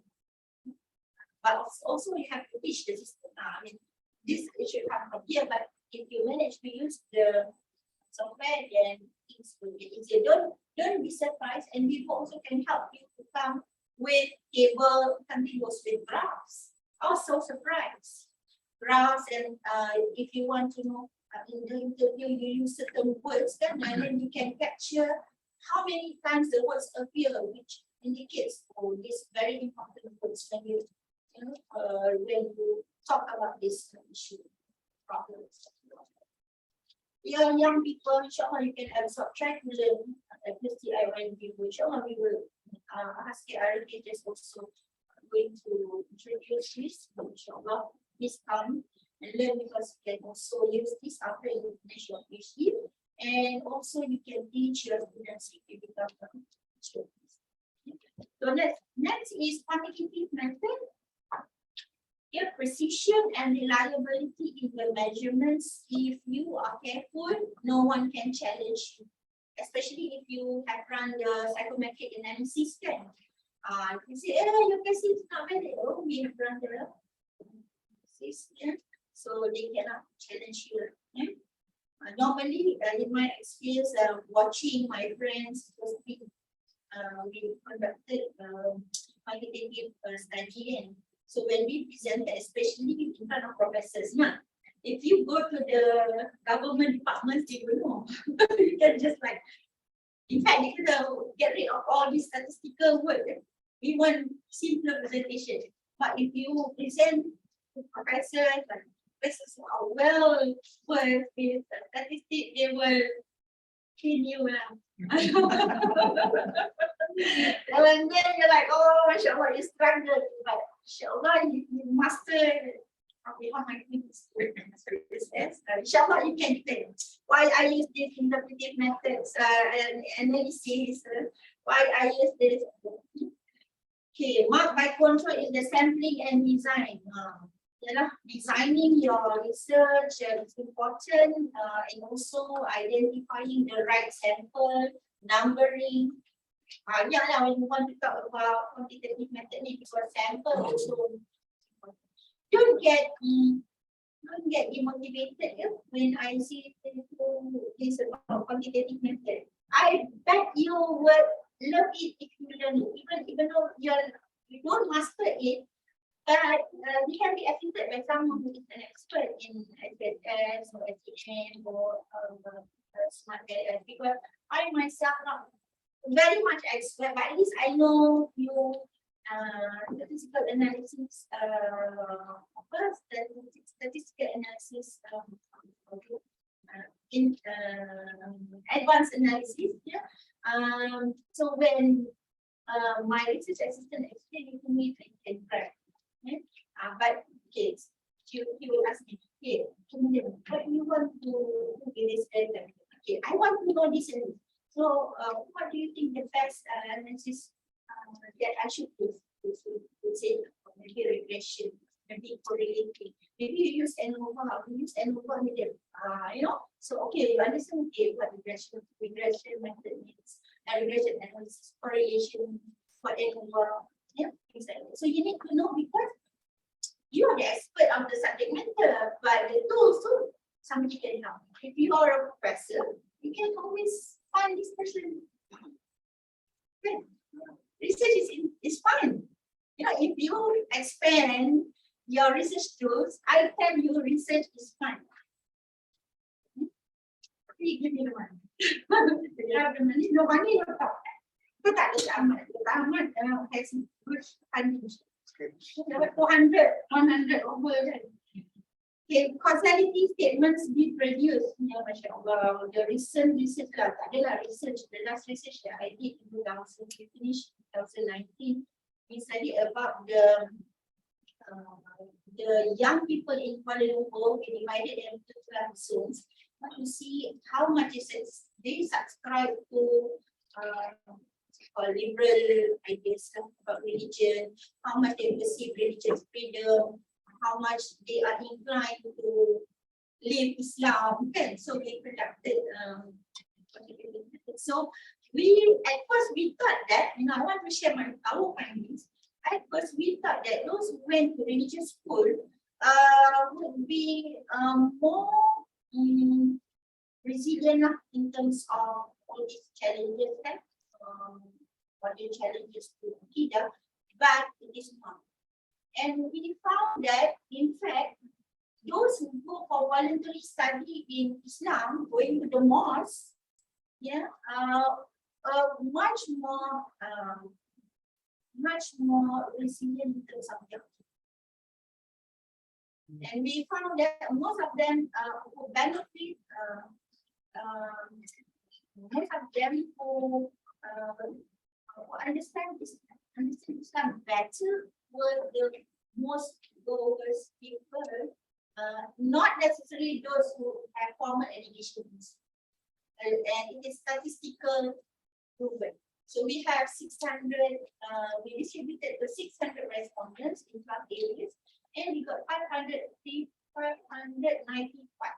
And the 5 respondents who were outliers, so we have to, get rid of them. So, well, 595 out of 600, one of the best number of respondents that I have so far when I conducted quantitative study. So the finding is very interesting. So we went to Jakim and said, well, you know what? If you want people to understand Islam better, you have to make sure that the mosque must have very good audience. The after Maghrib and Isha program must be very good because it's a time when people want to let Islam benefit from it. That's what we find with the. So forget about all this curriculum and product agama and whatnot. Because these people take it, very formal. They don't internalize it. And we know that if people learn Islam voluntarily, they get better than those who so don't be over ambitious because in Jakim also they have what we call Lembaga Pendidikan Agama Islam. So this Lembaga Pendidikan Agama Islam will want to design a curriculum for schools in Malaysia, Islamic schools in Malaysia.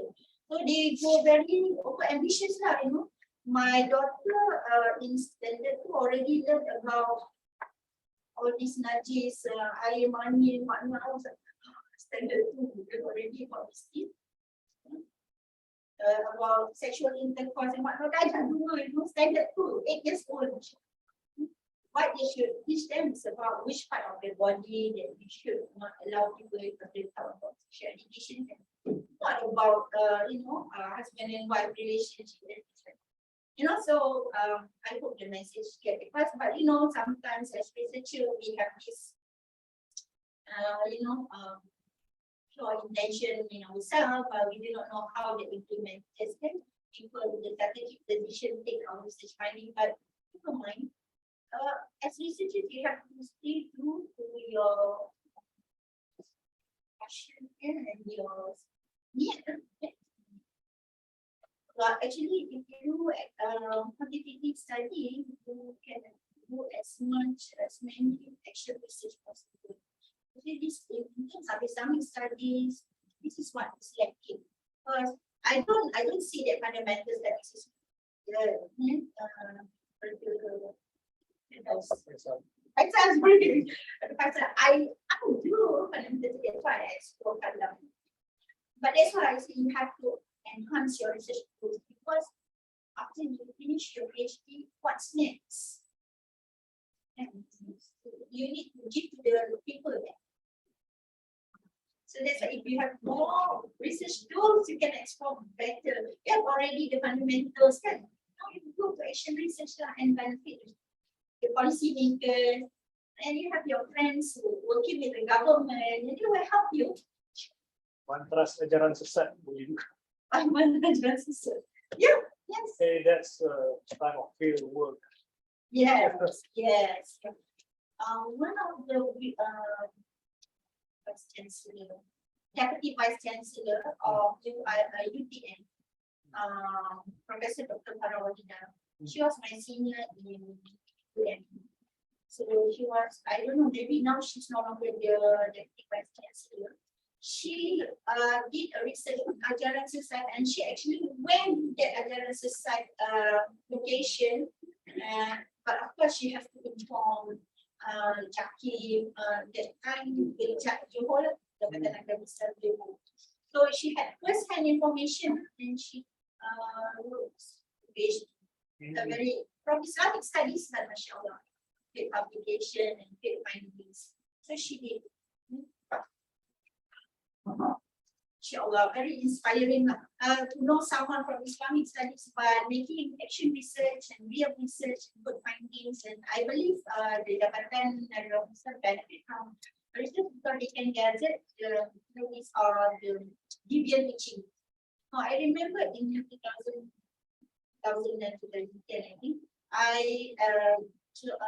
conducted a research on religious freedom, understanding of religion in the recent land. So we have different samples. We go by school, by public, and then army. I want to know how much is the army people benefit from Congress, from their active Islamic activities in the camp. So alhamdulillah, we had findings, and we were actually funded by the Majesty and then they offered me another research, but I already committed in the RJS. So I had a friend doing on pregnancy and transgender in this Milan. So you know what? They managed to some not fatwa rulings about whether about how to charge people, transgender people who behave in different opposite sex position. So except now it's to the implementer, like the enforcer. So in the Milan, if you're from the Milan, you better be careful. If you're man wearing women's attire, if the enforcement charge you, you can be sent to jail because they have everything. It's a crime. Yeah, under Syariah law lah. Singapore even. Because recently in Singapore, the debate on that. Even one professor was suspended and he said something about it. Singapore, this is not recent. Singapore, that very prominent professor. Oh. Professor say something about it's a secular country, what you expect. Yeah. All right. So next, okay, this one is interesting. Next, okay. Now, in my opinion, having done quantitative research and qualitative research, though I'm so fascinated with quantitative research, I still have a passion for qualitative research because qualitative research gives you the depth of the study. Quantitative gives you the breadth of the study. So you know, like, because how deep can you go with survey? You need to design very good question, but then you give them only the choices. Somebody agreeing, fair. Sometimes you kind of force them to take these 5 answers. I mean, you can have another option for them, like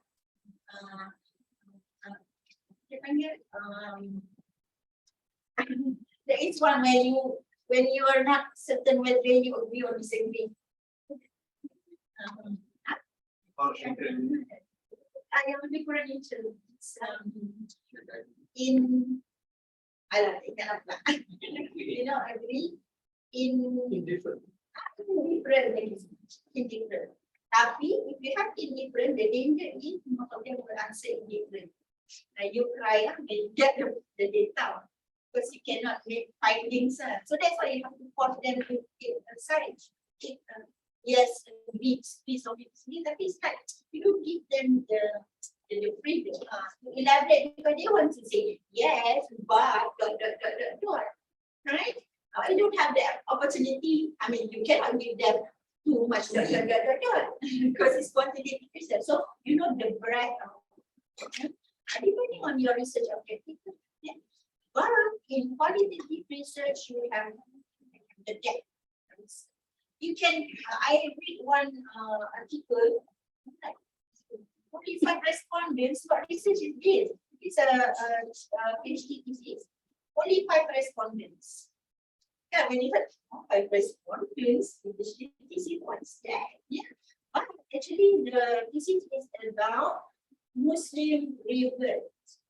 Yeah, experience. You cannot get too many Muslim reverts to willing to share their experience and their difficulties, and also capable of contributing to academically. Yeah. So then, inshallah, and this person published in Scopus Journal 5 respondents. So it depends on your research problem as well. I remember one of my students, she wanted to study about, so this is a bit sensitive,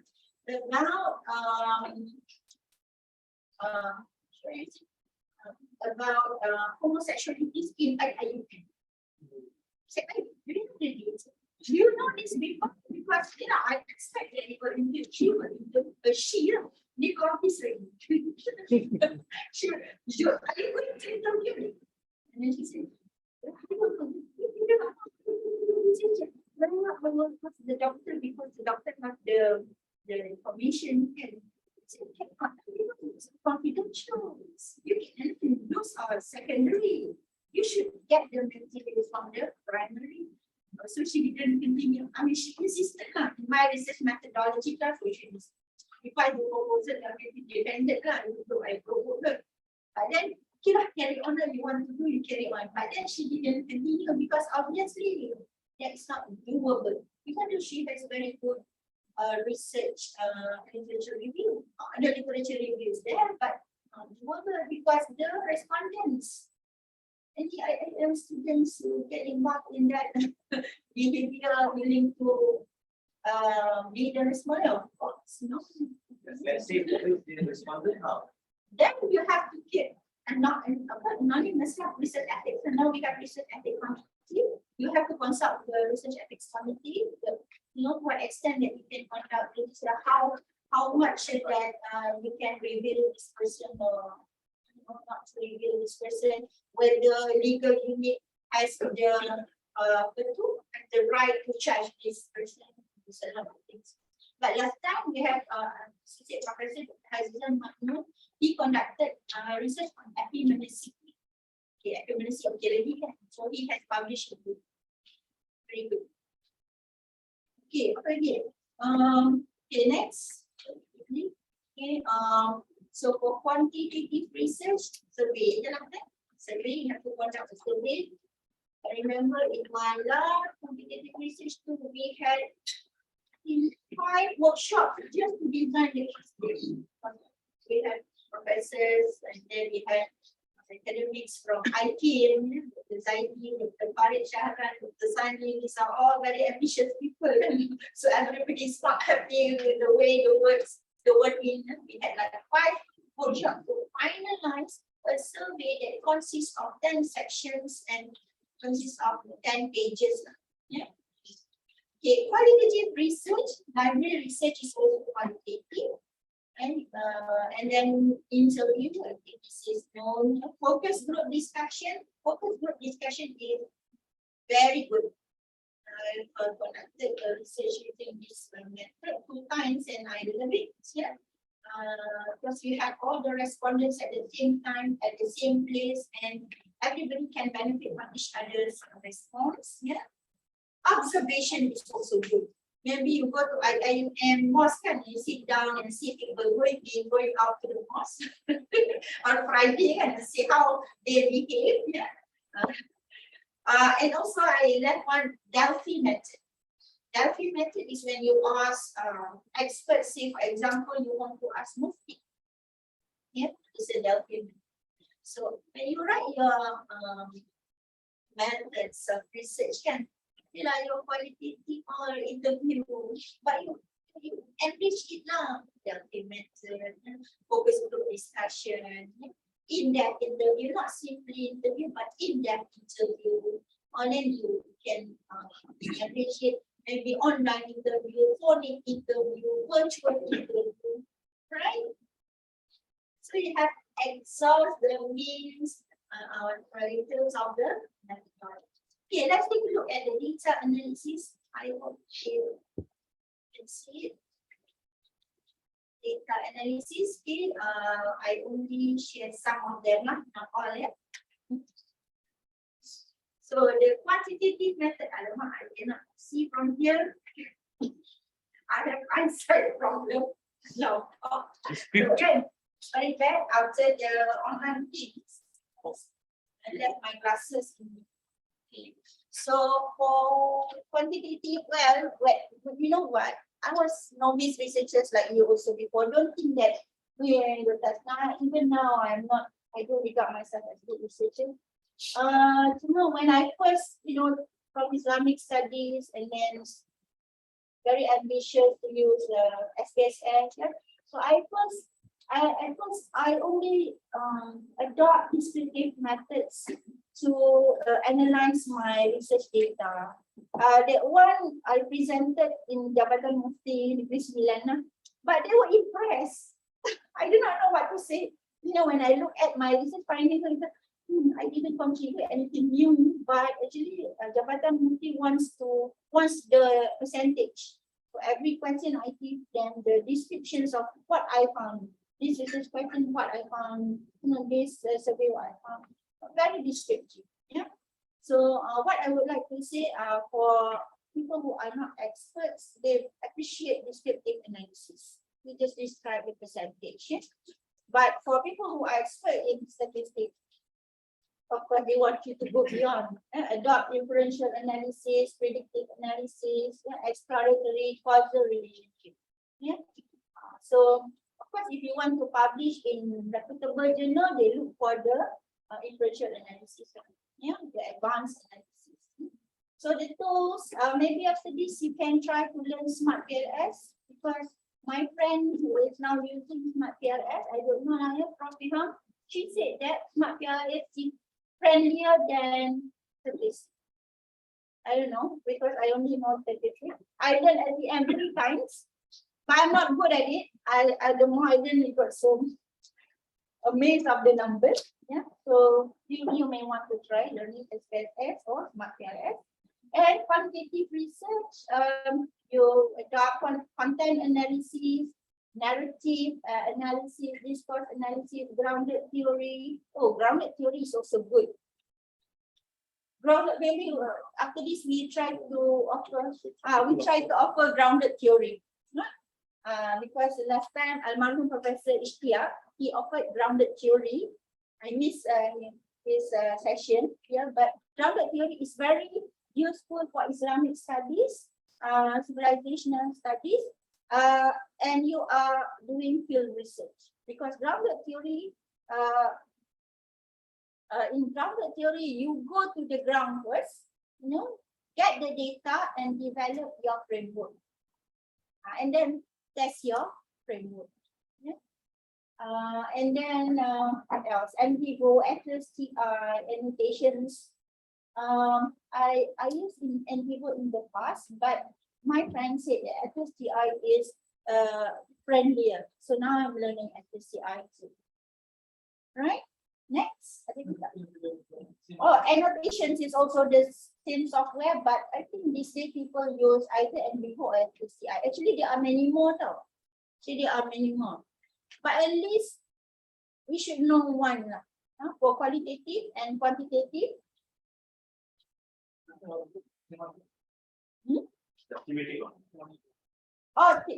thematic. Yes, thematic. Yeah, qualitative analysis, thematic. This is also normal. Okay, next. Okay, that's it. Exercise. If you want to do exercise now, you want to do exercise based on the following research problems. Yeah, quite trying exercise, because we are going to. If you want to do, we can go to the samples, look at the research problems, problem statement, and then from our own perspective, we can suggest whether that, based on that problems, the best method. So because this is also the exercise that I do in class. First, they find research area, then they find research title, then they develop a literature review, and then I say, okay, you have these three, now decide which method that you want to adopt, quantitative or qualitative. Yeah, it depends. All right, so that's about it. Thank you very much. Okay, thank you very much for the very good discussion. And now we we are open for the question and answer session. So I'm looking for 3 questions from the Zoom and from the conference hall as well. Anyone? I think there's one question. I think in the Zoom there is a chat. Yeah. Anyone from the conference hall? Can someone read the question if it is a question? No? It is a question.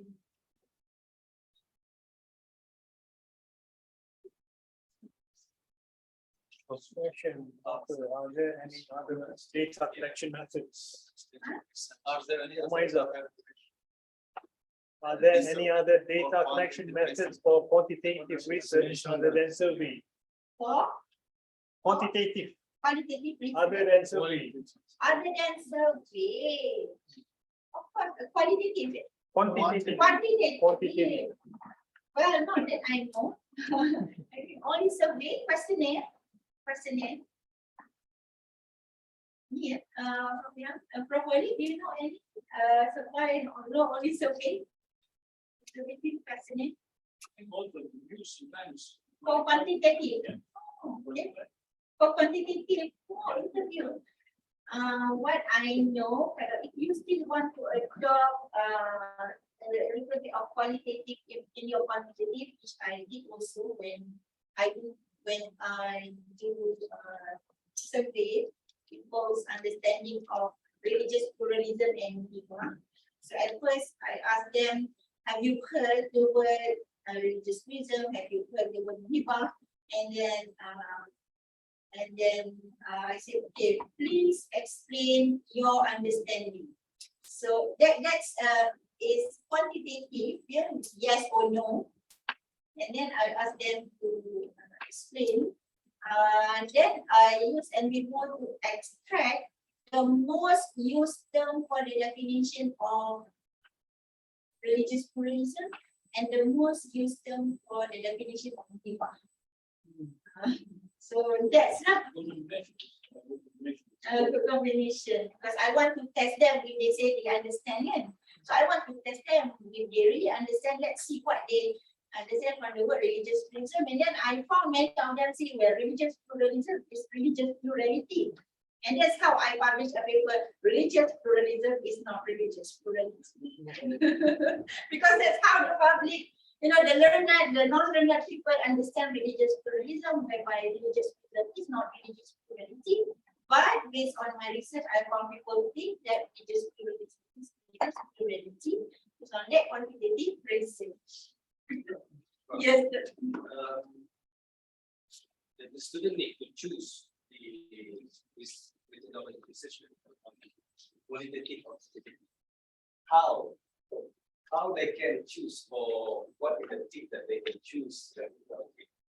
And another one is that was the first question. Second question is, what is your take on innovation in this?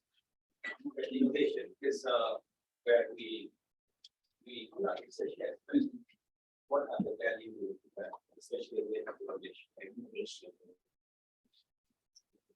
Okay. With regard to the method, we have to be realistic. If you have background in statistics, then for your masters, you can do quantitative research. But you need good funding. Most of the time, if you do quantitative research, you need funding. If you don't, you still can, but you may find problems in terms of the logistics because to get the respondents, maybe you need to travel.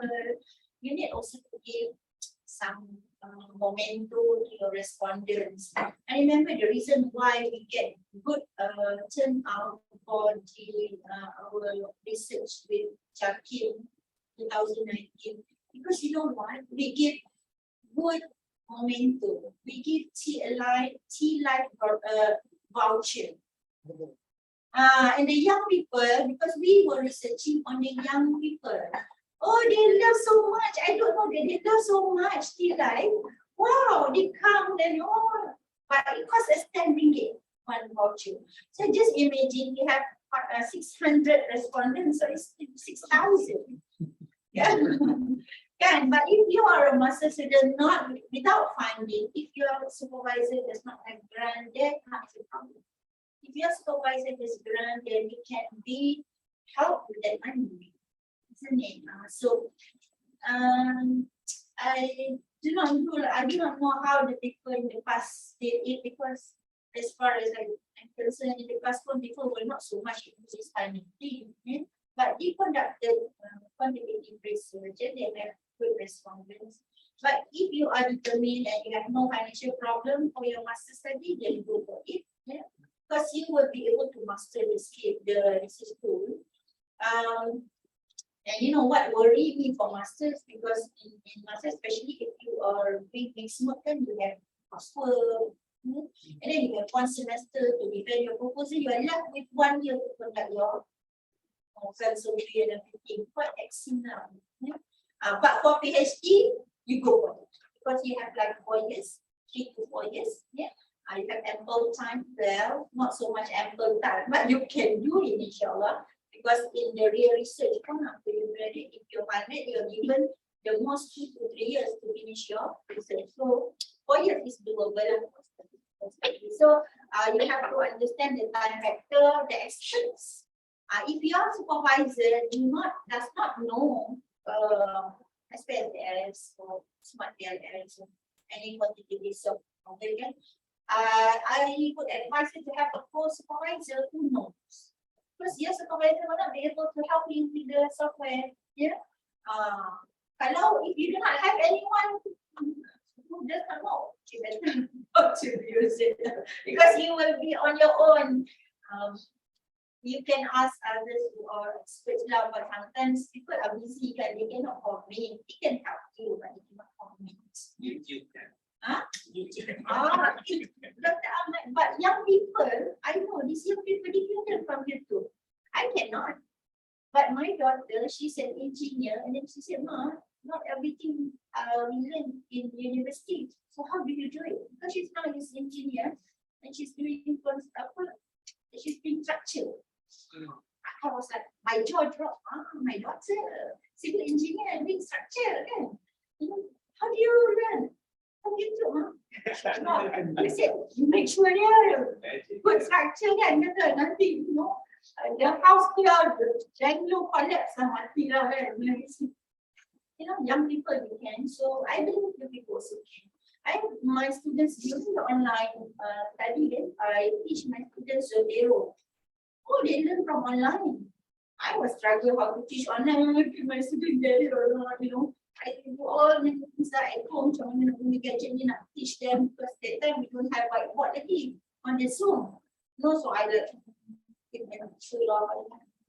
But mashallah, they use it. Young people, you're very lucky.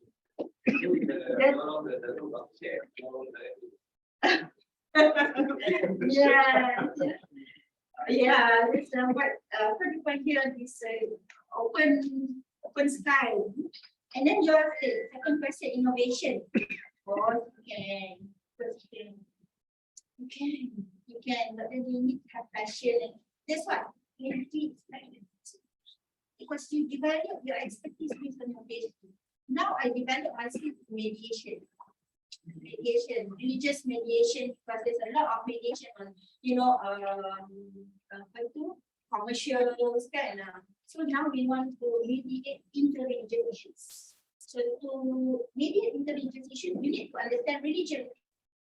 So I did my area of study is comparative religion. I know religion says when people from different religions fight about dogs, about food, I can mediate them because I know what is restrained in this region and what is not restrained in this region. So that is the innovative part of it. But I think above all, as a researcher, you need also to know the society. Because studying sociology, you're doing a great job. Yours is innovative in nature. And it's not too worried. It's helping mashallah, actually so much impressed with the research. Because helping to rehab this people, you can develop one lab, you can sell it very expensive. I'm talking about, when talk about innovation, people talk about, yeah, I mean, you can develop module. I've developed many modules. We will pick for the skills. Except that people are very kind people, very cheap. But if people from science, from law, they pay. Recently, I talked about 45 minutes. I replaced my teacher. Well, I replaced her because she was sick and that's something that I used to talk every day to myself. They simple, 45 minutes, they call me, I share. I didn't prepare for because everything is like, but then they give me less than 45 minutes and they give me 1,000. I was like, what is it 1,000? I've never been paid 1,000. That's how they value. And I said, we are government servants, the most we are paid 300 ringgit per hour, but I thought only about 30 to 40 minutes. This is too much. You see, so people value in the knowledge. The things that we think are very simple, but actually the people need it. And they value the information, the knowledge, the wisdom. So, what I would like to say to you before I leave this order meeting, develop your scholarship right after your PhD, write something in relation, in relation to your thesis. Publish your thesis, write something in relation, that's how you develop your scholarship. From the very fundamental to action research and then to start doing innovation. And then now I'm with the Jabatan Perpaduan, the National University Department, developing modules. How about theoretical framework? Theoretical framework is needed and required. Well, theoretical framework, in Islamic studies, you have theories there, but you can get, say, for example, the concept of man in Islam. So, say, for example, you want to discuss about sustainability of the development from the perspective or from the concept of man in Islam. So, what is the concept of man in Islam? There's a lot of, literature writing about the concept of man in Islam. The concept of nature in Islam is your theoretical framework. Yeah, so your theoretical framework and your theoretical framework, what are the resources of your theoretical framework? So far, the Quran say this, the Hadith say this, the scholars say that. So, in my comparative religion, we found very rare theories, but one theory that actually expand my horizons of learning is meta-religion theory of Ismail Raji and not sure. There's no theory in comparative religion study, but I found meta-religion theory is an open door to the way of studying comparative religion in contemporary time, and that's how I landed into Kalam and relevantization. You see, only from that theory of meta-religion, and I should put Kalam, because actually meta-religion is the modern version of Kalam. But inshallah, people will continue to explore. All right. So yes. So instead of you saying Islamic perspective, Quranic perspective, be precise. The concept of man, the concept of nature, the concept of life. How about in terms of thinking the super perspective, for example, say, the perspective? Yes, good. Normally, I would suggest if you are looking from Khaldunian perspective, why not have another person to compare with him so you can learn the dialectical aspect of it. So Khaldunian and maybe sociologists, Western sociologists. Hegel. Okay. So you put two people, you can compare. And instead of being Khaldun per se, yeah. Can we debate on Western scholars' theory on Islamic studies? Because, for example, my research area is Islamic ethics on sports. Philosophy of sports developed on 1970s, but no any Islamic scholars talks about philosophy sports. Sports. Yeah. Sports. Wow. But no, any Islamic scholars don't about that. Contemporary, because of FIFA, now they start to talk about Islamic ethics and sports. So can I depend on Western scholars' philosophies to develop my research in this area? So, okay, which Islamization framework are you talking about? Atasian or Faruqian? You're talking about Faruqian, then maybe you can land on that theory, but if you're using Atasian, then you have to read from the Islamic perspective and then compare it. Because the Atasian one, it's going back to the pure, okay? Going back to the pure, and then only you compare that to the Western theory of concept. But Faruqi is more of appreciative of the Western theories. So you say that it's universal. If it is good, it's good to everyone. So it's less concerned of the epistemological problems. But well, and I think the safest way is integration now. Now, even IT is using integration instead of optimization. Actually, you find somewhat on the sports issue, not as sport. Islamic tradition, not as sport. It's ethics of people who are playing things like archery. So there are some ideas. So this can be a good start to be a person.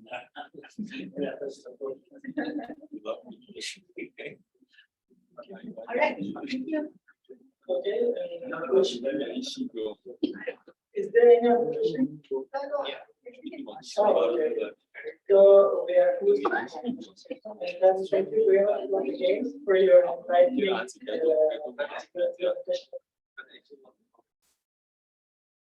sorry.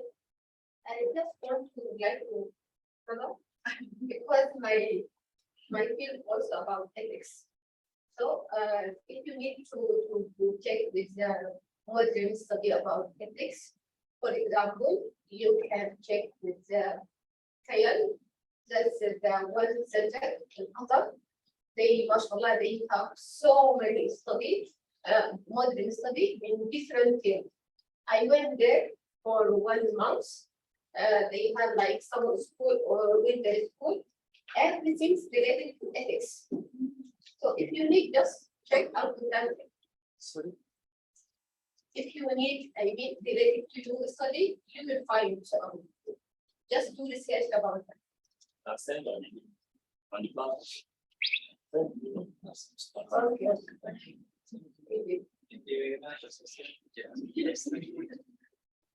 Okay, so we are ready to the next lecture, inshallah. He's very young, and sometimes I feel when I stand with him, I feel I am the oldest. So he is the only one, the assistant professor, Dr. Ahmed Al-Mahmoudi, who is a lecturer at ISTEC and also in the position as the deputy director at Alumni Office, IWM.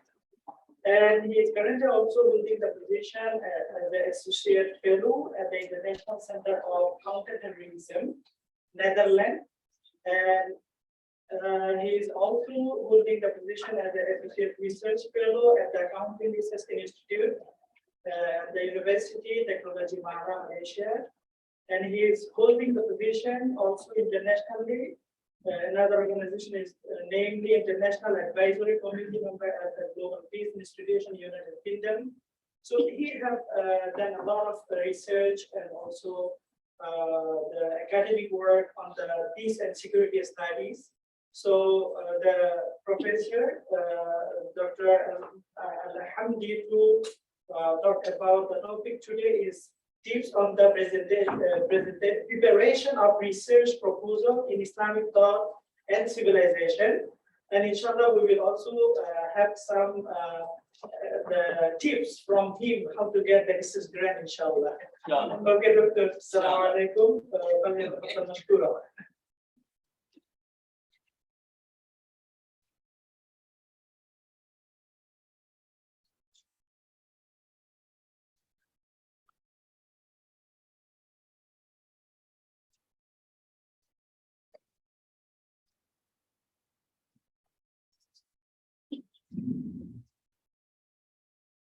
Bismillahirrahmanirrahim. Assalamualaikum warahmatullahi wabarakatuh. Thank you very much, moderator, for the introduction, participant in this room and also online. I would like to welcome all of you to this workshop, and let us continue our discussion based on the previous presentation by the presenters. In fact, the topic that I'm going to talk about today has been discussed by previous presenters, and I think by now I believe that all of you have certain ideas and direction of what to do with your research topic or your research proposal. So I'm here this afternoon just want to refresh and also recap what we have discussed earlier. So the topic of my presentation is the theme on preparing research proposal in Islamic thought and civilization. So let us go to the next slide.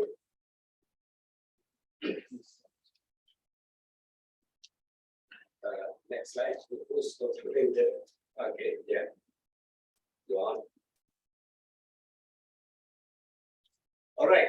Basically, I would say when the key focus on my presentation is about research proposal, and I think that's all of you here are familiar with this concept of research proposal. It is basically a roadmap which contains or inform the readers about the proposed research plan, basically. And I want to emphasize this very important point, that is the key component in research proposal, because I noticed that some, based on the experience of being in the committee of defense proposal, some of these things are maybe ignored, or maybe, I mean, basically it is not being in that research proposal, not being there. So there are about 11 points that you need to have in research proposal, basically, and these need to be really focused on. Number one is about title. I think we discussed in the whole day about the research title, and that title or that research topic need to be repositioned in order to fit the niche area in ISTAC. And I think all of you know what are the niche area in ISTAC, because that will influence the supervisor and also how the issue is addressed. And if you look at the niche area in ISTAC, I think you can refer to this thing. You saw this, I think, before, and it should be good here. But you can see. So we have Islamic thought and civilization, sustainable development, epistemology, spirituality, and intellectuality, Islamic civilization, religious and comparative civilizational study. We also have Malay Islamic civilization and modern world, peace and security study from civilizational perspective. This is where my specialization is. And last one, Islam, family, genders, and gender studies. So whenever you cross the title of your research, I think that title would fall in any one of these 6 areas or niche areas. And whenever, that's why, I mean, just now, our previous presenter was talking about which area that you belong to. You need to have a clear idea about which area, because sometimes some students do not have a clear idea about this area of research is called under what? Is it under Malay Islamic civilization, or religious comparative civilization, or a mix of both of this, or 3 of this? But there must be a kind of dominant area that you want to decide. For example, you are talking about research in sports, but I think the emphasis in that research would be in ethics, right? Focusing on ethics. So then it must be Islamic Yes, Islamic thought, civilization and sustainable development. All right, so that is one aspect of the research topic. And it is also important that that research topic needs to reflect the content of the content of the proposal, because sometimes I notice that the student, they put title is different, the content is different. So it doesn't reflect on the title, and the title doesn't reflect the content. So it must go in line, it must sync between title and the content. I will talk more about this later on. And we go to the second one, that is a background. So once we have a clear idea about the topic, the research topic, which is not too long and not too short. Sometimes, yes, I know a certain topic, it tends to be long because of the certain terms that they're using. For example, epistemology. The term epistemology itself is quite long. And what else? Intellectuality, Islamic civilization, it kind of, word, and it's sifatul mawsuf kind of thing, the adjective and the noun. Sometimes it tends to be long, but never mind. It is better to have a clear cut and very clear or precise topic. The second part, meaning that the first part of the research proposal, is the background of the study. All right, then introducing the issue in general, or general background. Before you go to that specific subject, you need to prepare what are the issues. So this actually requires some kind of literature review, meaning that whenever you identify certain issue, you need to go to books, journals, and article, whatever, try to read what the research has been done on this subject. And whenever you try to, let's say you go to 5 to 10 articles, whenever you survey and you see that article, you more or less can get the pattern of the study in that field. All right, so that is the starting point.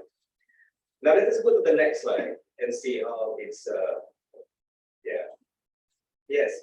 So it began with a kind of upside down pyramid from general to specific issues. So basically in the introduction or background of the study, you may provide the general overview or the historical background of the issue or general observation of the issue. Let's say we talk about just now the Tijaniya movement. So there must be a history about it.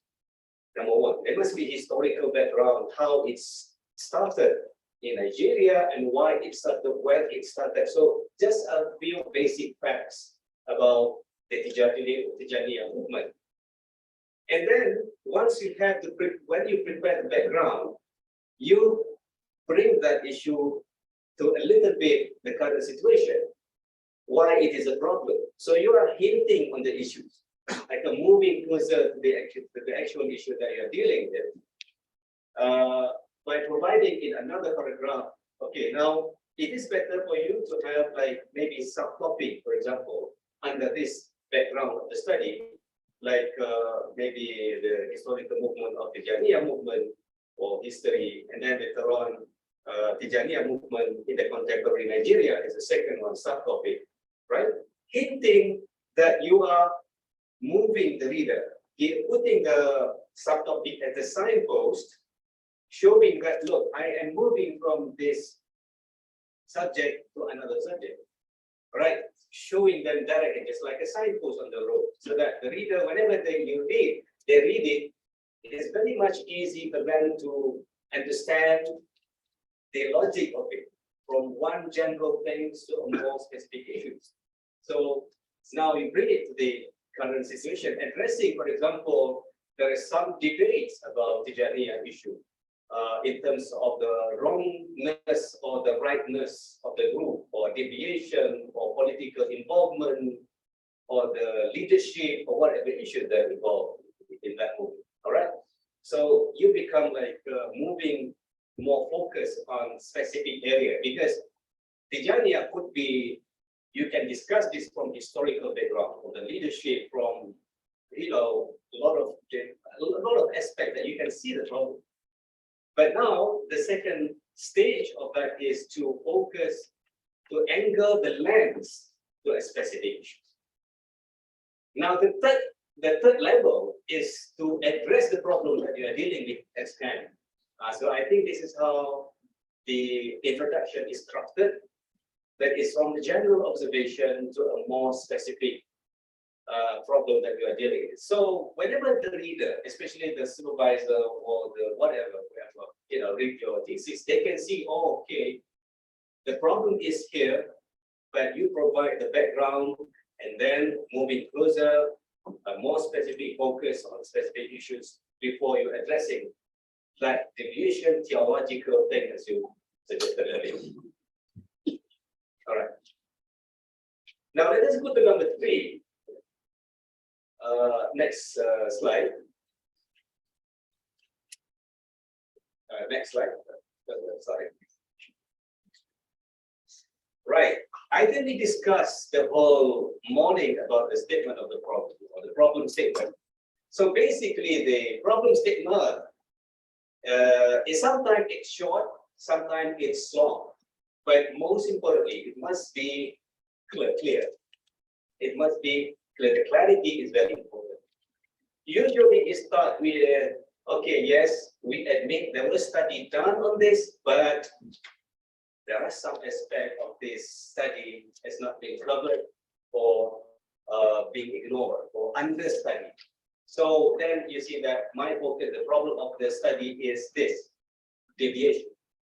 So it must be clear, and then you mentioned about, you justify it maybe by using opinions of the scholars based on the literature review. For example, yeah, there are some scholars who are hinting or highlights that this is a legitimate issue.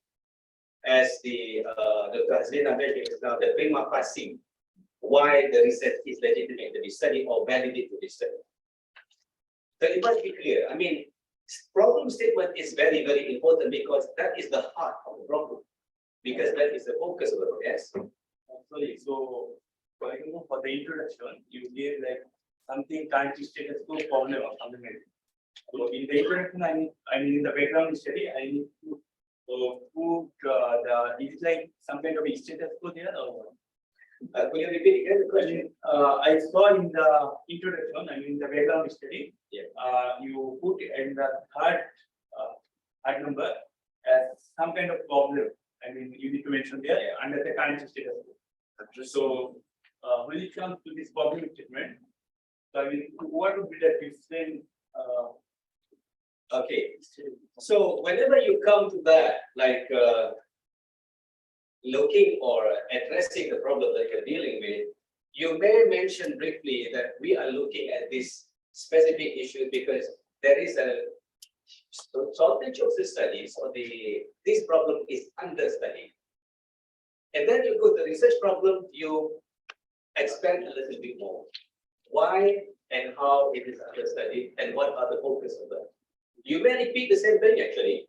You may repeat the same thing, but just to show you or just to show the reader that this is the focus. So you may mention in the background briefly, but in the problem statement section, you clarify even more, maybe half page or 1 page of that. And by justifying that, okay, there are scholars who hinting or mention that this problem is a really, really big issue.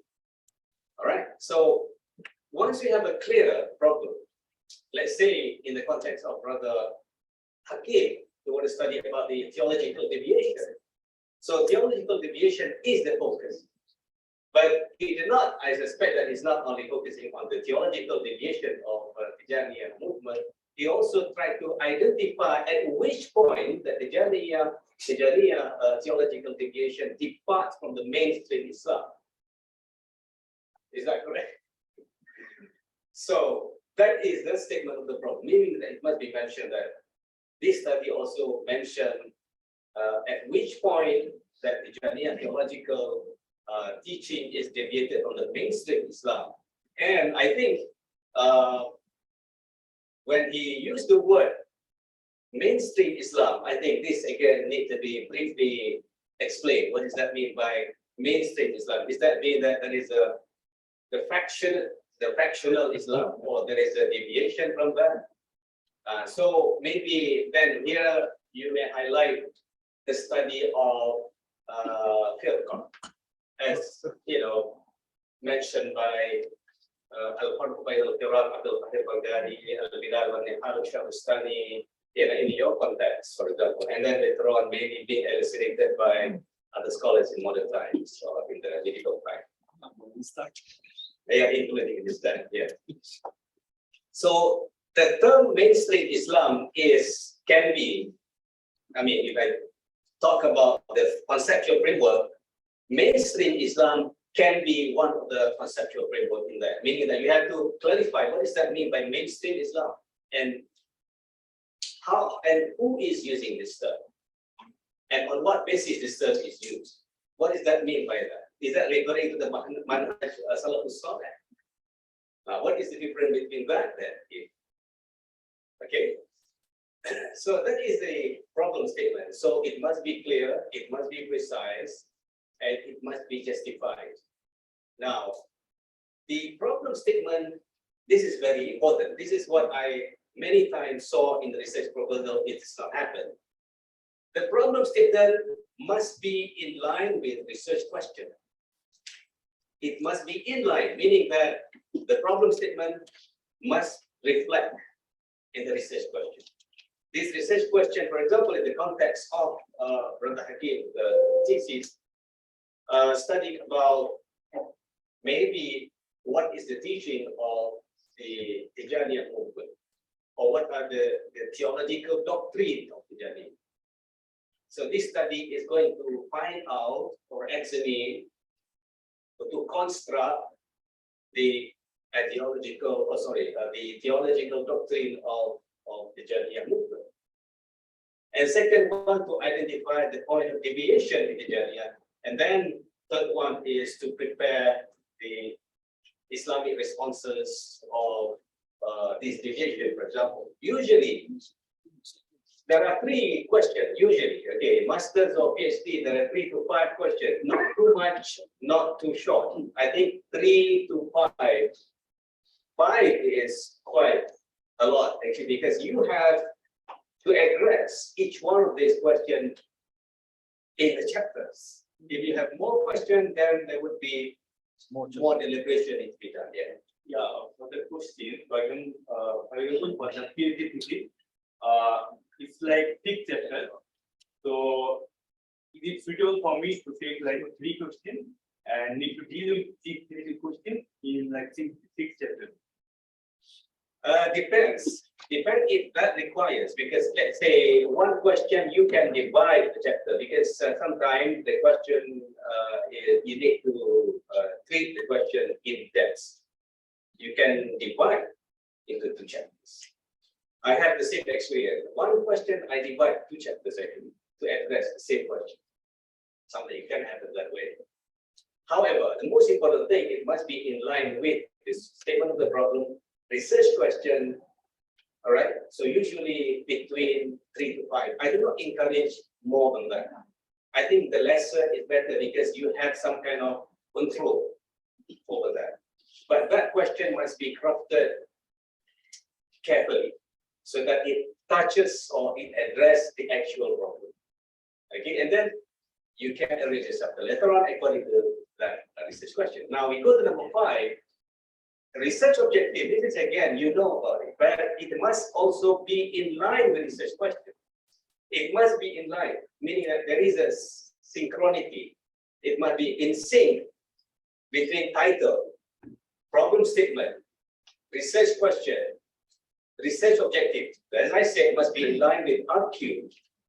All right. So let's say there are 5 or 3 questions. So there must be basically 3 research objectives that you want to achieve. Meaning that at the end of the research, I want to achieve this objective. So as the previous presenter mentioned, whenever you are writing the chapters, keep this in mind that I'm going to achieve this. so that you do not deviate to some other thing. Because sometimes whenever we write, I used to write one chapter, 100 pages is enough for another master. So, because we have a lot of data. So finally, whenever I found that, oh, it's exceed the limit, I cut down into half, like maybe 50 pages. It's because sometimes we write without keeping in mind the objective is to answer this. But sometimes we have more answers. But anyway, for the sake of the PhD and academic exercise, then we can carry it on. Okay. Now, sometimes, okay, I said it's not necessarily that you need to put this, but sometimes you can to put the scope of research just to tell or inform the reader, like my research or my study focuses on this only, not this one, not beyond this scope.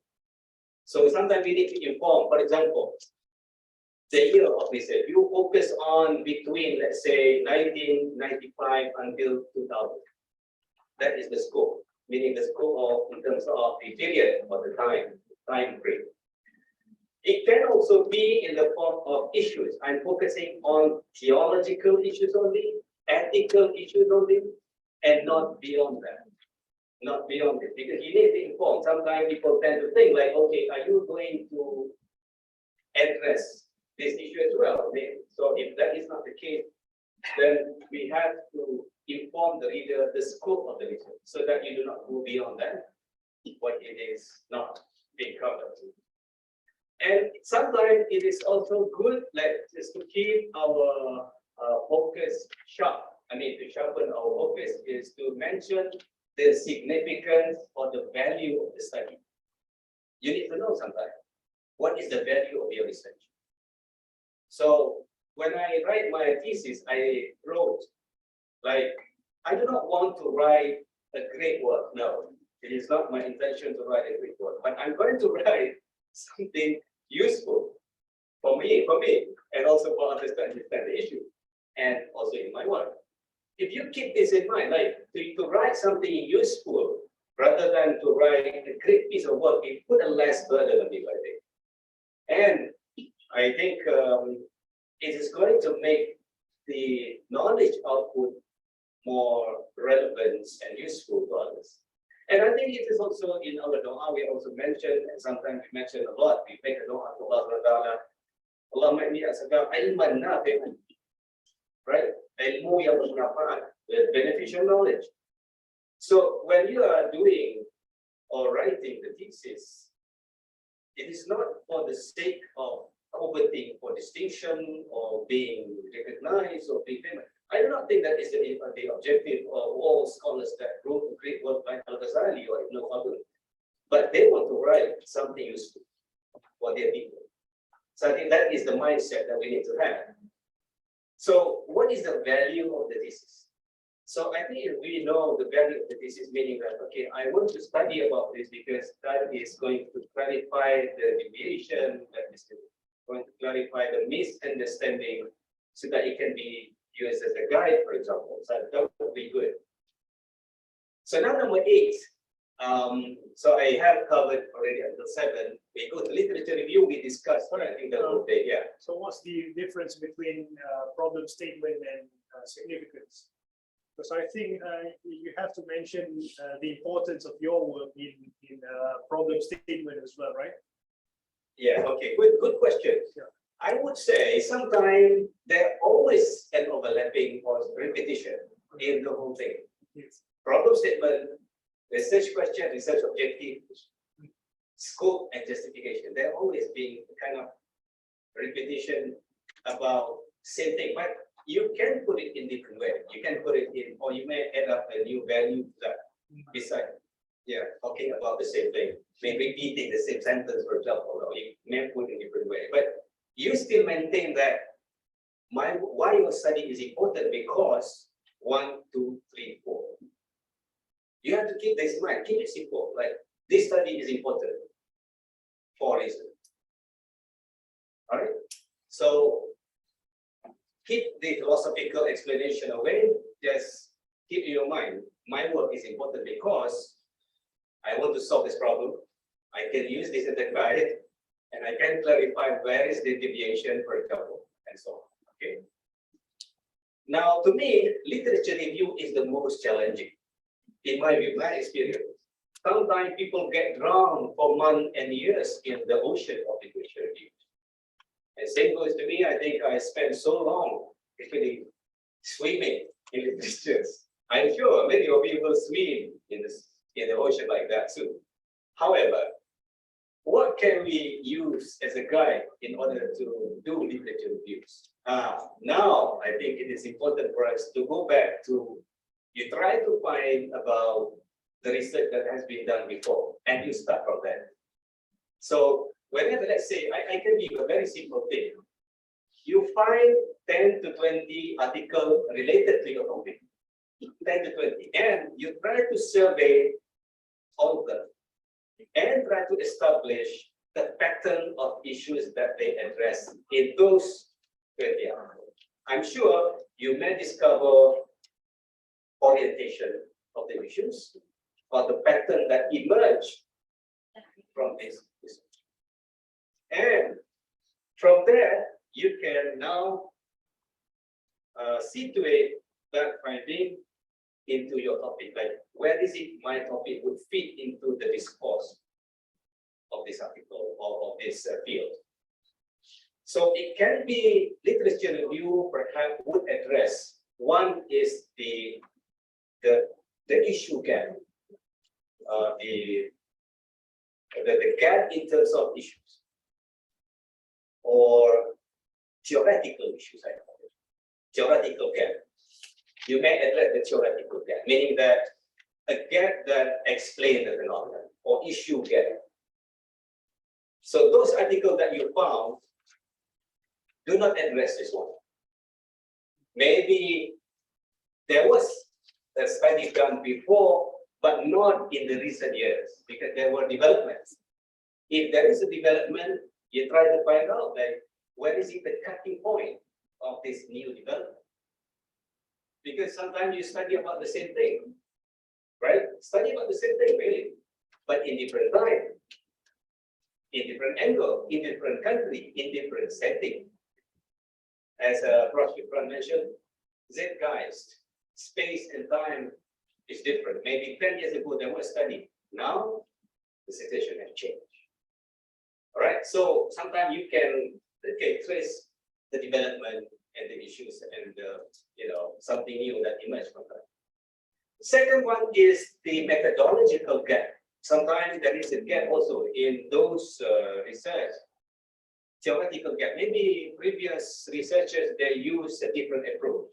Maybe sociological approach, maybe religious approach, maybe political approach, and whatever approach or theory that is. I am going to study this based on the mainstream Islam orthodoxy approach, for example.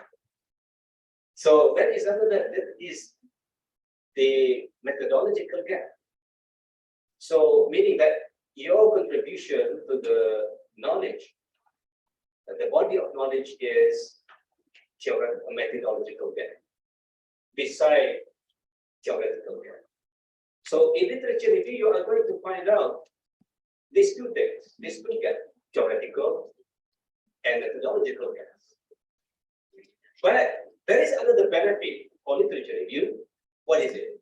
You may come across with, as we discussed this morning, the key figures in the field. Definitely. The key figures. You will come across with a similar name again and again. But as I said, if you refer to a specific textbook, they are going to refer to the same group of people, not the other group of people. In my field, for example, they always refer to 1, 2, 3, 4 individuals. But I ask myself, why they don't refer to the original text of this group? I think that you're going to study the original text, right? Yes. So, but the name is not being mentioned. So this is another contribution. So this is another gap. So you got to come across with the key figures in the field. Yes, you have to cite them in your literature review. But again, you also need to mention there is a gap there. That is, this book has not been referred to. So in my study, I go back to original source of this because I meet with the actual people instead of using other people's opinion about that. Right? So for me, it is better to go to speak to the person rather than relying on what other people say about that. Right? Now, literature review also is important in terms of how to organize it, how to organize literature review. There is a tips that I can share with you. That is to arrange it according to the title, meaning that if your title is about theological deviation in the case of Janiyah movement, so your literature review must address what were the studies done on the theological deviation or theology of Janiyah. Okay, and if the study has been talked about, I mean, a specific issue that you put in the title, it must also be reflected in the literature review. So your literature review can be organized into sub-themes: theological, political, conflict, so that you want to prove there is a gap and this issue is a legitimate issue to be studied and to be researched on. I want to move forward along the still at a time, right? Okay. Okay. Now we go to conceptual framework or theoretical framework. I use two terms here. One conceptual, the other one is theoretical. I differentiate between these two because sometimes in certain field they have a specific theory to understand certain phenomena. For example, well, this will come to my mind. Marxist theory, I'm not asking you to ask them Marxist, but just for the sake of an example, Marxist perspective of exploitation, for example. So it's theoretical, there is a strong, solid, concrete theory about exploitation based on Marxist understanding. So that is a specific meaning that you are going to use Marx theory, which has been established in the field, to analyze it, because the purpose of theoretical or conceptual framework is to use it as, if I make it, as a glasses to see the issue and how you see the issue. Just in case there is no theoretical framework in that, meaning that sometimes the issue is complicated and you do not find any suitable theories, you may develop your own conceptual framework, combining various concepts. For example, well, Islamic discord, one concept. Deviation, religious deviation, that is another concept. And synchronization is a, so these are the conceptual framework. You put them together, put them in the or they call graph or graphic kind of things, their chart, showing that okay, I'm going to use this is the problem, and this is the solution, and this is the output. So Islamic perspective where, civilizational where, and so on and so forth. Okay, so in case you cannot find theoretical framework, therefore, so most of the time, I think in the case of Eastern studies or research, they often go for the conceptual framework, because that is the constructible, I would say, you can develop by yourself, and we can use it to understand the problem. All right, so in this conceptual framework as well, this is where the idea of civilizational and ethical input can be integrated into this conceptual framework. Because sometimes what differentiates, in my view, between Western education or Western scholarship in Islamic scholarship is the worldview, as the Mary would say. That is the framework that we develop to understand the problem. And this is related to the four things that Prof. Yufran mentioned: epistemology, ontology, axiology, and teleological thing. I'm sure you are not familiar with, maybe some of you are familiar with the term, some of you may not, but you may check it out. But this is the basic things that is want to promote, that is to look at the issue from civilizational perspective, from ethical perspective, from integration perspective. So we do not look at merely from the positivist perspective, that is purely describing what is happening without prescribing. So I would say, instead, we do not only provide the diagnosis to the problem, but we also try to analyze it. So there are three things, I think. The medical field, they always conduct diagnosis. You go to the clinic, they're going to ask you like, hey, what happened to you? And you start explaining to them, okay, this is what happened to me. And they will analyze it. They will provide the analytical, see how how the problem is related to one another, and then how it's involved. For example, they're going to analyze it, and finally they're going to prescribe. So prescriptive. So here we are not only talking about diagnostic things or analytical approach, but we also provide prescriptive approach to the research. So you have to provide the, how can I say, the cure, the medicine for the problem that you are dealing with. So this is the perspective and the worldview that this type is promoting. Now we go to methodology. Yeah, right. So the problem I find here, when it comes to like the proposal, like for social sciences, they use maybe feminist theory or whatever theory they use. And when it comes to writing thesis in under IRK, under the IRK department, I asked one of the professors. I said, sir, what should we use as a theoretical framework? He said, Quran Sunnah is our theoretical framework.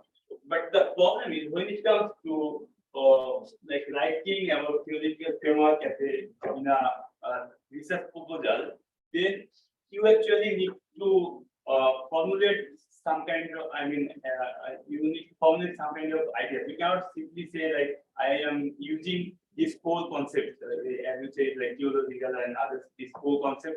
Or we cannot say that we are using like one and Sunnah as a theoretical framework. So what should we write when it comes to this section? Which section? Theoretical framework. Because for I read Department of English, how they write the theoretical framework. They say maybe like we are using feminist theory. Using feminist theory, we analyze this knowledge. But when it comes to like our departments, so how should we put this one? Or when we write something under theoretical framework or conceptual framework? Okay, as I said, if you have a clear-cut theoretical framework, meaning that you decided, because again, you have to discuss with the supervisor whether or not he or she agreed with your theoretical framework.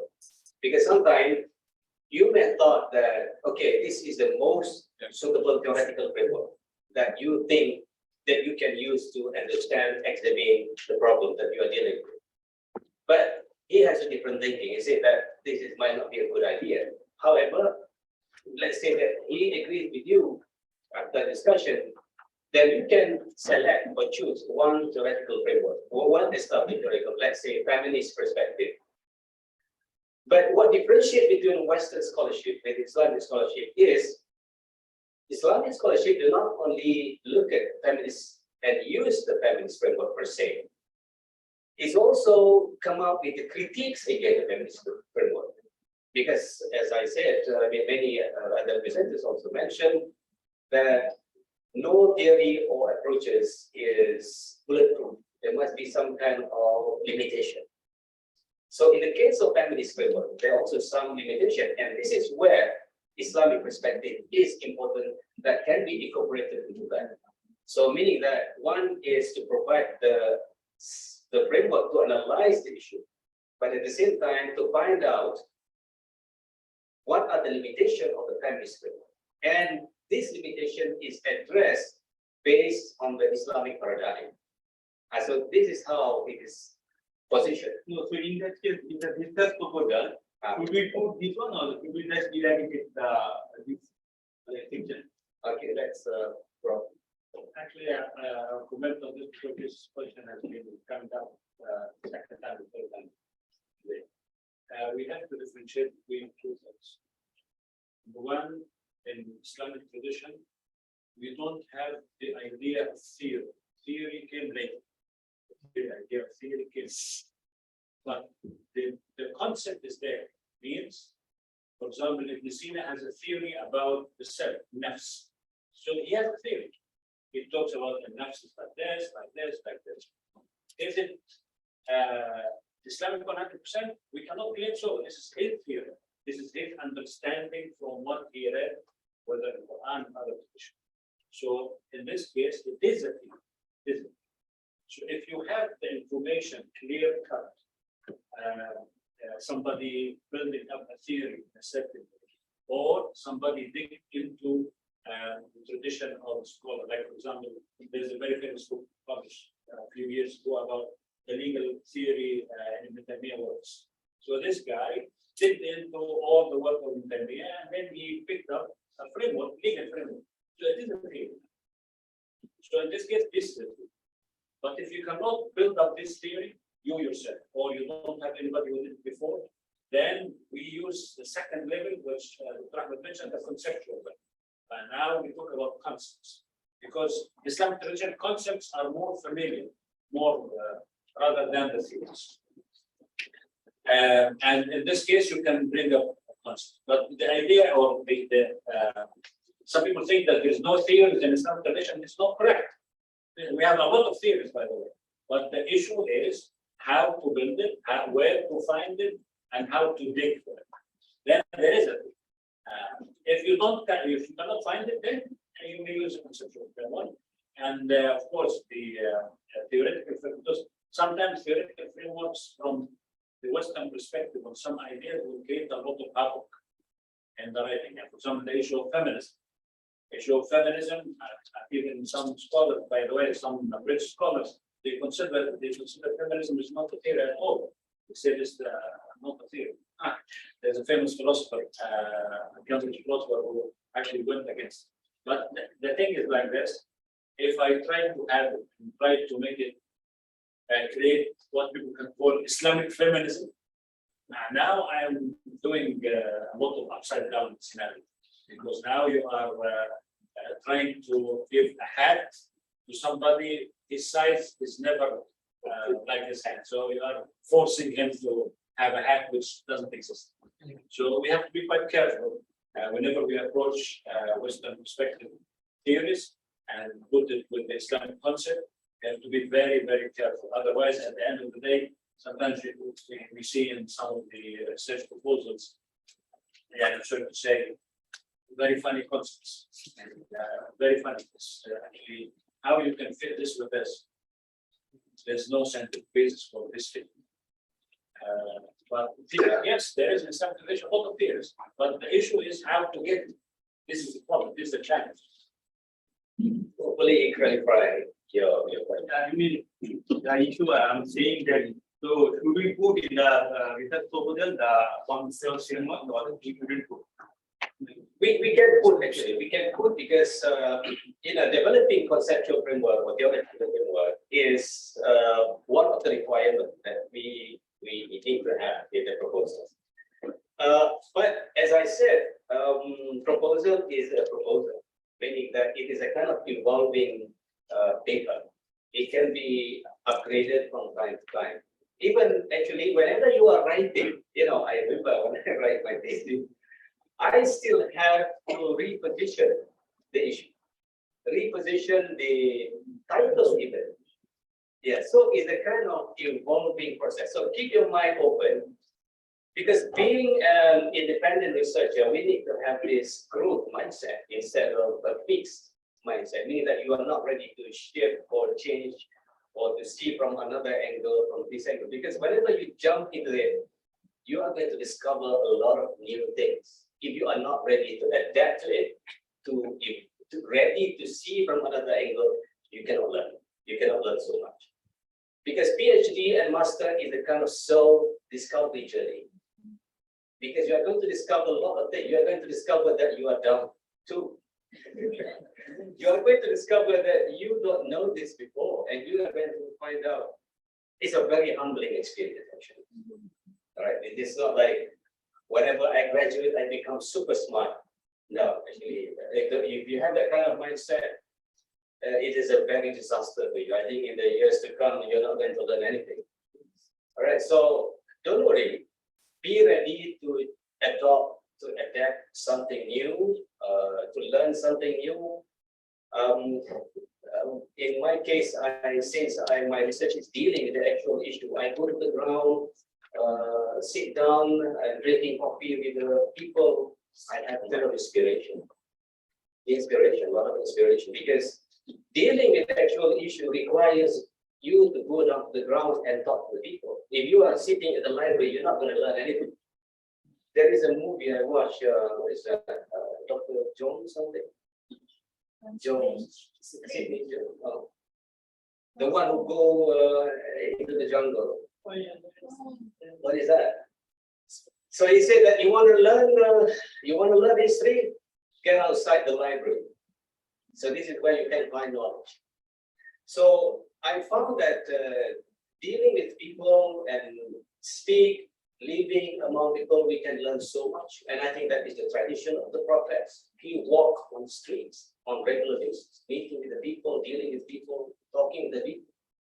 Not just, he sometimes Uzla, like self-isolation in the Iraq, cave and in the mosque, tahajjud, and Qiyamul Layl at night. But during the day, he went out, learning, meeting, engaging people. This is where the knowledge is, and we can discover a lot of things. So proposal and writing thesis is just like that. You grow with it. I mean, in my case, I feel that I grow with the thesis, grow together with the research, because we learn, we add to that. We learn, we add to that. So it is not a kind of fixed thing. I think the moment you have a fixed mindset when you are writing thesis, you will be miserable. So that is my take on that, number 9. Now, yes. We would like to, Yeah. we would like to ask you on the mic, please. those present. No. Great. No. Yes, sir. Just that, please. I would like to ask about the theoretical framework and conceptual framework. Can mix up. If I can take the theoretical framework, like, then maybe I agree with, but there is some aspect I cannot agree with the exact theoretical framework. So what should I do that time? May I take conceptual framework mix up, like theoretical framework and beside the conceptual framework can go together in a. Okay, I think this is a normative question. Very difficult for me to answer that. And we can give a concrete example of, are you using a specific theory that you want to use another concept? Like for the Christian mission conversion. Okay. The theory of Louis Rambo, is 4 concepts like sociological, cultural, personal, and religious. And if I take this 4 concepts as a conversion, it's fully Western like view conversion about Christian conversion.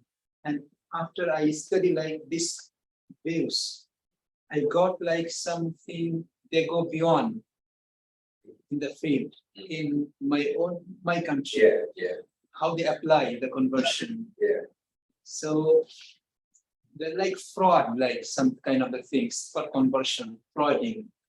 So how can I put in this 4 concepts, 4 theories, like frauding, like creating something new in the based on the society for conversion. This is quite easy. Sometimes when we put the theoretical framework, because as Carl said, very important thing, the writing of the thesis is an evolution process. So part of it is I can use theoretical framework, and then while I do, because your work partly is field work also, you collect data from the ground. So if I found that the data from the ground actually does not fit into the theory. In this case, my conclusion is this theory doesn't fit this. We have to add an element which is missing here. And this is maybe part of the contribution in the work. So it's fine. So whatever you write as a theoretical framework is not to bind you, but we are using it to facilitate the research. I need just to start facilitating the research.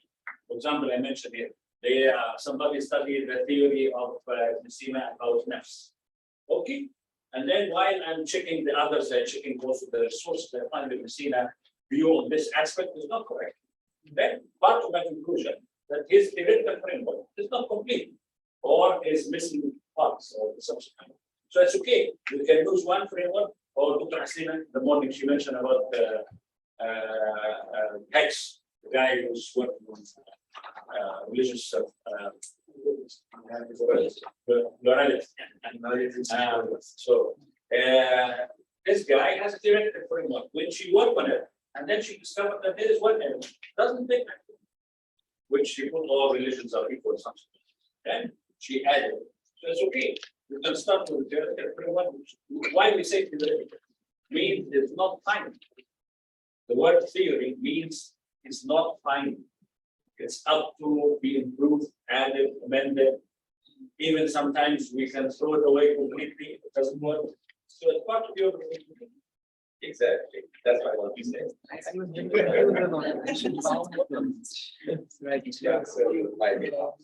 Yeah. So yeah. Referring to the actual introduction proposal, it does not mention specifically about the about the Conceptual framework? Yeah. Okay. theoretical framework. So my question is, where is the suitable place to put stuff about the theoretical framework in our proposal?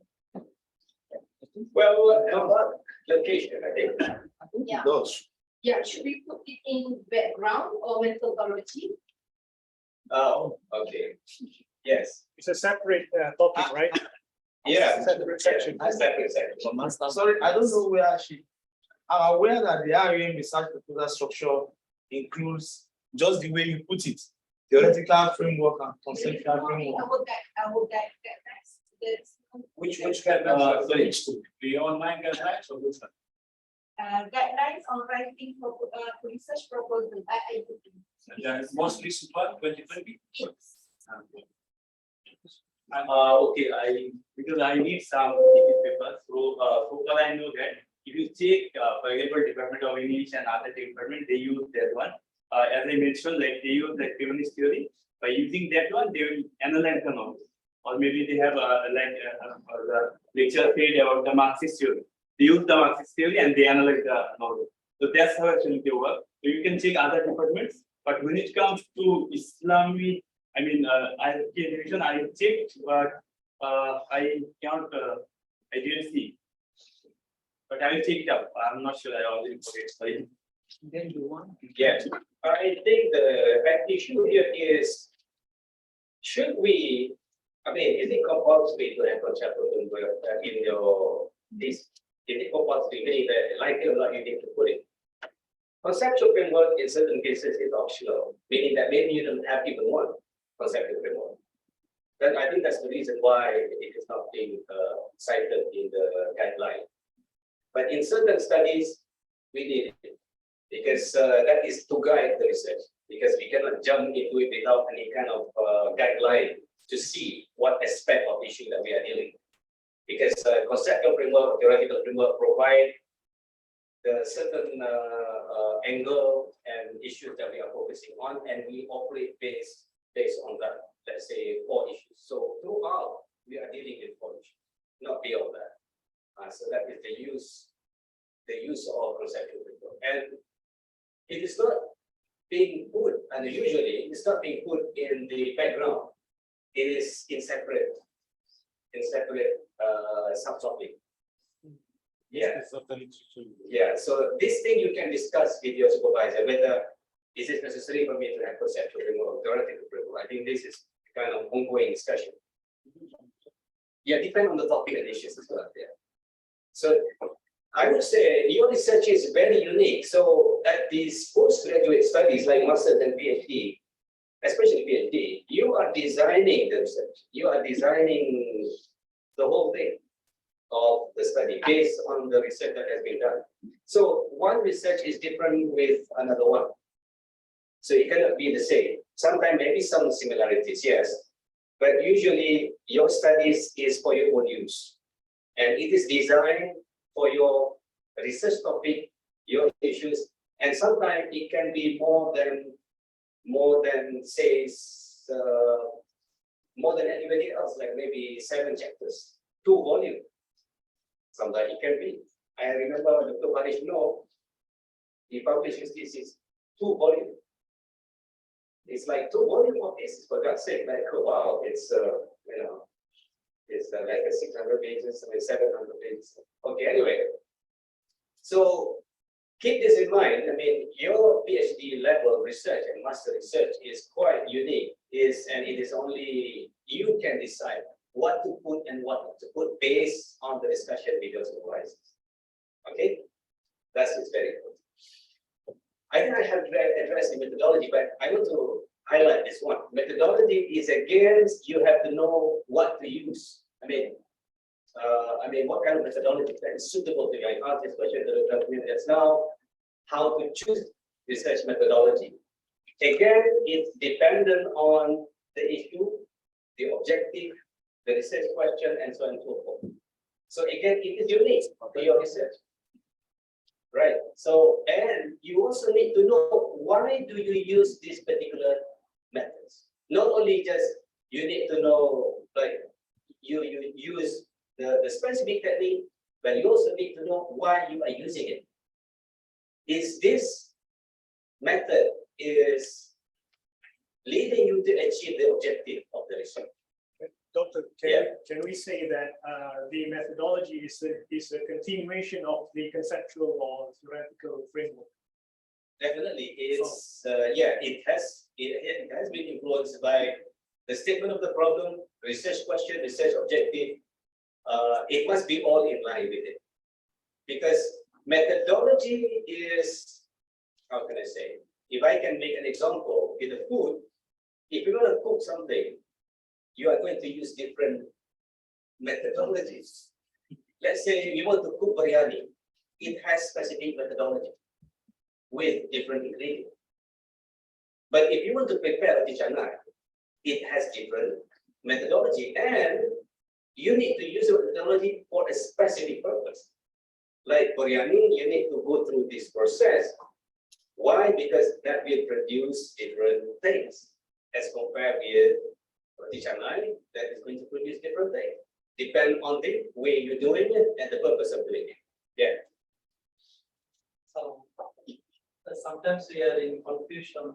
What is the difference between methods and methodology?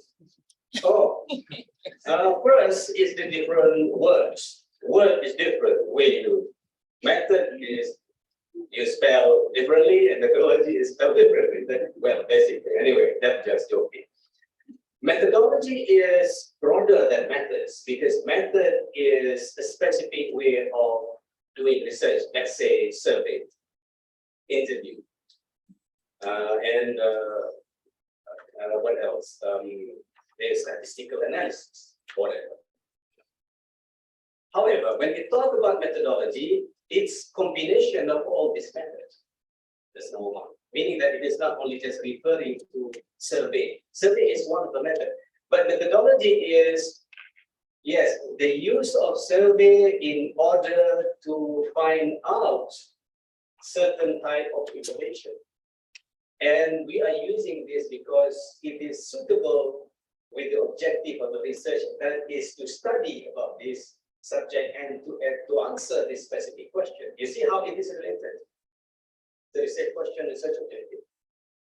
So not only that you know how to use it, but also the reason why you are using it. And it is combination of you are using interview for the research, and what are you going to do with the data that you are obtained. For example, okay, based on this interview, I'm going to analyze it in a specific way.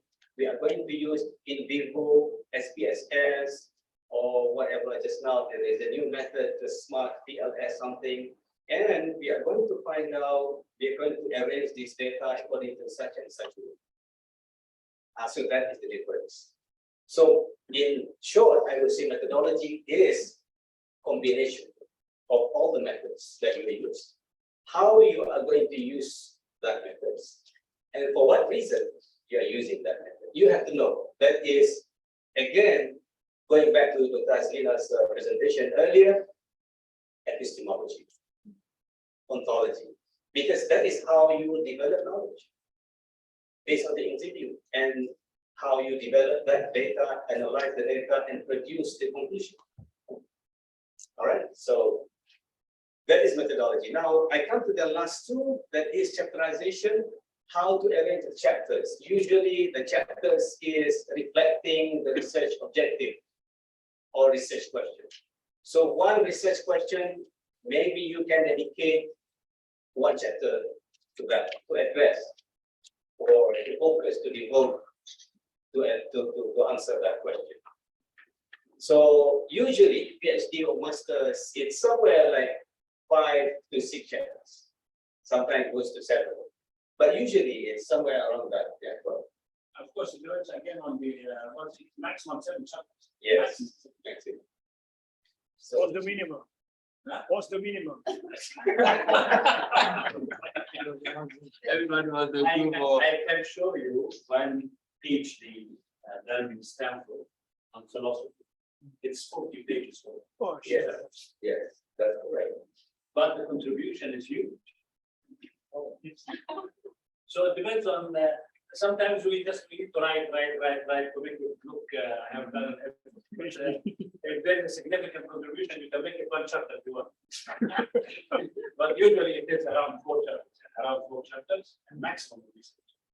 Around this. So minimum I saw in Harvard is 60 pages. I was shocked to see it didn't PhD thesis, and it's true that yeah, it is PhD thesis and with all this recommendation. I thought, what is it doing? 40 pages. I'm not sure, maybe. 60 pages. The whole thesis, yeah, it's the kind of interesting to me. But anyway, maybe the level of contribution is different. So basically, 6 to 7 pages is depending, like maybe the first chapter usually consists of the research proposal, right? Research proposal is chapter 1. And chapter 2 is addressing first question, research question.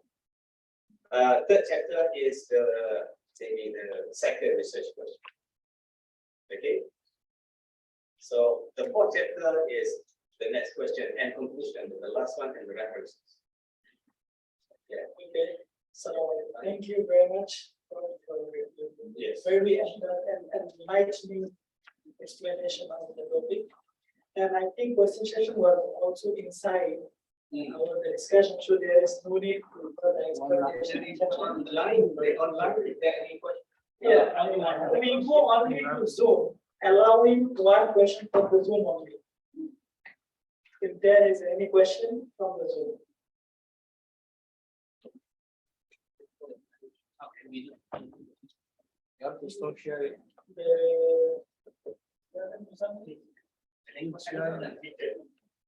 Any question in the online? Only 1 question. No.